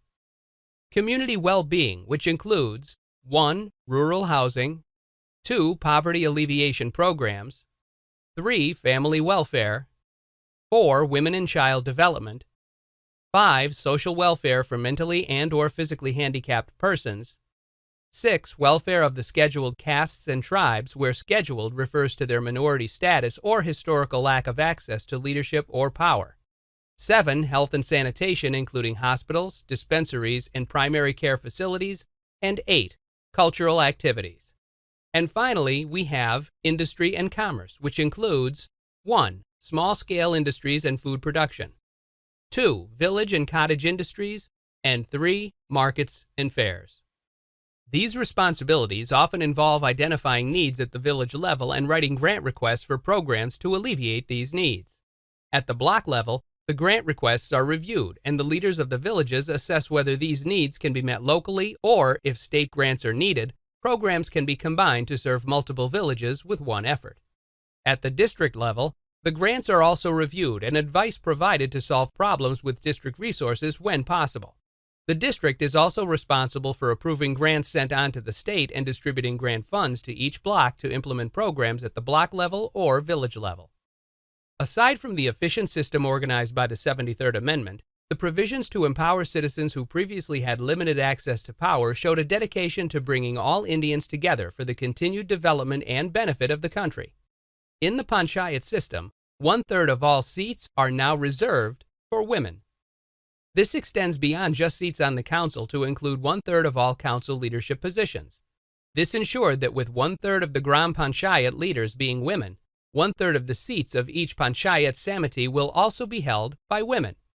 Additionally, seats and leadership positions are reserved for ethnic minorities and previously disenfranchised castes equal to the percentage of the population they represent in the village, block, or district. Let's take a couple of moments to review what we've learned. The 73rd Amendment to India's Constitution set forth guidelines for local systems of self-rule and created a whole new section to the Constitution known as Part 9, the Panchayats. The amendment addresses the difficulties of governing a country of over 1 billion citizens in a period of development following colonial occupation. This amendment establishes the Panchayat system, with the Gram Panchayat overseeing village government, Panchayat Samiti or Block Samiti organizing efforts across a block of 10 villages, and the Zilla Parishad overseeing a large district in the state and working with the various block samitis within their district.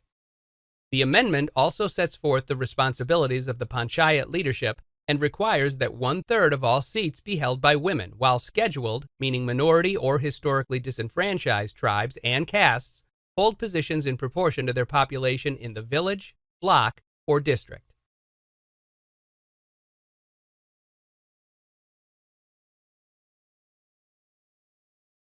When you hear the term ethnic diversity, what country do you think of? The USA? Are you surprised to learn that the most ethnically diverse country on Earth is India? You have to look to the entire continent of Africa to find more native ethnic diversity than in this single country. Nor is this a recent phenomenon. India has been extremely diverse for centuries. How this has come about is a fascinating story. Before we can explore the story of India, we have to define what we mean by ethnicity. Anthropologists define ethnicity through a shared membership in an important cultural grouping. Ethnicity, like race, is a cultural category, not a biological one. Co-religionists can form an ethnic group because members of a religious community share many cultural values, especially in India, where religious identity is such an important part of personal identity. Ethnicity can also be a function of the common culture of a geographical area. For example, the people of Bengal wear a distinctive style of clothing and speak one of the dialects of the Bengali language. People who live in a geographical area may also have a common in-migration history. Yet the most common way to define an ethnic group is through the language one speaks. With the exception of highly educated mobile professionals living in the major cities, most Indians live in the geographical area of their ancestors, surrounded by neighbors who share their language, customs, religion, and other aspects of ethnicity. Have you ever watched an Indian Bollywood movie? Do you remember the bewildering array of language options? In addition to Hindi, the native language of the people who live near Delhi, the historical capital, you might have heard Bengali, Telugu, Marathi, Tamil, Urdu, Gujarati, Kannada, and Malayalam, the principal native languages of the subcontinent. The family of languages native to South India is very different from the family that the languages of northern India and, interestingly, English belong to. Large-scale migration into India from Central Asian people of a very different appearance, language, family, and customs created this diversity. The Indo-European languages, including Hindi, are native to the north, and the Dravidian languages, including Tamil and Malayalam, are native to the south. In addition to these two major language families, India also includes members of 5 other unrelated language families, mostly situated on the edges of the country near the Himalayas in the northeast and the west, and on islands like the Andamans. You may have noticed from media or co-workers that Indian people have distinctly varied physical appearances, corresponding to historical invasions of the subcontinent beginning approximately 5,000 years ago. From your study of world history, you know about the invasions of the Persians and the Greeks of Alexander's time, followed by the Central Asian Muslim peoples who created the famous Mughal Empire of northern India. Fewer people know about the very earliest migration into northern India by the Indo-European language speakers who call themselves the Arya. The Arya brought with them much of what we now consider the authentic culture of the subcontinent, from North Indian foods to the primary religious ideas of what is now known as Hinduism and the concept of caste. These new peoples were much lighter skinned than the Dravidian speakers of South India, who were never conquered. So today's Indo-Aryan people have a skin tone intermediate between Central Asian light and Dravidian dark. Indian people usually identify themselves as belonging to the ethnicity that reflects their region, which is also strongly correlated with language. So people identify themselves as Keralans speaking native Malayalam, or Tamils who speak Tamil, and so on.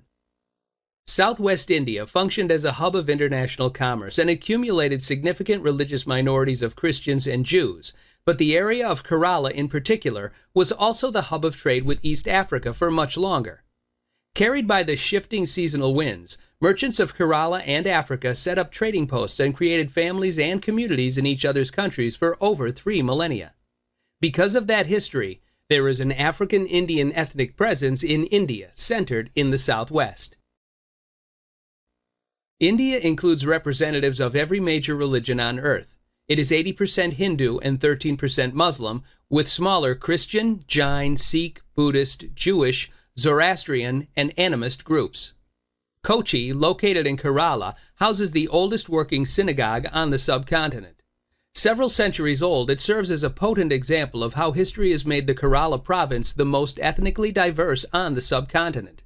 Both Christian and Jewish traders set up trade posts in Kerala to trade Indian goods to China and Europe.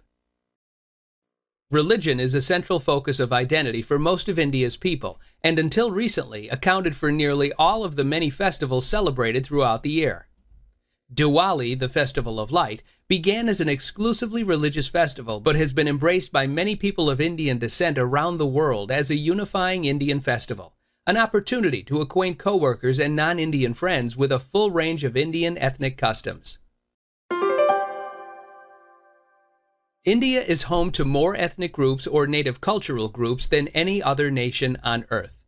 The major language divide between Northern Indo-European and Southern Dravidian languages reflects historical invasions. India is home to every major religion on Earth, and Kerala is the most diverse province.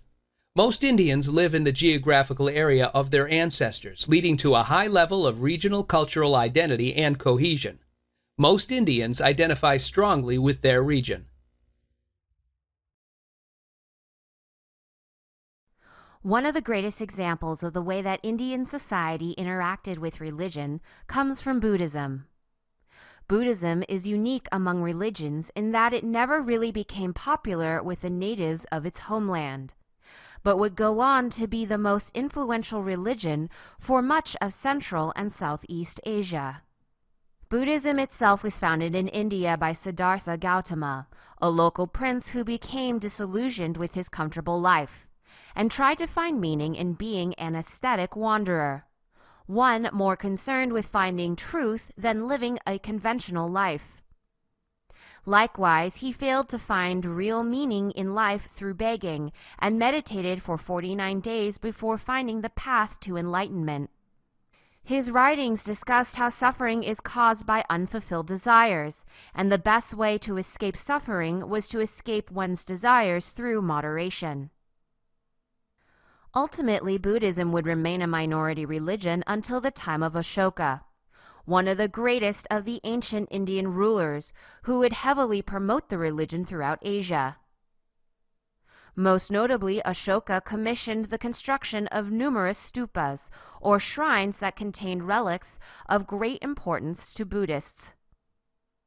Buddhism would ultimately evolve into two major viewpoints. First, Theravada Buddhism was more focused on staying true to original Buddhist teachings. This is a type of Buddhism that became most popular in Southeast Asia. Conversely, Mahayana Buddhism took more freedom in adapting its beliefs, going as far as worshipping the Buddha rather than focusing solely on teachings. This form of Buddhism would prove especially popular in Central and East Asia, notably in Japan as Zen Buddhism. Buddhism failed to gain much real ground in comparison to the majority religion of the Indian subcontinent, Hinduism. Hinduism is a notoriously difficult religion to ascertain much about its earliest period. But historians and religious scholars agree that the religion crystallized with the Aryan invasions, which brought the Aryan Vedas, stories which told the tales of the gods and heroes, in contact with the literate societies of the Indus and Ganges rivers. Hinduism is a very individualized religious tradition, which is one of the aspects that has made it so difficult for outside religions to gain much traction in India. This individualization has also made it difficult to generalize. But one aspect that is almost universal in Hinduism is the concept of the Trimurti, or Great Triad of cosmic powers. These three functions are personified by Brahma, the god of creation, Vishnu, the god of maintenance, and Shiva, the god of destruction. This impressive amount of personalization within the faith, as well as the extremely intertwined role that Hinduism has played in Indian literature, has meant that religious texts continued to be produced for quite some time. Most famous of these are the Upanishads, themselves originally written to explain the Vedas of earlier periods.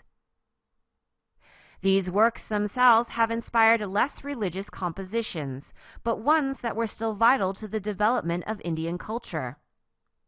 For example, Kalidasa was a famous author of numerous plays that made great tales of the past more accessible to newer generations. They also earned recognition as notable works in their own right.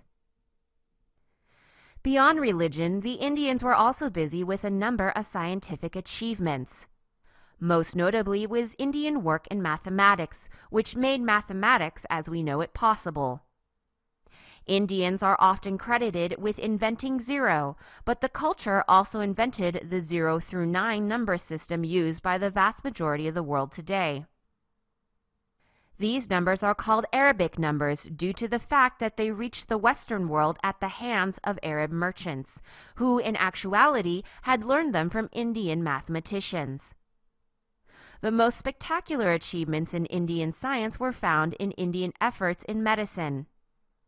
While many focus on the impact of Ayurvedic medicine, a form of alternative medicine native to India, more conventional medical techniques were performed in the subcontinent as well. Indian physicians would offer their patients vaccinations against many diseases, set broken bones, and even provided plastic surgery. Only in the last 150 years has the work within the pharmaceutical industry caught up with Indian research on drugs to treat any number of maladies.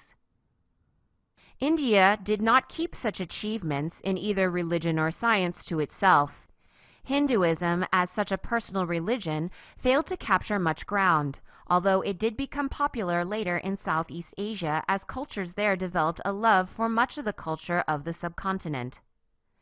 Instead, Buddhism, under the official encouragement of Ashoka and later Buddhist religious leaders, would see that faith spread throughout the world. While Buddhist missionaries would venture to all points accessible to India, they found their greatest successes in Central Asia, East Asia, and Southeast Asia. Even today in Southeast Asia, most men spend a period of time as Buddhist monks, while the Dalai Lama is one of the most revered religious leaders in the world.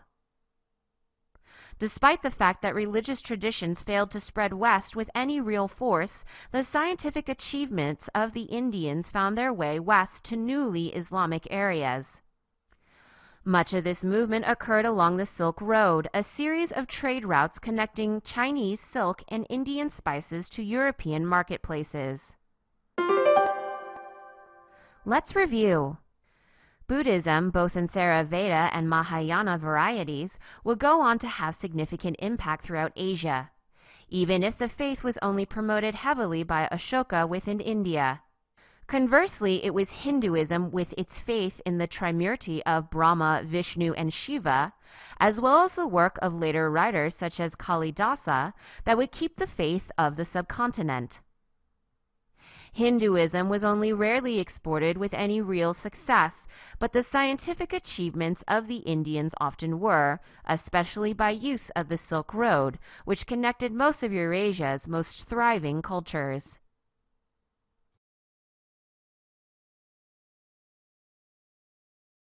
Depending on where we grew up, access to quality education might be something that we take for granted. We might even complain about having to go to school. But in many parts of the world, education is not a given, and there is a major lack of quality, affordable education, especially for marginalized members of society. In many countries, children are denied education, but in some of these countries, changes are beginning to happen. In this lesson, we'll focus on the case of India and explore a constitutional amendment that seeks to make education affordable and accessible to everyone in the country. In 2002, the 86th Amendment of the Constitution in India declared that education is a fundamental human right and that it should be provided to all children ages 6 to 14 years old. Following this, in 2009, the Right to Education Act, RTE, was passed to uphold the new declaration.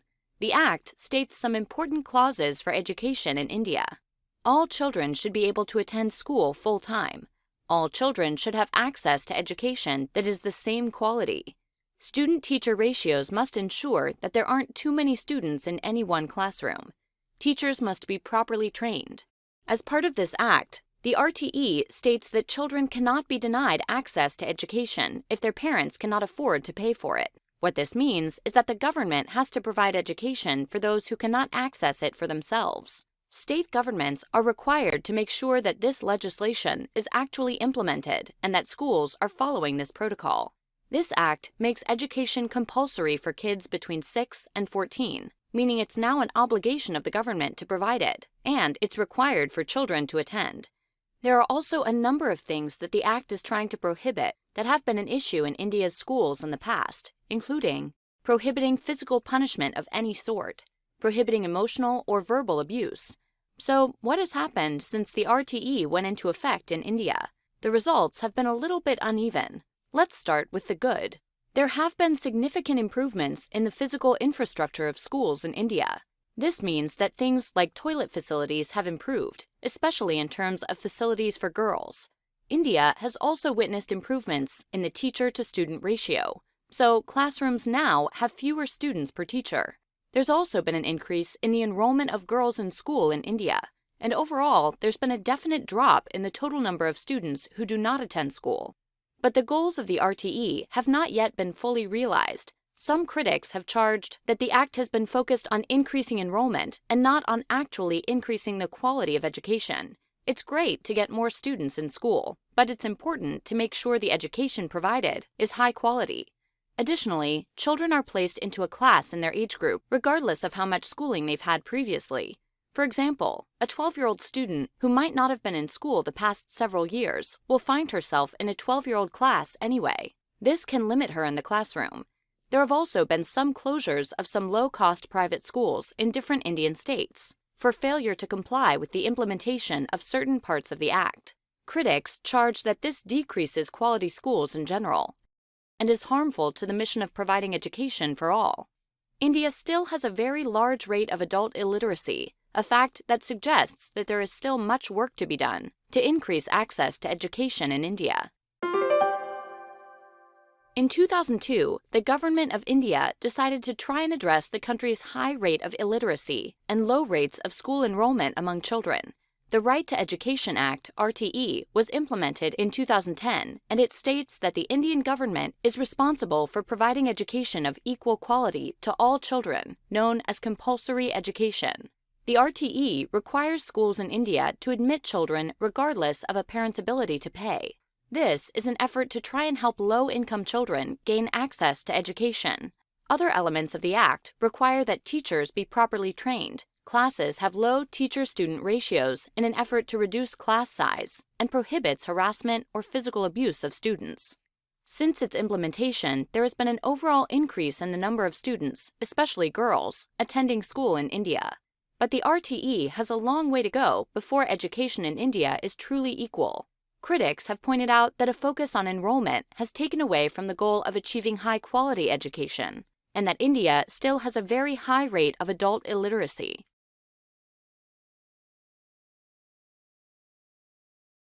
There are many parts to a society, so there are many ways to study society.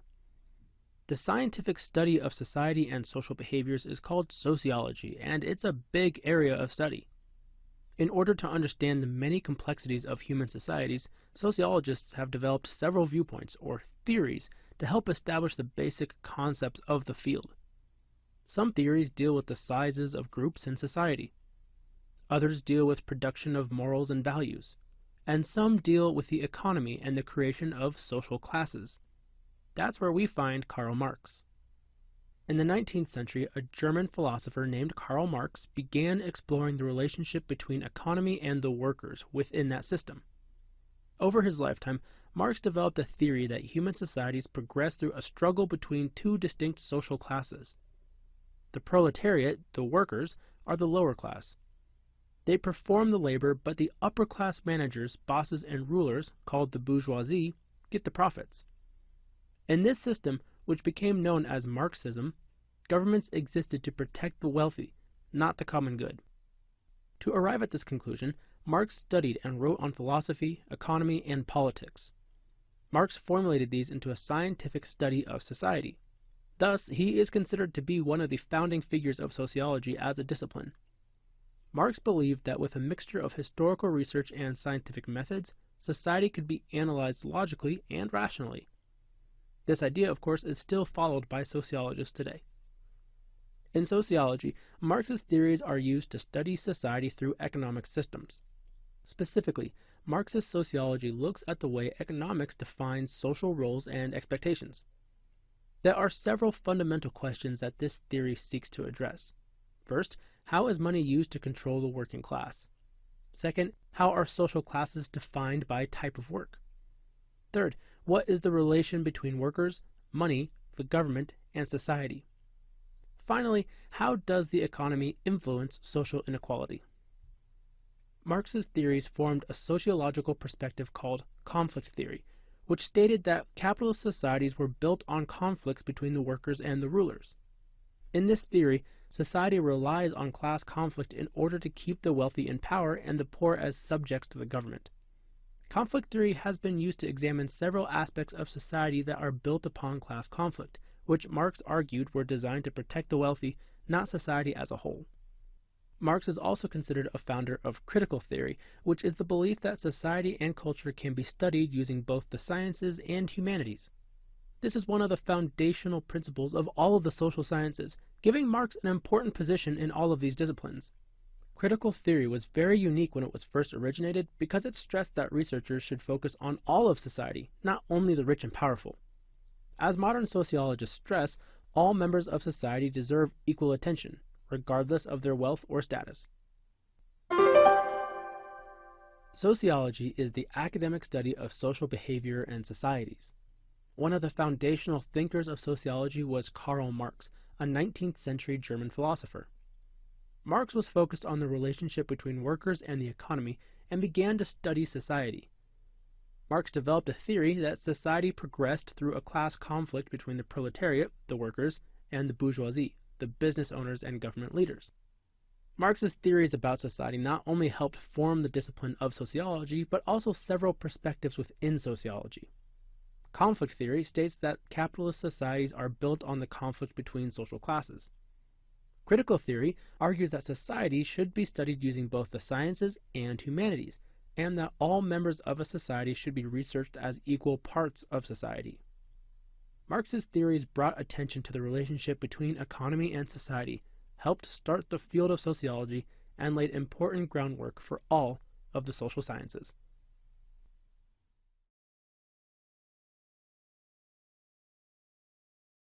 Societies have existed for a long time. A really long time, like hundreds of thousands of years.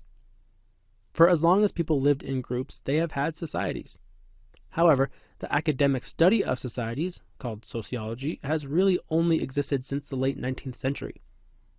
In this time period, several intellectuals began discussing the influence of societies on human lives, and set the foundations for the field of sociology. One of the most influential figures in this movement was a French philosopher named Émile Durkheim, whose works tackled issues of social development. Starting a new academic discipline is a major job, and many of Durkheim's theories were targeted at what sociology is and how it should be researched. The first step was to define sociology itself. Durkheim argued that the fundamental goal of sociology was to identify social facts, which are social forces that exist independently of individual people, but still greatly influence their lives. In other words, these are parts of society that do not exist because specific people consciously create them. Society creates these facts itself. An example would be manners, or the proper roles of behavior in various social settings. Durkheim called these facts because they have as profound an influence on people's lives as the laws of science, like gravity, and exist beyond the ability of a single person to accept or reject. Even if a person chooses to ignore a social fact, the fact still exists within that society. Durkheim saw society as a compilation of social facts and was interested in what holds these facts together. Durkheim developed a theory that society is held together by a shared set of beliefs, ideas, and values called the collective conscious. These values are so strong that they unify people within a society and form the basis of that society. Durkheim argues that both social facts and the collective conscious become strong enough that they almost adopt a life of their own, existing independently of individual people. Just think of the United States. Our collective conscious values equality, democracy, and freedom. We don't individually think about these values all day, every day, but they form the framework of the society that we live in. A single person cannot simply decide that these values no longer exist, not even the president. Our society exists, and it is an influential part of our lives. With these theories, Emile Durkheim helped to establish the framework of sociology in terms of what sort of questions sociologists seek to answer. So now sociology had research goals.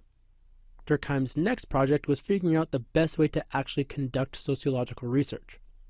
Durkheim felt social facts were as real as any laws of science, so he stressed that society should be studied like a science. This meant that sociologists, like scientists, needed to develop research questions and hypotheses that could be studied with controlled experiments and observation. Additionally, just as scientists do their best to ensure that their experiments are objective or without human bias, sociological research needed to be unbiased as well. Therefore, social facts should be studied in their relationship to society or other social facts, and not to the researcher. For example, a sociologist researching manners wouldn't focus on their own personal feelings about manners. Instead, their research should focus on how manners help hold society together. For Durkheim, sociology was the science of studying institutions, meaning large forces like society itself, rather than individuals in society. Modern sociologists research individuals and social roles as well, but Durkheim's framework was still instrumental in establishing the field. In fact, social science in general owes much of its research methodology to Emile Durkheim. Sociology is the academic study of social behavior and societies. One of the most prominent founding figures of this discipline is Emile Durkheim, a French philosopher who was interested in the idea of scientifically researching society. Durkheim established several fundamental principles of sociology. In terms of the research goals of sociology, Durkheim focused on how society was held together by social facts, which are social forces that exist independently of individual opinions. These facts are linked in the collective conscious, which is the shared beliefs and values that unite people. Durkheim believed that society was as real and influential on people's lives as any law of science, so he stressed studying society like a science. This established the research methodology of sociology. Sociologists use scientific methods to study society, including the development of experiments to test a hypothesis with observable data. Durkheim also insisted that sociologists conduct their research in the most unbiased way possible, just like other scientists. Society is a major part of our lives, and societies have existed for a long, long time. Now, after all of that time, we have the tools to help us study society, and we can thank Emile Durkheim for that.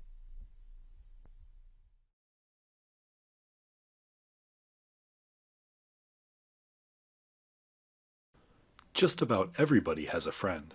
Some people have just a few friends, while other people have many friends. Many people can break their friends down into groups. We might play sports with some friends, while others might be our favorite coworkers.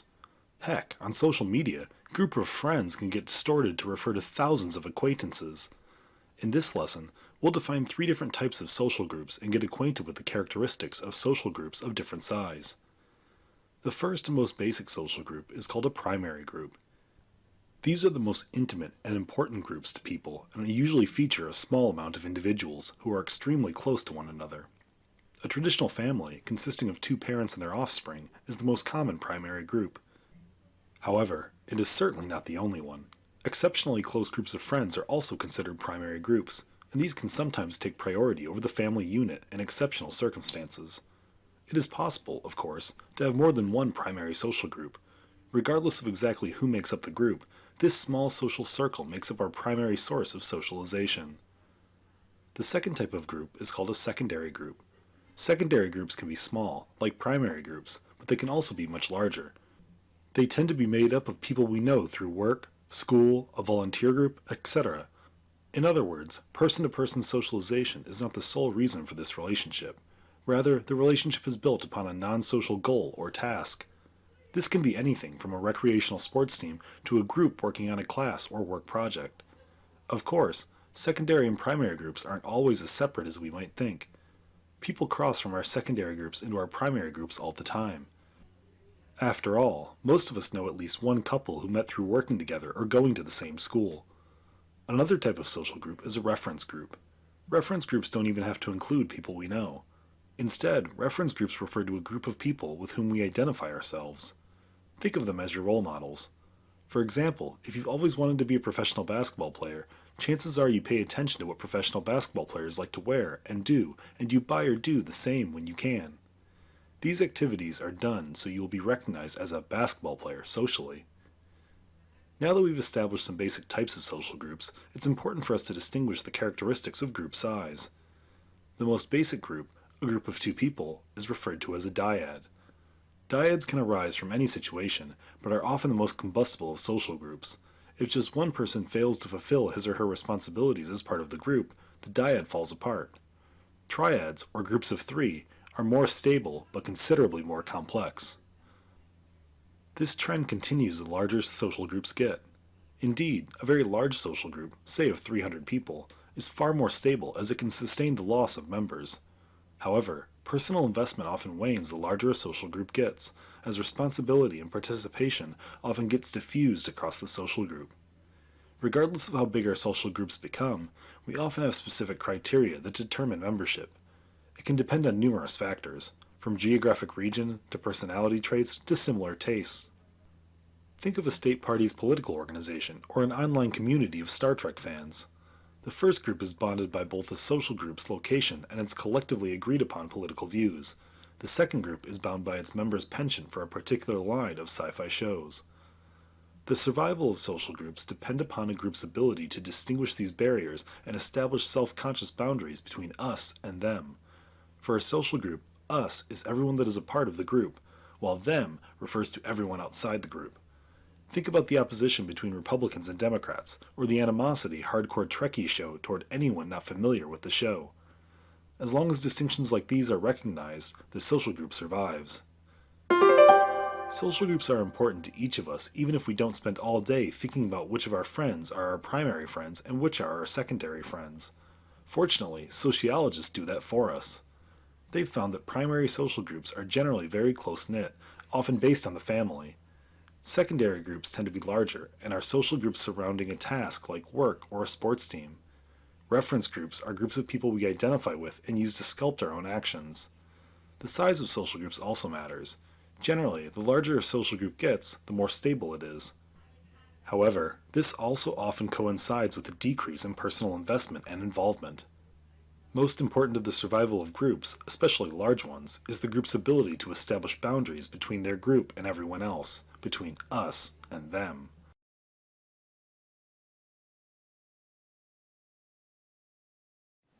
Imagine you are walking along Main Street in a nearby city. What groups of people would you see if you looked around? There would certainly be groups of people driving, walking, and shopping, but there would also be groups of people working in stores, restaurants, medical facilities, and more. In addition to a plethora of social groups, our modern society is filled with formal organizations. A formal organization is a type of group that is deliberately constructed and whose members are organized to achieve a specific goal. Churches, schools, hospitals, and companies are just a few examples. Modern formal organizations allow us to accomplish tasks in the most efficient way possible. Could you imagine how our society would run without government, businesses, and healthcare institutions? We've discussed the characteristics of social groups in other lessons, but have mainly focused on informal groups like families and friends. There are a few characteristics that must be present in order for a group to be considered a formal organization. These include 1. A deliberate division of labor and power. 2. A written set of rules, policies, and procedures. 3. A system for replacing members. Families, groups of friends, and ethnic groups are not formal organizations because they do not have these features. However, churches, schools, hospitals, and companies are examples of formal institutions because they meet all three of these characteristics. For example, a school has a division of labor and power among students, faculty, and staff. Each person has a defined role and is allocated specific responsibilities and limited power. Rules, policies, and procedures are determined by the federal and state government, school board, and so on. Finally, any faculty or staff member that breaks rules or goes against norms can be replaced by someone else who is willing and able to meet expectations. These three characteristics are present in the structure of all formal organizations. However, there are three types of formal organizations, and each has its own way of maintaining control over its members. The first type is a coercive organization, which maintains control through force. Once you enter a coercive organization, you cannot leave without permission. The culture is one of strict obedience and order, and members are typically stripped of individuality and forced to conform. A prison is a good example of a coercive organization. Membership is not voluntary. Inmates are stripped of their belongings, forced to wear identical clothes, and are identified by a number instead of by name. There are strict rules, and prison guards are present at all times to enforce them. The military is another example of a coercive organization. Although entrance to the military is usually voluntary, you cannot exit without being discharged or retiring. Members of the military wear uniforms and similar hairstyles. They have strict rules for how to behave and must follow a chain of command. In any coercive organization, life is routine and rules are very important. The second type of formal organization is a utilitarian organization, which maintains control through bartering. People join utilitarian organizations because they have something to gain. The culture is one of productivity and purpose. Members are compensated for their contributions. If you are employed, you are likely a member of a utilitarian organization. You have individual responsibility and receive wages for your contributions. Colleges and universities are also examples of utilitarian organizations. For the money and effort put into your classes, you receive credentials and a diploma confirming your degree. A large percentage of people in modern societies spend a great deal of time in utilitarian organizations. The final type of formal organization is a normative organization, which maintains control through shared moral commitment. Membership in normative organizations is purely voluntary. People join because they want to or because of a strong, positive sense of obligation. Members work together to promote an important social cause. Churches, political parties, and fraternities are examples of normative organizations. Members join voluntarily and share a positive sense of unity and purpose. It's important to note that not all formal organizations fit neatly into these three categories. An organization can have characteristics of all three types of formal organizations. However, it is almost always the case that there will be a dominant category. For example, the military could be considered utilitarian because some members join to receive certain benefits. They barter their service for the remuneration they receive. The military could also be considered normative because some members join out of civic responsibility. They have a strong sense of moral obligation and take great pride in their membership. However, when thinking about the military as a whole, it is predominantly a coercive organization because of its rigid structure and control. Our modern society is filled with formal organizations that help us to accomplish tasks in the most efficient way possible. A formal organization can be defined as a type of group which is deliberately constructed and whose members are organized to achieve a specific goal. All formal organizations have a deliberate division of labor and power, a written set of rules, policies, and procedures, and a system for replacing members. Families, groups of friends, and ethnic groups are not formal organizations because they do not have these features. However, churches, schools, hospitals, and companies are examples of formal institutions because they meet all three of these characteristics. There are three main types of formal organizations: coercive, utilitarian, and normative. Although a formal organization can have characteristics of all three categories, it typically has a dominant type. A prison is an example of a coercive organization, which maintains control through force. Businesses and schools are examples of utilitarian organizations, which maintain control through bartering.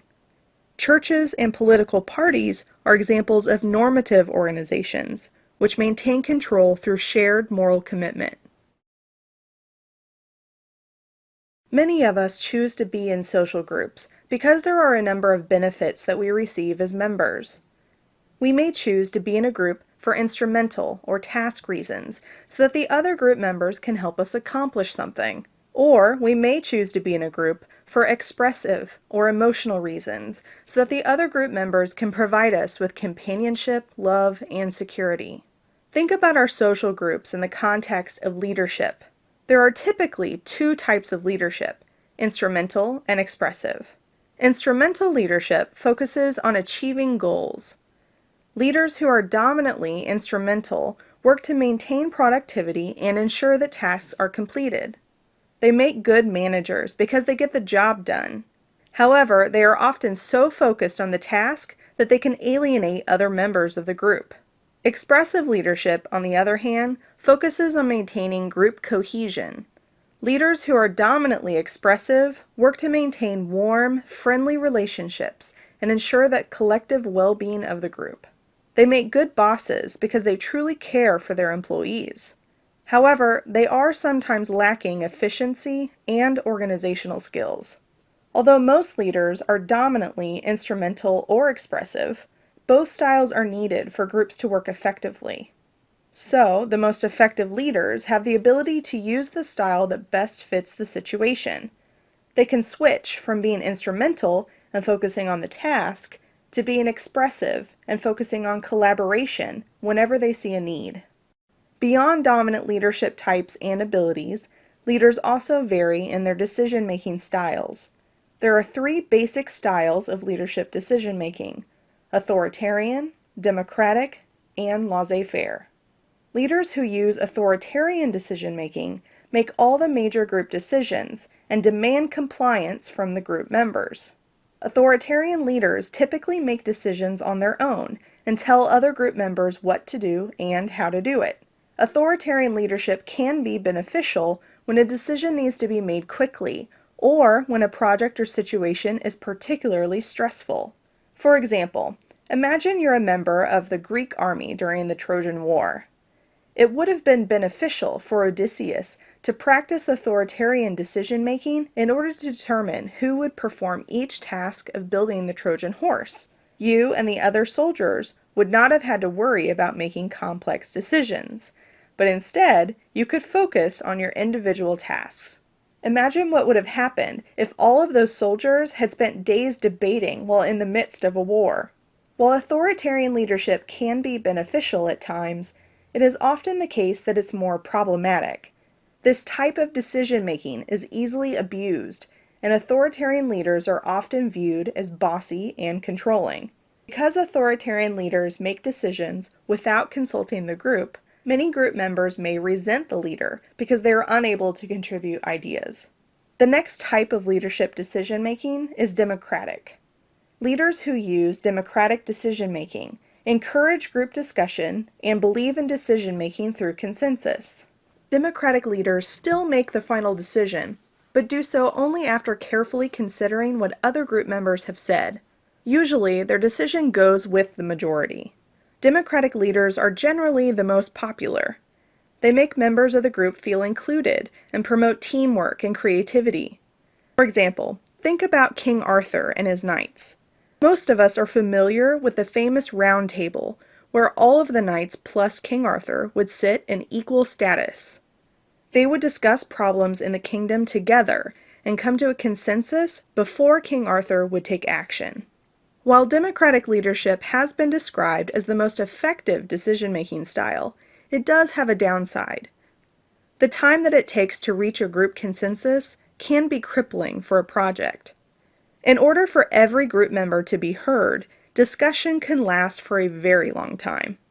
This can lead to frustration and sometimes even uncompleted projects. Laissez-faire, loosely translated, means to leave alone in French. Therefore, leaders who use laissez-faire decision-making let the groups make their own decisions. They are only minimally involved, basically sitting back and letting the group function on its own.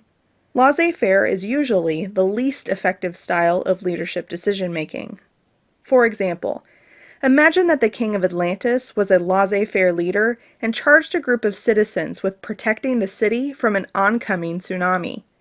The group was divided on the best solution, and since the king never intervened and made a decision, no fortifications were made, the city was lost, and history was made. For the most part, laissez-faire decision-making is considered negative. However, it can be effective in situations where group members are highly skilled and motivated. If they are capable of working and making decisions on their own, sometimes it is best to leave them to their own devices. In summary, leaders of groups can be divided into two different types: instrumental and expressive. Leaders who are dominantly instrumental focus on achieving goals and completing tasks, while leaders who are dominantly expressive focus on maintaining group cohesion and ensuring the collective well-being of the group. The most effective leaders have the ability to be both instrumental and expressive, and choose which type of leadership to use depending on the situation. Beyond dominant leadership types and ability, leaders also vary in their decision-making styles. There are three basic styles of leadership decision-making: authoritarian, democratic, and laissez-faire. Authoritarian leaders rule their groups. Democratic leaders try to include everyone in the decision-making process, and laissez-faire leaders let the group function without much, if any, interference. Authoritarian is effective when there is a time crunch or the situation is particularly stressful. However, authoritarian leaders are typically disliked by group members who would prefer to have a say. Democratic decision-making is generally the most popular style, as it includes the entire group and promotes cohesiveness. Laissez-faire decision-making is usually the most ineffective and is only beneficial when the group members are highly competent.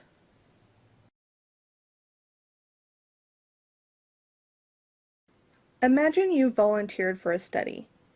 You arrive and sit at the end of a row that has 4 other participants. The presenter gives you 2 cards. One has 1 line and the other has 3 lines. You are asked to compare the length of the 1 line with the other 3 to determine which is the same length as the original line. The other participants give their answers one by one. They unanimously give an answer that is clearly wrong. When it's your turn, do you change your answer to match theirs, or do you stick with the answer you know is correct? This scenario is actually part of a famous experiment conducted by Solomon Asch in 1951. The purpose was to study social conformity, which is a type of social influence that results in a change of behavior or belief in order to fit in with a group. Asch wanted to see how often people conform and why. In his experiment, the person at the end of the row was actually the only participant. The other people in the room were actually actors and were purposely giving the incorrect answer to some of the questions. Asch measured the number of times each participant conformed to the obviously incorrect answer. Approximately 25% of the participants conformed most of the time, and an additional 50% of the participants conformed at least once. That means that only 25% never conformed. This study is well known and demonstrates the power of social influence. When the participants were asked why they went along with the clearly incorrect answer, most of them said that they had just gone along with the group in fear of being ridiculed. Some of them even said they believed that the group's answer was correct and that they must have been missing something. These answers represent the 2 types of social conformity: normative and informational. Normative conformity is conformity that occurs because of the desire to be liked and accepted. Most people probably think of peer pressure amongst teens when they think of normative conformity, and for good reason. Most teens and preteens are particularly vulnerable to influence because they long to be accepted by their peers. I'm sure when you were a teenager, you heard the phrase, "If all of your friends jumped off a bridge, would you do it too?" Peer pressure is certainly a good example of normative conformity, but it happens to adults too. For example, have you ever attended a performance that was at best mediocre? Maybe it was a play you saw and you thought it was just okay. However, at the end of the play, several people around you may have stood while clapping. It wouldn't take very long for every person in the auditorium, including you, to participate in the standing ovation. Even though you didn't think the performance was necessarily deserving of the praise, you joined in rather than remaining seated so you wouldn't stand out like a sore thumb. Standing ovations, peer pressure, fashion trends, body image, and following traditions are just a few examples of normative conformity.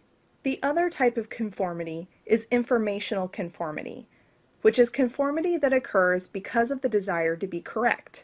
In Asha's experiment, some of the participants stated that they believed they must be wrong since no one else agreed with them. They changed their answer so that they would be right.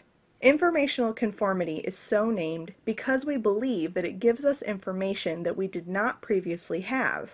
For example, imagine you walk into a food court at a mall. There are 3 stalls open, yet the entire crowd is seated and eating in front of only one of them. Would you, as the newcomer, assume that that particular stall has the best food because everyone else is eating there? Informational conformity typically comes from the thought of, they must know something I don't know. In many situations, we are unsure of how to act or what to say. So another example of informational conformity is when we travel to other countries. Typically, we're unsure of how to act and rely on our observations of others to point us in the right direction. When we change our behavior based on the actions of the locals, we are demonstrating informational conformity. Neither normative conformity nor informational conformity should be confused with obedience.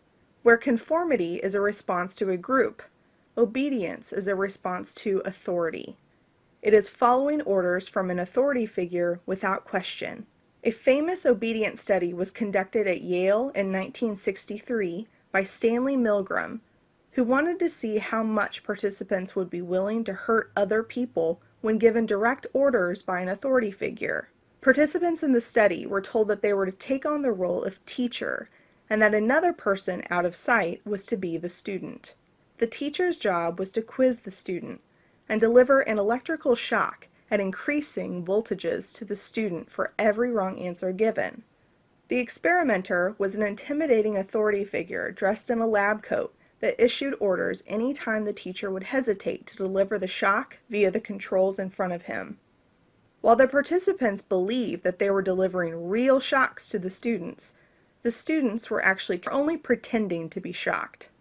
Long story short, 26 of the 40 participants in the study delivered the maximum shock, which should have been lethal. Only 14 stopped before reaching the highest level. Most of the participants became extremely upset and angry at the experimenter, sweating, trembling, crying, etc. Yet they continued to be obedient and followed orders all the way to the end. So why did they do that? Milgram concluded from his study that people obey either out of fear or out of a desire to appear cooperative, even when acting against their own morals. This experiment played a huge part in our understanding of the powerful nature of obedience and how it is different from conformity. With conformity, individuals choose to change their behavior because of their need for acceptance or because they're not sure what to do. With obedience, individuals feel they must exhibit a certain behavior because of orders from an authority figure. In summary, social conformity is a type of social influence that results in a change of behavior or belief in order to fit in with a group. The 2 types of social conformity are normative conformity and informational conformity. Normative conformity occurs because of the desire to be liked and accepted. Peer pressure is a classic example of normative conformity. On the other hand, informational conformity occurs because of the desire to be correct. It typically happens because we assume that others know something that we don't. Social conformity is different from obedience, although they are both very powerful. Where social conformity is a response to a group, obedience is a response to authority. People typically obey commands out of fear or out of a desire to appear cooperative. Social groups are a basic part of human life. Except in rare cases, we all typically belong to many different types of social groups. Our groups give us security, companionship, values, norms, and so on. Beyond our primary groups of family and friends, most of us have several secondary groups that exist at work or school. With every group we're in, we see different effects, advantages, disadvantages, and consequences. The effects we'll discuss in this lesson are groupthink, social loafing, and social facilitation.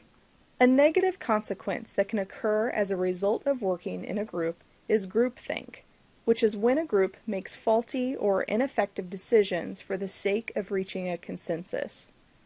In other words, group members are so focused on avoiding conflict and maintaining harmony that they reach a consensus without even considering alternatives. For example, imagine you're with a group of colleagues and you've decided to have lunch together. One person suggests a Chinese restaurant, and everyone agrees, so you all head to the restaurant together.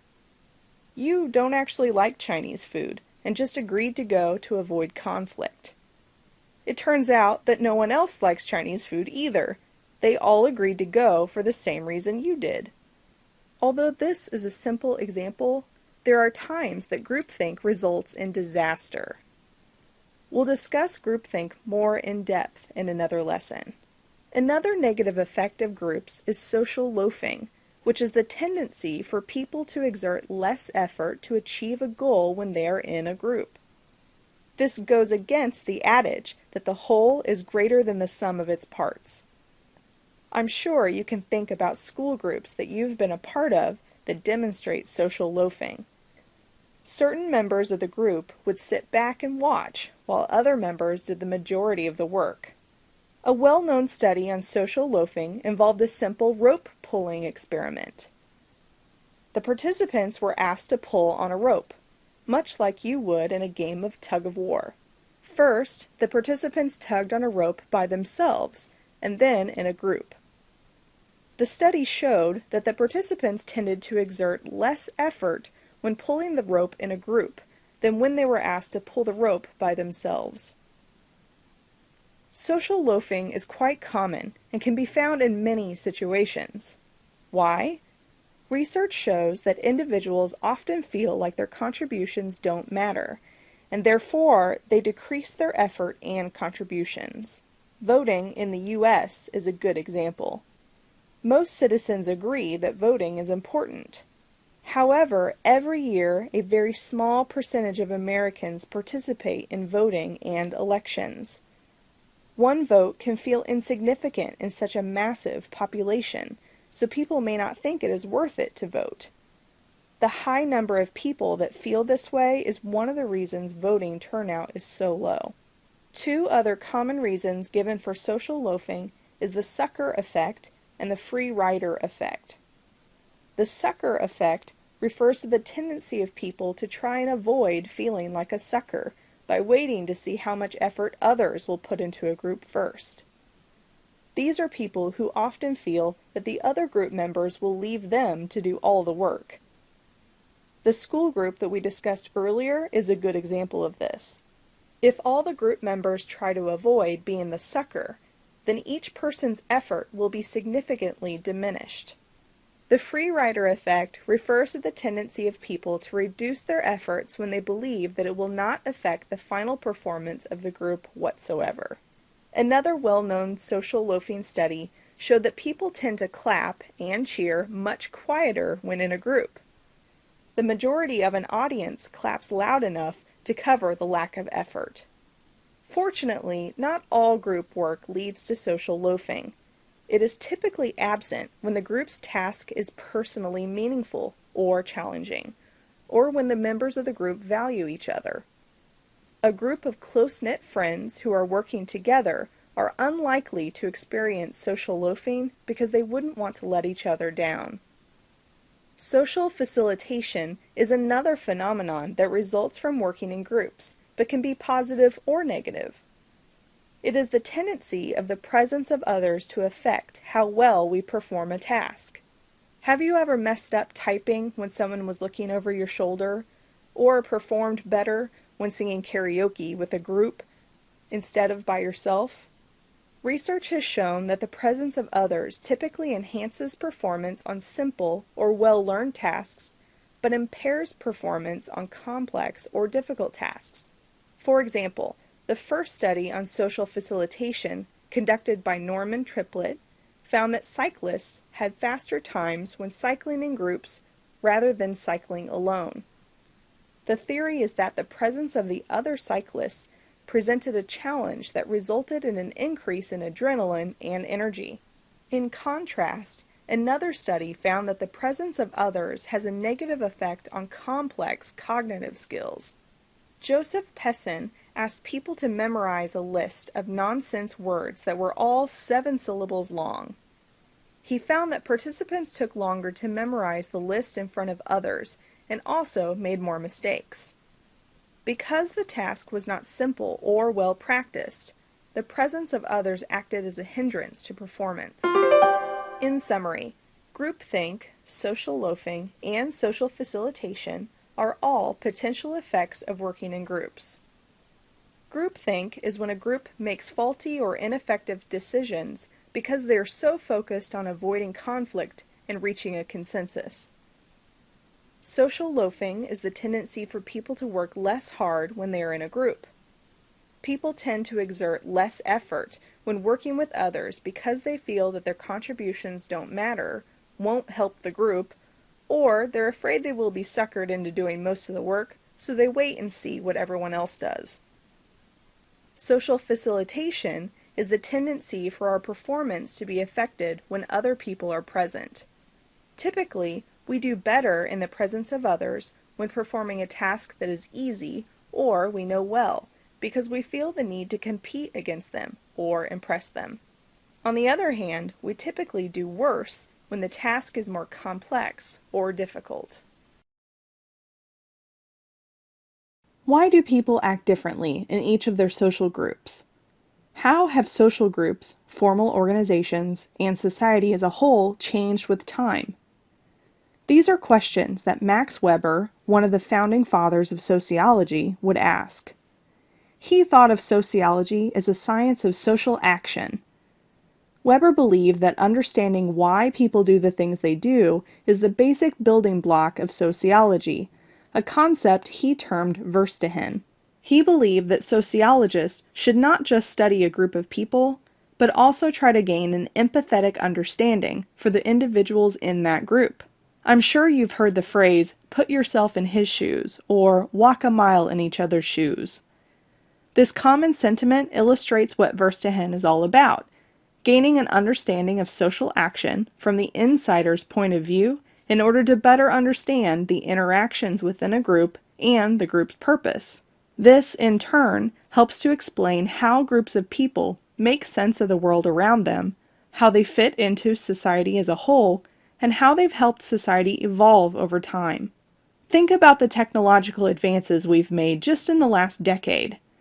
If you were to travel back in time and introduce the same technology hundreds of years sooner, the people of that time period would likely think it was magic.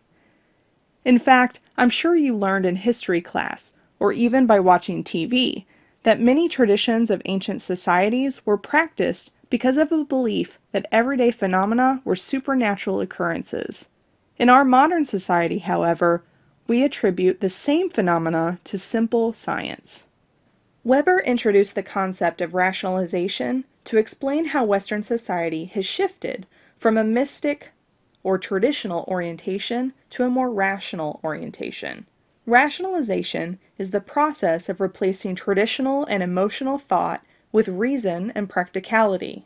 Weber believed that most societies throughout history were governed by tradition, and that the most significant trend in modern sociology is an increasing rationalization of every part of our daily lives. The rise of scientific study, the development of capitalism, and the introduction of bureaucracy into government over the last 200 years or so are all large examples of this trend. We can look at additional evidence just in the last few generations. For example, how did you or would you choose which college to attend? If you chose a college for its ability to prepare you for a desired profession, you would be using rational thought to make your decision. On the other hand, if you were to choose a college simply because your parents and grandparents went there, you would be using traditional thought to make your decision. As rationalization continues to occur in our society, more and more college students use rational thought over the traditional thought of past generations. There are both advantages and disadvantages to the continued rationalization of our society. Weber believed that a bureaucracy, a rigid, formalized organizational structure, was, for the most part, an example of an advantage or positive consequence of rationalization. According to him, the characteristics of an ideal bureaucracy made it the most stable type of organization. As a result, bureaucratic systems are capable of handling more complex operations than traditional systems, which has helped our society grow and advance. A disadvantage or negative consequence of rationalization and bureaucracy is what Weber termed the iron cage, which he described as a social order so organized and rational that it traps people inside an invisible prison. In other words, society is continually rationalized until it prohibits individual freedom, expression, and potential. If you've ever seen Doctor Who, you can think of the iron cage as the society the Cybermen try to create. Everything about the world is uniform, and there is no tolerance for individuality. Weber identified 4 types of rationality that we all use: practical, theoretical, substantive, and formal. Practical rationality is used to complete daily tasks and activities in a practical way. It helps us decide on the best course of action for each event in our lives. You use practical rationality when deciding what to eat for each meal and what to wear every day. Theoretical rationality is more abstract and involves logical deduction. It is used to conceptualize and understand the world around us. You use theoretical rationality when learning a new, abstract concept and when using deductive and inductive reasoning. Substantive rationality is used to make choices between right and wrong based on our own values. You use substantive rationality when opening the door for someone and volunteering for a nonprofit organization. Similarly, formal rationality is also used to choose between right and wrong. However, instead of basing the decision on morality and values, it is based on rules, regulations, and laws. You use formal rationality when obeying the speed limit and paying taxes. It is on this last type of rationality that Weber's concept of rationalization is based. His fear was that formal rationality was becoming more and more dominant in our society, and substantive rationality was declining in importance. For example, formal rationality tends to be impersonal, and rules are frequently followed for their own sake. Weber feared that this would become so common that people would assume it always made the most sense to follow the standard procedure. This would choke innovation and individuality and result in the iron cage. In summary, Max Weber believed that Verstehen, which is the method of understanding why people act the way they do, is the building block of sociology. Studying motivation helps us to understand the action of people in their social groups, which then helps us understand how and why society has changed over time. One of the biggest changes that Weber identified was the continued rationalization of society. Rationalization is the process of replacing traditional and emotional thought with reason and practicality. The rise of scientific study and the development of capitalism and bureaucracy provide evidence of this trend. Although rationalization has resulted in technological advances and more efficient operations, Weber feared that it would eventually result in an iron cage with a dehumanized, uniform society. In our modern society, Trends and technology become such a large part of everyday life that people start to use them as verbs and adjectives. For example, when's the last time you Googled something, blogged about a recent trip, or saw that a new game had been Facebookized? George Ritzer basically did the same thing with the fast food restaurant McDonald's in his best-selling book, The McDonaldization of Society. He defines McDonaldization as the process by which principles of fast food restaurants have come to dominate virtually every aspect of society. McDonald's and other fast food restaurants offer an alternative to labor-intensive, home-cooked meals that have been attractive to busy families since the 1950s. Two of their most appealing qualities are convenience and affordability. These qualities, and similar principles, are becoming increasingly important in all aspects of our modern society. The building block of McDonaldization is Max Weber's concept of rationalization, which is the process of replacing traditional and emotional thought with reason and efficiency. Weber believed that most societies throughout history were governed by tradition, and that the most significant trend in modern sociology is an increasing rationalization of every part of our daily lives. He also believed that rationalization would continue until our society would become an iron cage, dehumanizing everyone and creating an extreme level of uniformity. Likewise, Ritzer uses McDonald's as a metaphor for the over-rationalization of society. The popularity of the restaurant itself is a perfect example of rationalization, because traditional home-cooked family meals have been replaced with meals of practicality and convenience. Continued rationalization has led to sectors beyond the fast food industry becoming increasingly uniform and automated. Ritzer identifies four main principles of McDonaldization: predictability, calculability, efficiency, and control. These are all characteristics of McDonald's and other fast food restaurants. However, they continue to be characteristics of other changing industries, such as shopping districts, education, healthcare, and more. Let's look at an example of each principle. First is predictability. Customers of McDonald's can predict the food menu. You'll find the same Big Mac in California as you would in New York.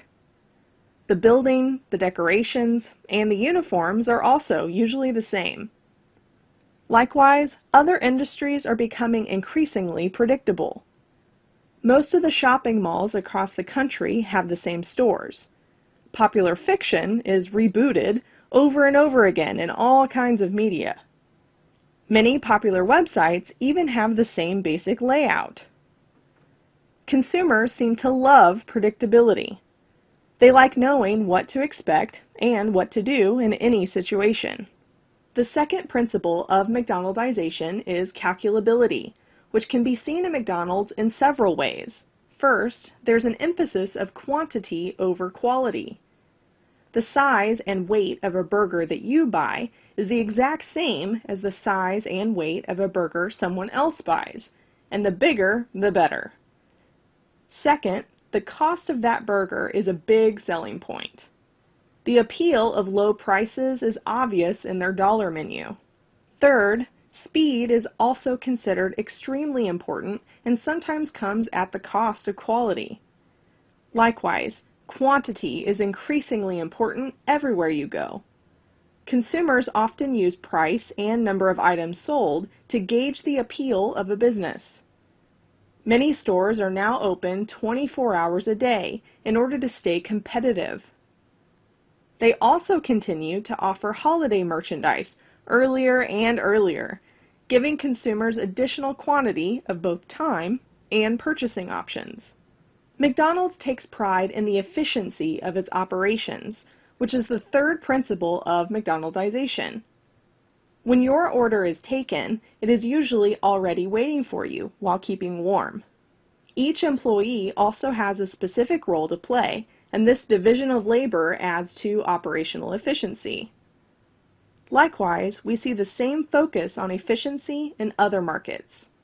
For example, If you have to go to the emergency room of a nearby hospital, you will see a triage nurse who will assess your symptoms and treat minor conditions before you ever see a doctor. This allows the ER doctor to treat patients more efficiently. Another example is speed dating, which allows individuals to gather for a production line style of short face-to-face meetings with each other, simplifying and speeding up the normally time-consuming process of meeting a variety of people. The final principle of McDonaldization is control. McDonald's controls its employees by giving them specific direction on how to act, what to say, and how to dress. There's even a training program called Hamburger University that is designed to introduce employees across the globe to the company's standards and practices. Ritzer says that the substitution of non-human for human technology is also a part of control. Most food ingredients at McDonald's are pre-packaged, pre-measured, and automatically controlled whenever possible. Machines help the employees make and serve all of the food. It goes on and on. Likewise, technology is being used in all industries to maximize control. During the cruise phase of airplane travel, pilots rely heavily on the use of autopilot.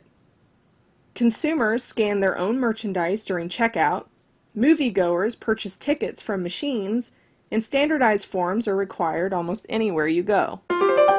In summary, George Ritzer was the author of one of the most influential sociology books of all time. He coined the term McDonaldization, which represents the process by which principles of fast food restaurants have come to dominate virtually every aspect of society. The theory is based on Max Weber's concept of rationalization, which is the process of replacing traditional and emotional thought with reason and efficiency. Ritzer uses McDonald's as a metaphor for the over-rationalization of society. It consists of four main principles: predictability, calculability, efficiency, and control. These characteristics can be seen in McDonald's and other fast food restaurants, but they continue to be seen in other industries as well. Yesterday, Tyler walked into the 24-hour convenience store and robbed the cashier. Anna received a ticket for driving 10 miles faster than the speed limit. Gretchen, who was just married, decided to keep her maiden name instead of taking her husband's surname. Of these three individuals, which would you label as a deviant? Would it surprise you that all three would actually be considered deviants in our society? Deviance is defined as any action that is perceived as violating a society's or group's cultural norm.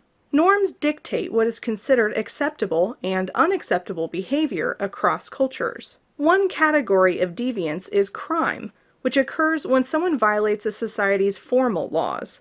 Criminal deviance spans a wide range of behavior, from minor traffic violations to arson to murder. Our previous examples of Tyler robbing a convenience store and Anna driving over the speed limit both fit into this category. However, laws make up only one piece of a complex system of countless rules, formal, informal, written, implied, etc., to which we are expected to conform. Any act of nonconformity to these rules is considered deviant.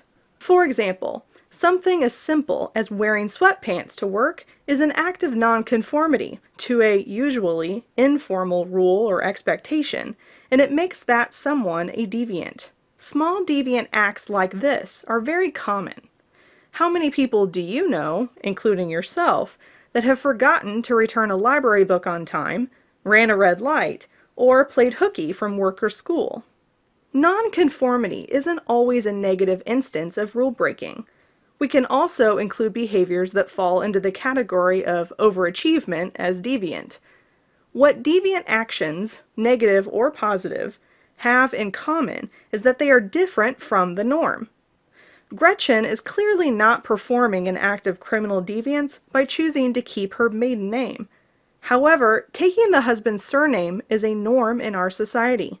Because she violated that norm, she is still performing a deviant act. The concept of deviance is complex because norms vary across cultures, and what one group or society considers deviant may not be considered deviant in another group or society.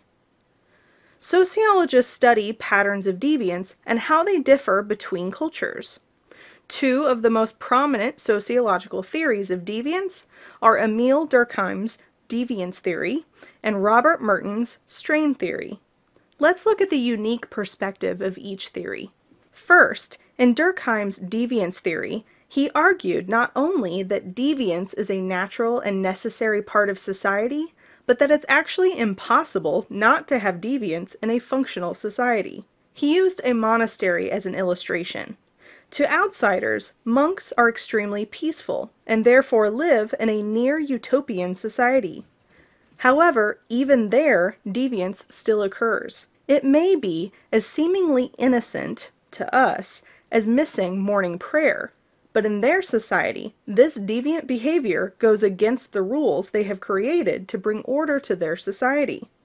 Breaking one results in negative social reactions. Since deviance can severely disrupt social order, it may seem like a paradox that can actually be a good thing in society. However, according to Durkheim, deviance performs four essential functions. First, it affirms cultural norms and values. Seeing someone suffer or be punished for a deviant act reinforces what society sees as acceptable or unacceptable behavior. Second, deviance clarifies moral boundaries and teaches us right from wrong. Third, it brings people together. People become united in their shared response to deviance, like when people across the U.S. united in shock and grief after the attacks of September 11th. Finally, according to Durkheim, the fourth function of deviance is that it encourages social change. American history is full of individuals who pushed society's moral boundaries and promoted social change, like Rosa Parks and Martin Luther King Jr. One example of how deviance can promote social change is the fact that Gretchen keeping her maiden name is not as much of a big deal as it used to be. In the past, women who did not take their husband's surname after marriage were considered scandalous. Keeping their maiden names greatly contradicted an important norm in society. Over time, however, as society reevaluated the rights of women, this norm became less important. Although the number of women who keep their maiden names is still very low, those who choose to do so today are no longer shunned from society. The other sociological theory of deviance we'll discuss in this lesson is Merton's strain theory. Although Merton agreed that some deviance is necessary for a society to function, he argued that the culture and structure of society itself pressures individuals to be criminally deviant. In other words, because of certain cultural values and goals, those who lack the opportunity to legitimately meet those goals feel strained. They are pressured to use unconventional means, such as criminal deviance, to meet those goals instead. Merton used the American dream as an example. The philosophy behind the American dream is that anyone, regardless of social status and background, can achieve financial success through hard work and determination. In reality, not everyone is able to become wealthy.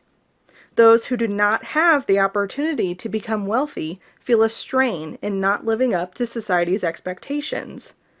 As a result, some choose to use whatever means necessary, including criminally deviant acts, to still meet their financial goals. Think about Tyler again. What was the reason he robbed the convenience store? Perhaps he wants to go to college, but can't afford it. Going to college is a norm in our society, so he would feel pressured to find a way to attend.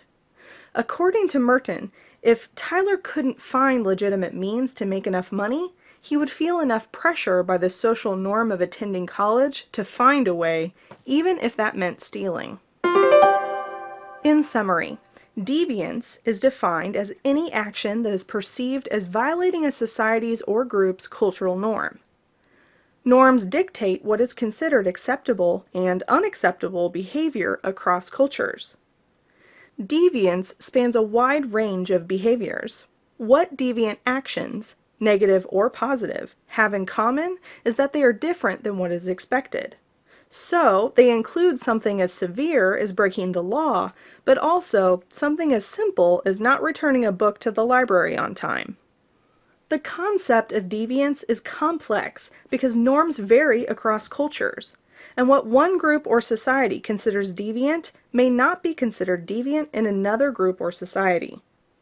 Sociologists study patterns of deviance and how they differ between cultures.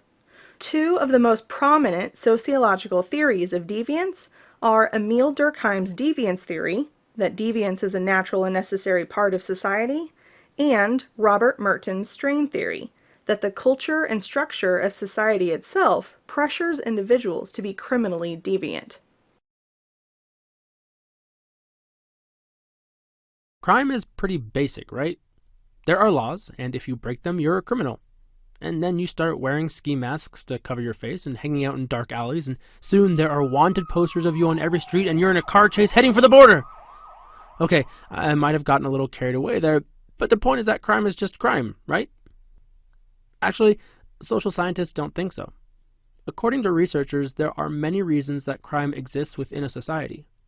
What's even more interesting is that sometimes crime is not entirely the fault of the criminal, but a fault of the system. What does a criminal look like?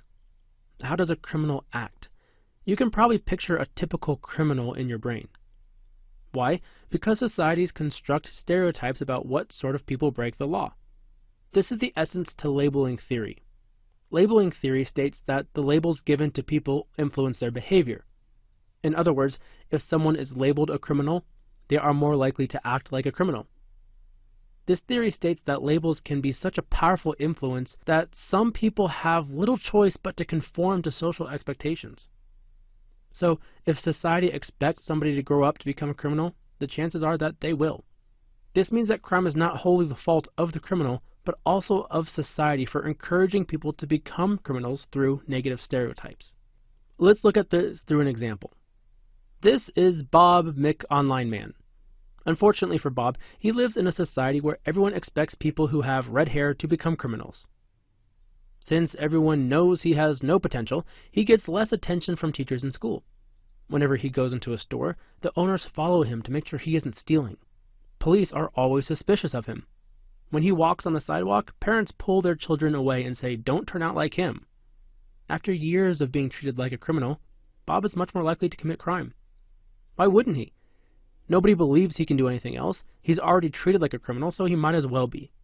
If people had decided to treat Bob differently, perhaps he would have imagined himself as a doctor or teacher or astronaut and kept out of trouble. Another attempt to explain crime in society is through the social conflict theory. This states that crime is a product of class conflict. Let's break this down into two main points. 1. Social conflict theory assumes that societies are built on a division of the rich and poor into different social classes. 2. This theory states that laws are created by people in power, or the rich, in order to protect their own wealth. This means that laws are not protecting all of society, just the wealthy. Thus, when the poor break the law, it is because the laws are unfair. The poor commit crime out of frustration, anger, and necessity because society is biased against them. This theory has been used to criticize the unfair actions of societies throughout history, particularly those with capitalist economies. Let's look at this situation again with Bob. Bob is one of the poor, who lives in a society where all of the laws protect the rich, but do not do anything to help protect the rest of the people. Thus, taxes and prices for food are very high. The poor do not have many opportunities to improve their lives, and the rich have complete control of the government. Bob tries to follow the laws. The rich get even richer, but Bob cannot afford to buy food, so he steals it. He is arrested for being a criminal, but the crime was a result of problems between the social classes, not because Bob is a bad person. Imagine how much different this would be if Bob's society valued equality and made laws that protected all the people. He doesn't need to commit crime, nor is he so frustrated that he wants to. Crime is part of society, but why? What factors contribute to the rise of crime? There are two theories that examine how oppressive societies create factors that, in turn, create crime. The first is labeling theory, which states that the labels given to people influence their behavior. In other words, if someone is labeled as a criminal, they are treated like a criminal their entire lives and are much more likely to become a criminal. The other theory is social conflict theory, which claims that crime is a product of class conflict. This applies to societies that divide people into social classes of rich and poor, and where the laws are designed to protect the wealthy, not all of society. In this theory, the poor are not represented in the law, and so they break the law out of frustration, anger, or necessity. These theories both share a simple idea. Crime does not exist because certain people are bad. It exists because society is bad to certain people.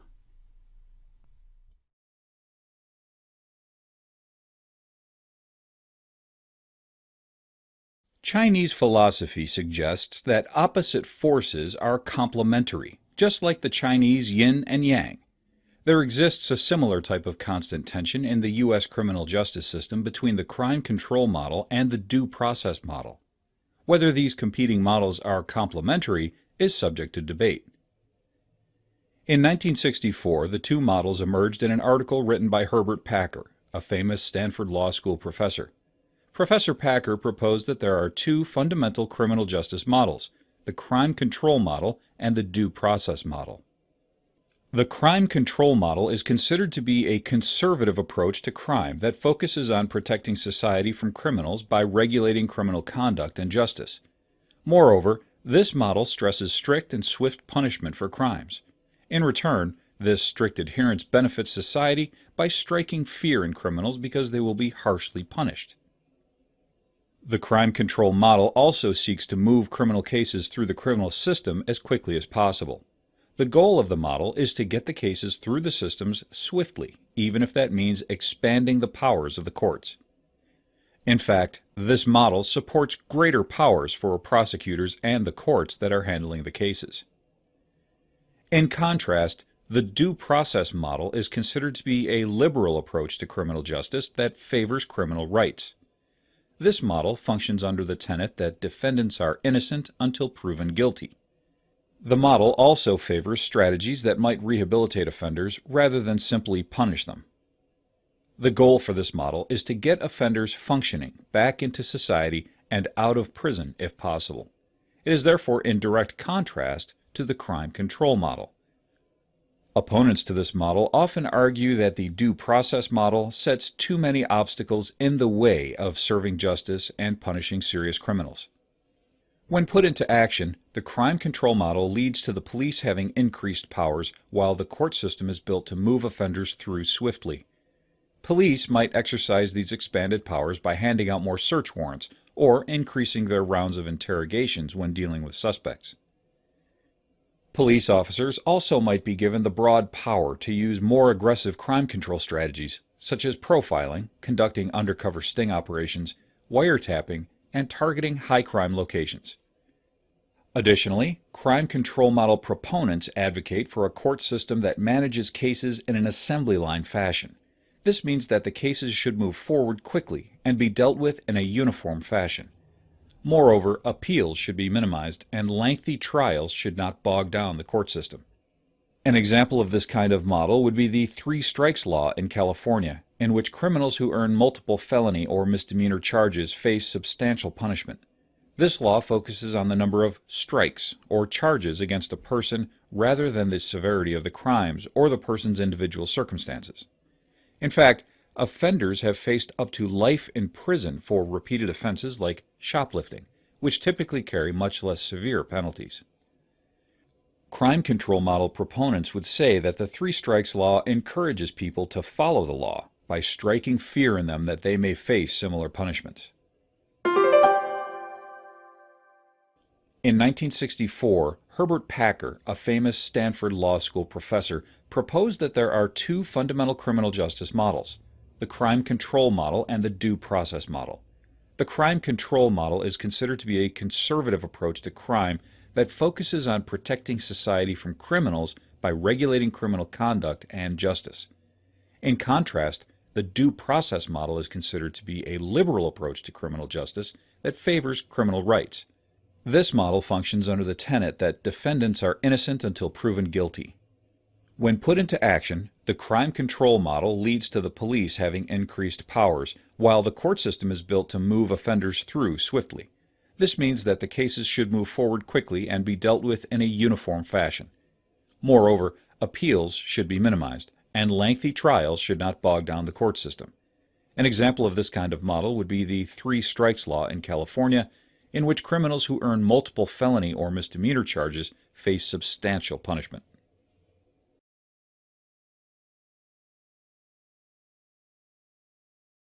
In today's lesson, we're going to make a baby. Wait, that didn't come out right. We're going to study the social and evolutionary processes that go into the creation of genetic offspring. There, that sounded more academic. The process of starting a family is complex, but very important in both evolutionary and social terms. There's a lot that goes into this, from why we choose to start a family and who we choose to start one with, all the way to what we expect the family to look like. There are rules and expectations, and hope and disappointments that go into this. It sounds messy, but hey, that's life. The first step in starting a family is picking a partner. Mate choice is defined as the process of mate selection based on the desirability of their traits. Mate choice is considered to be an important part of evolution, and a way that species pass on the most desirable traits for their survival. There are several qualifications that affect mate choice. Just think about all the things that go into your decision to date someone. Physical traits are one common qualification. This could refer to traits that indicate evolutionary benefits, like strength or speed. It could also be determined by what a certain culture finds physically attractive, from a symmetrical face to small feet to a rotund belly. Other qualifications could include intelligence, creativity, personality, and social standing. After a person has developed an interest in someone, they begin the process of getting to know that person, hoping to generate a more intimate, perhaps committed relationship. We call this dating. Social scientists refer to it as courtship. During the courtship phase, the relationship has not achieved the status or recognition of being completely official, not like a marriage. However, couples in courtship are considered to be more tied to each other than, say, strangers on the streets. It's sort of an in-between phase. The expectations of courtship are completely different by culture. In some places, the couple is always watched by a chaperone. In others, they are given freedom to get to know each other alone. Gifts are often an important part of the courtship process, from flowers and chocolates to goats. The various practices that a culture expects throughout this period are called courtship rituals.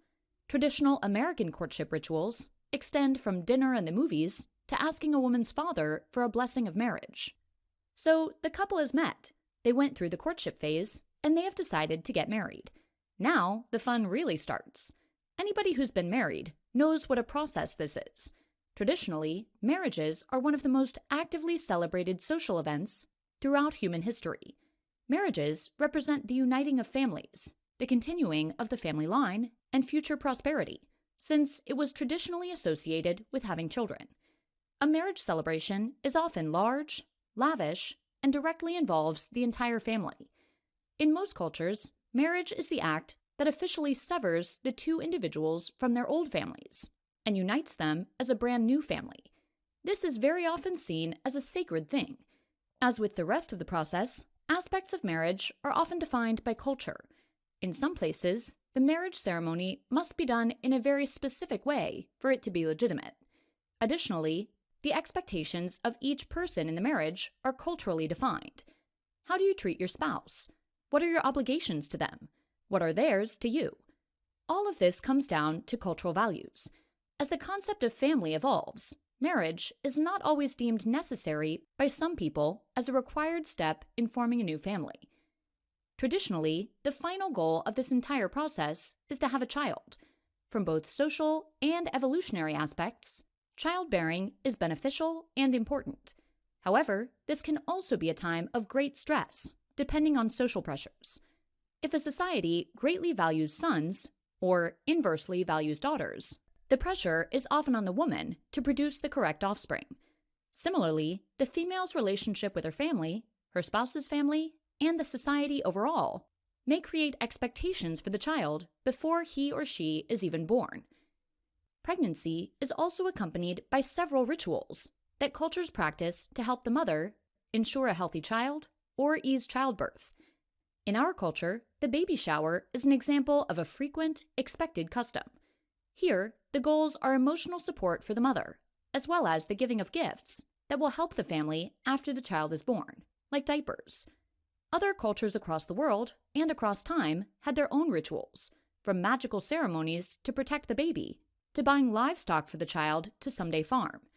This last step in the process of creating a family varies in time, as a birth couple or a couple with a surrogate may experience the full pregnancy of 9 months, but an adopting couple may experience less or more time depending on the adoption process.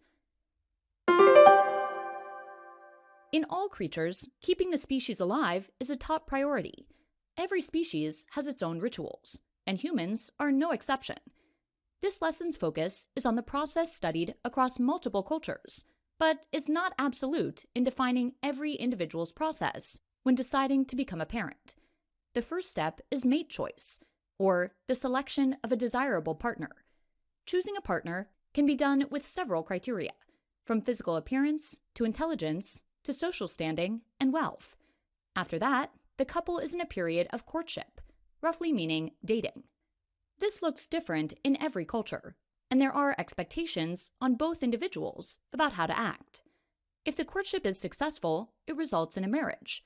In marriage, the two individuals are socially, legally, and spiritually formed into a new family. This is often accompanied by major celebrations in accordance with the customs of that culture. Traditionally, the expectation was that marriage would result in childbearing, or pregnancy. By the time the child is born, society already has expectations, plans, and gifts for him or her. So there we go. It's a long and complex process, but we did it. Throughout the history of humanity, there are actually only a few things that unite everybody. So much of our lives are determined by our cultural values that there are hundreds of ways for people to live. But there is one thing that every person in history has in common. We were all born. Being born is very useful, and that means that we all had parents, relatives, and other people who cared for us. We may not all have known our parents, but everybody had someone take care of them. Everyone across history had some form of family or another. Who we are, how we were raised, where we are going, it's all in the family. A family, at its most basic, is a group of people affiliated by genes or living situation. The simplest form of family is called the conjugal family. A conjugal family includes one husband, one wife, and their biological children. In American history, this was sometimes called a nuclear family. Conjugal families are generally assumed to have parents who are legally married. This was a major trend for a while, but in recent years has diminished as other forms of family rise in prominence. An extended family is another very common form of family, and refers to genetic family members beyond parents and children. Extended families often include grandparents, uncles or aunts, and cousins. Extended families often share resources and commonly live together. One of the quickest growing forms of family is the blended family. A blended family consists of members who are not all genetically connected. A very common example of this is when parents get divorced and marry new spouses. One parent may not be genetically related to the children, and children may not be completely related to each other. They are still a family, but it is not considered a conjugal family. In between conjugal, extended, and blended families are dozens of degrees of variation. Some families only have one parent instead of two. Historically, some cultures allowed men to have multiple wives. Domestic partnership is another way for people to be legally considered a family because they live together but are not formally married. There are many, many forms of family. Social relationship as defined by family and genetics are called kinship networks. In many cultures, kinship is both a way to organize groups and to track lineages. Kinship very often comes with a series of rules and expectations. For example, a son may have a responsibility to his mother in one culture or to his uncles in another. Overall, people within a kinship network are expected to look out for each other. Many kinship networks are concerned with descent systems, or the ways that heritage and lineage is traced in a family. In a patrilineal system, lineage is passed through the father's side of the family. This is why it is common in many Western cultures for a man to keep his last name throughout his life, while women adopt their husbands. The opposite of this is the matrilineal system, where lineage is passed through the mother's side. Jewish communities are matrilineal, passing Jewish identity through the mother. Both of these would be considered unilateral descent systems because they only consider lineage to come from one side of the family. Although these are traditionally more common, in recent years more cultures are adopting bilateral descent, where both sides of the family are equally important sources to kinship relations. So while the fact of your genetic relation to people is scientific, what that means is entirely cultural. It can and does change over time. The way a culture forms groups is important. One of the most basic ways to organize people is by family, people affiliated by genetics or living situations. There are many types of family. The conjugal family has one father, one mother, and their shared biological children. American culture often calls this a nuclear family. Extended families still rely on a genetic link, but don't limit to parents and children. Grandparents, aunts and uncles, and cousins may all live together and share resources. Blended families have people who live in traditional family units but are not genetically related. Divorce and remarriage are common ways that blended families are formed. Of course, there are many styles of families in between these three, with different combinations of members. The overall network of people who are related is called kinship. People in the same kinship network often have obligations to each other. The two most basic forms of kinship are patrilineal, tracing lineage through the father's family, and matrilineal, tracing heritage through the mother's family. Since both of these systems only consider lineage to pass from one side of the family, they are unilateral. By contrast, a bilateral system draws heritage from both sides. Anyone with a family knows that families can be complicated. Turns out, the ways we define family are just as much so. What's your last name? Mine's Moscato. It's an Italian name for someone who made wine. As children, we were often fascinated with the history of our last names. But there's something we never really thought about: where our last names really come from. Many of us got our last names from our fathers. But why? Why don't we have our mother's last name? Why not make our own? A common answer is because that's just the way it is, but this isn't true. There's nothing natural about it. It's not how everybody in history did it. It's just our culture. And there are many other ways for people around the world to keep track of their lineages. Let's start with the patrilineal system, since that's what most of us are probably familiar with. In a patrilineal culture, people are identified through the male lineage. So, you get your father's last name. He has his father's last name, and so on. This system, therefore, was a good way to record lineage, theoretically from the founder of the family down through every heir. In some patrilineal cultures, children will be much closer to their father's family than their mother's, since the woman may be seen as leaving her family to join the husband's. Most of Western culture is patrilineal. Ancient Rome used this system, as did the ancient Hebrews as presented in the Bible. This system is fairly well known to us, but in recent years has been the source of some controversy as more and more people expose it as arbitrary. The opposite of patrilineality is the matrilineal system, where lineage is traced through the female line. In this system, a family is seen as descending from the mother's family. Although matrilineal societies may pass down a family name from the mother's side, it is also somewhat common for these cultures to not use family names at all, only personal names.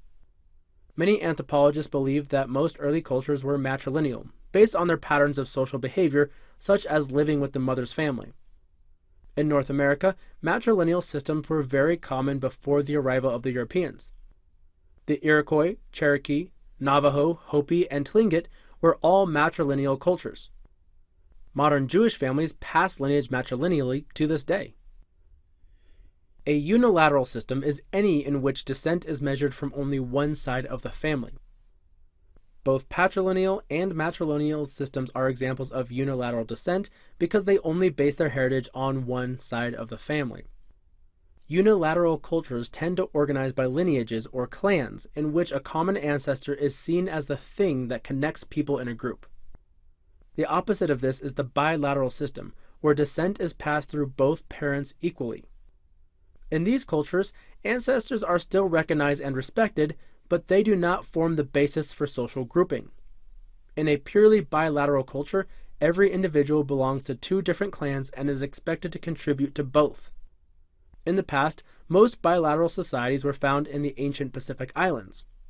Today, however, more Western nations, including the United States, are moving towards a bilateral descent system.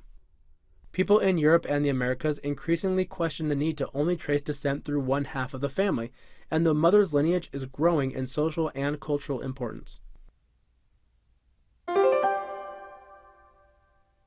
There are several different ways to measure your heritage. Some cultures rely on a patrilineal system, where lineage is passed through the male members of the family. Other cultures do the opposite and chart their lineage through the mother's side of the family. This is called a matrilineal system.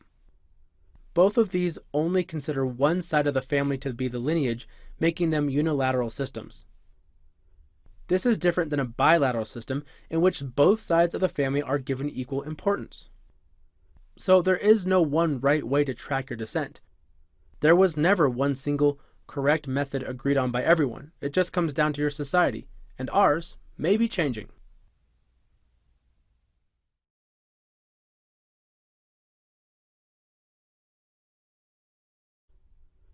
Breaking up is never easy to do.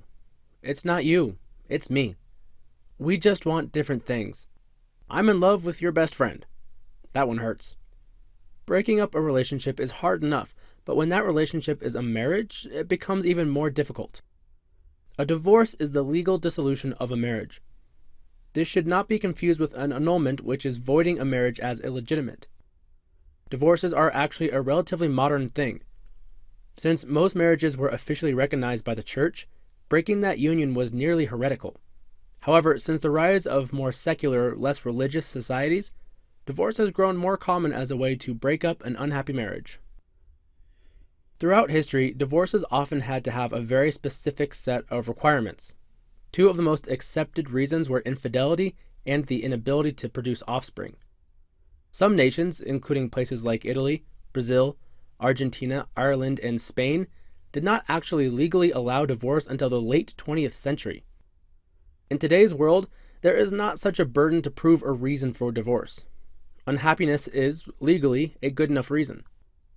There are several causes that are still amongst the most common. These include infidelity, spousal abuse, lack of emotional support, addictions that put strain on the marriage, and even midlife crises. In addition to these reasons, there are often other factors that contribute to divorce. Finances are a big one. When couples have money problems, the stress may bring out other issues or make each person feel more alone. Having a spouse that works too much is another common complaint amongst divorcees. Social pressure is another important factor in divorce. If a culture is very accepting of divorce, especially in certain circumstances, there may be a higher rate of divorce than in a culture that is very unforgiving about divorce. Statistically, the United States has a 53% divorce rate as of 2011. This is pretty high, but many European nations are in a similar place. Belgium tops that list at 71% of marriages ending in divorce. India, which has a culture that is much less accepting of divorce, has rates as low as 1%. This does not necessarily mean that India has more happy marriages than Belgium, it just shows that India has a different cultural attitude about divorce. A divorce is a stressful, complicated, frustrating thing. It can have many, many difficult consequences for everyone involved. Before we talk about that, though, we first need to acknowledge that not all divorce is bad. There are several instances in which divorce may be a positive thing, from cases of domestic violence to genuine unhappiness. This being said, divorce is still stressful and often painful. The impacts of a divorce are often a result of how well it is handled. The issue of divorce becomes especially tricky when the married couple has children. For many stages of childhood development, a stable environment is critical. Divorce can, obviously, seriously threaten the stability of home life. If parents are often fighting at home, or if a parent attempts to turn the child against the other parent, then the home can become a place of insecurity and fear. Many times, parents do not realize that they are putting their child in the middle of their fights. Divorce is emotionally painful, so it can be easy for parents to lose awareness of how much the child is being affected. After the divorce, child raising does not get easier. If one parent moves away, the child has less contact with that parent. The stress of constantly moving between the houses of separated parents can result in a serious lack of stability. Psychological studies have shown, without exception, that divorce can seriously impact a child's development. This does not just mean young children. Anyone aged from 1 to 18 can be seriously psychologically affected by their parents' divorce. Children of a divorce may be much more likely to have relationship problems themselves, a lower sense of happiness, and a greater risk for anxiety and depression throughout their lives. Beyond the worry about individuals, be it child or adult, there is also concern about the impact of divorce on a culture. Since divorce is damaging to children, many people worry that a high divorce rate will mean that the next generation will be raised without traditional values, or anxiety will become a great social problem. There are studies that suggest that children of divorce are more likely to drop out of school or have less opportunities to be economically successful. All of this translates into social concerns about our future. While there are very few who would propose making divorce illegal, many people are encouraging solutions like mediation and couples therapy. Rather than outlawing divorce, these programs are designed to help couples deal with their problems to avoid separating. Other programs are working to ensure that people do not get married if they are not prepared to handle that commitment. This can include issues like preventing teen pregnancy, which is one reason that some couples end up married and is highly linked to divorce. Divorces are hard. This is a period of incredible stress from social pressures, emotional pain, and psychological trauma. Divorce is a legal dissolution of a marriage. Just like the marriage had to be legal, a divorce must be as well. While divorces were illegal for a long time, nearly every nation now recognizes divorce. Not only are they legal, but rates are steadily rising. The United States has a divorce rate of around 50%. This does not necessarily mean that couples are unhappier now, it just means that the cultural pressure to remain married is changing. There are several reasons that people may get divorced, from infidelity to domestic violence to unhappiness. Couples no longer have to meet a minimum requirement for divorce. The process of getting a divorce can have lasting impacts, especially if the couple has children. Research shows that children of divorce are more likely to suffer from anxiety and depression, to feel insecure or unstable, and to end up divorced themselves. These problems get worse if the parents involve the child in their fights. Divorce can seriously affect children at all ages of development, even those up to 18 years old. There are also social concerns that divorce may lead to more cultural problems or insecurity in future generations, and that traditional values will be lost. While no one proposes outlawing divorce, programs like couples therapy aim to prevent divorce by helping people deal with conflict or avoid problems that can lead to a split.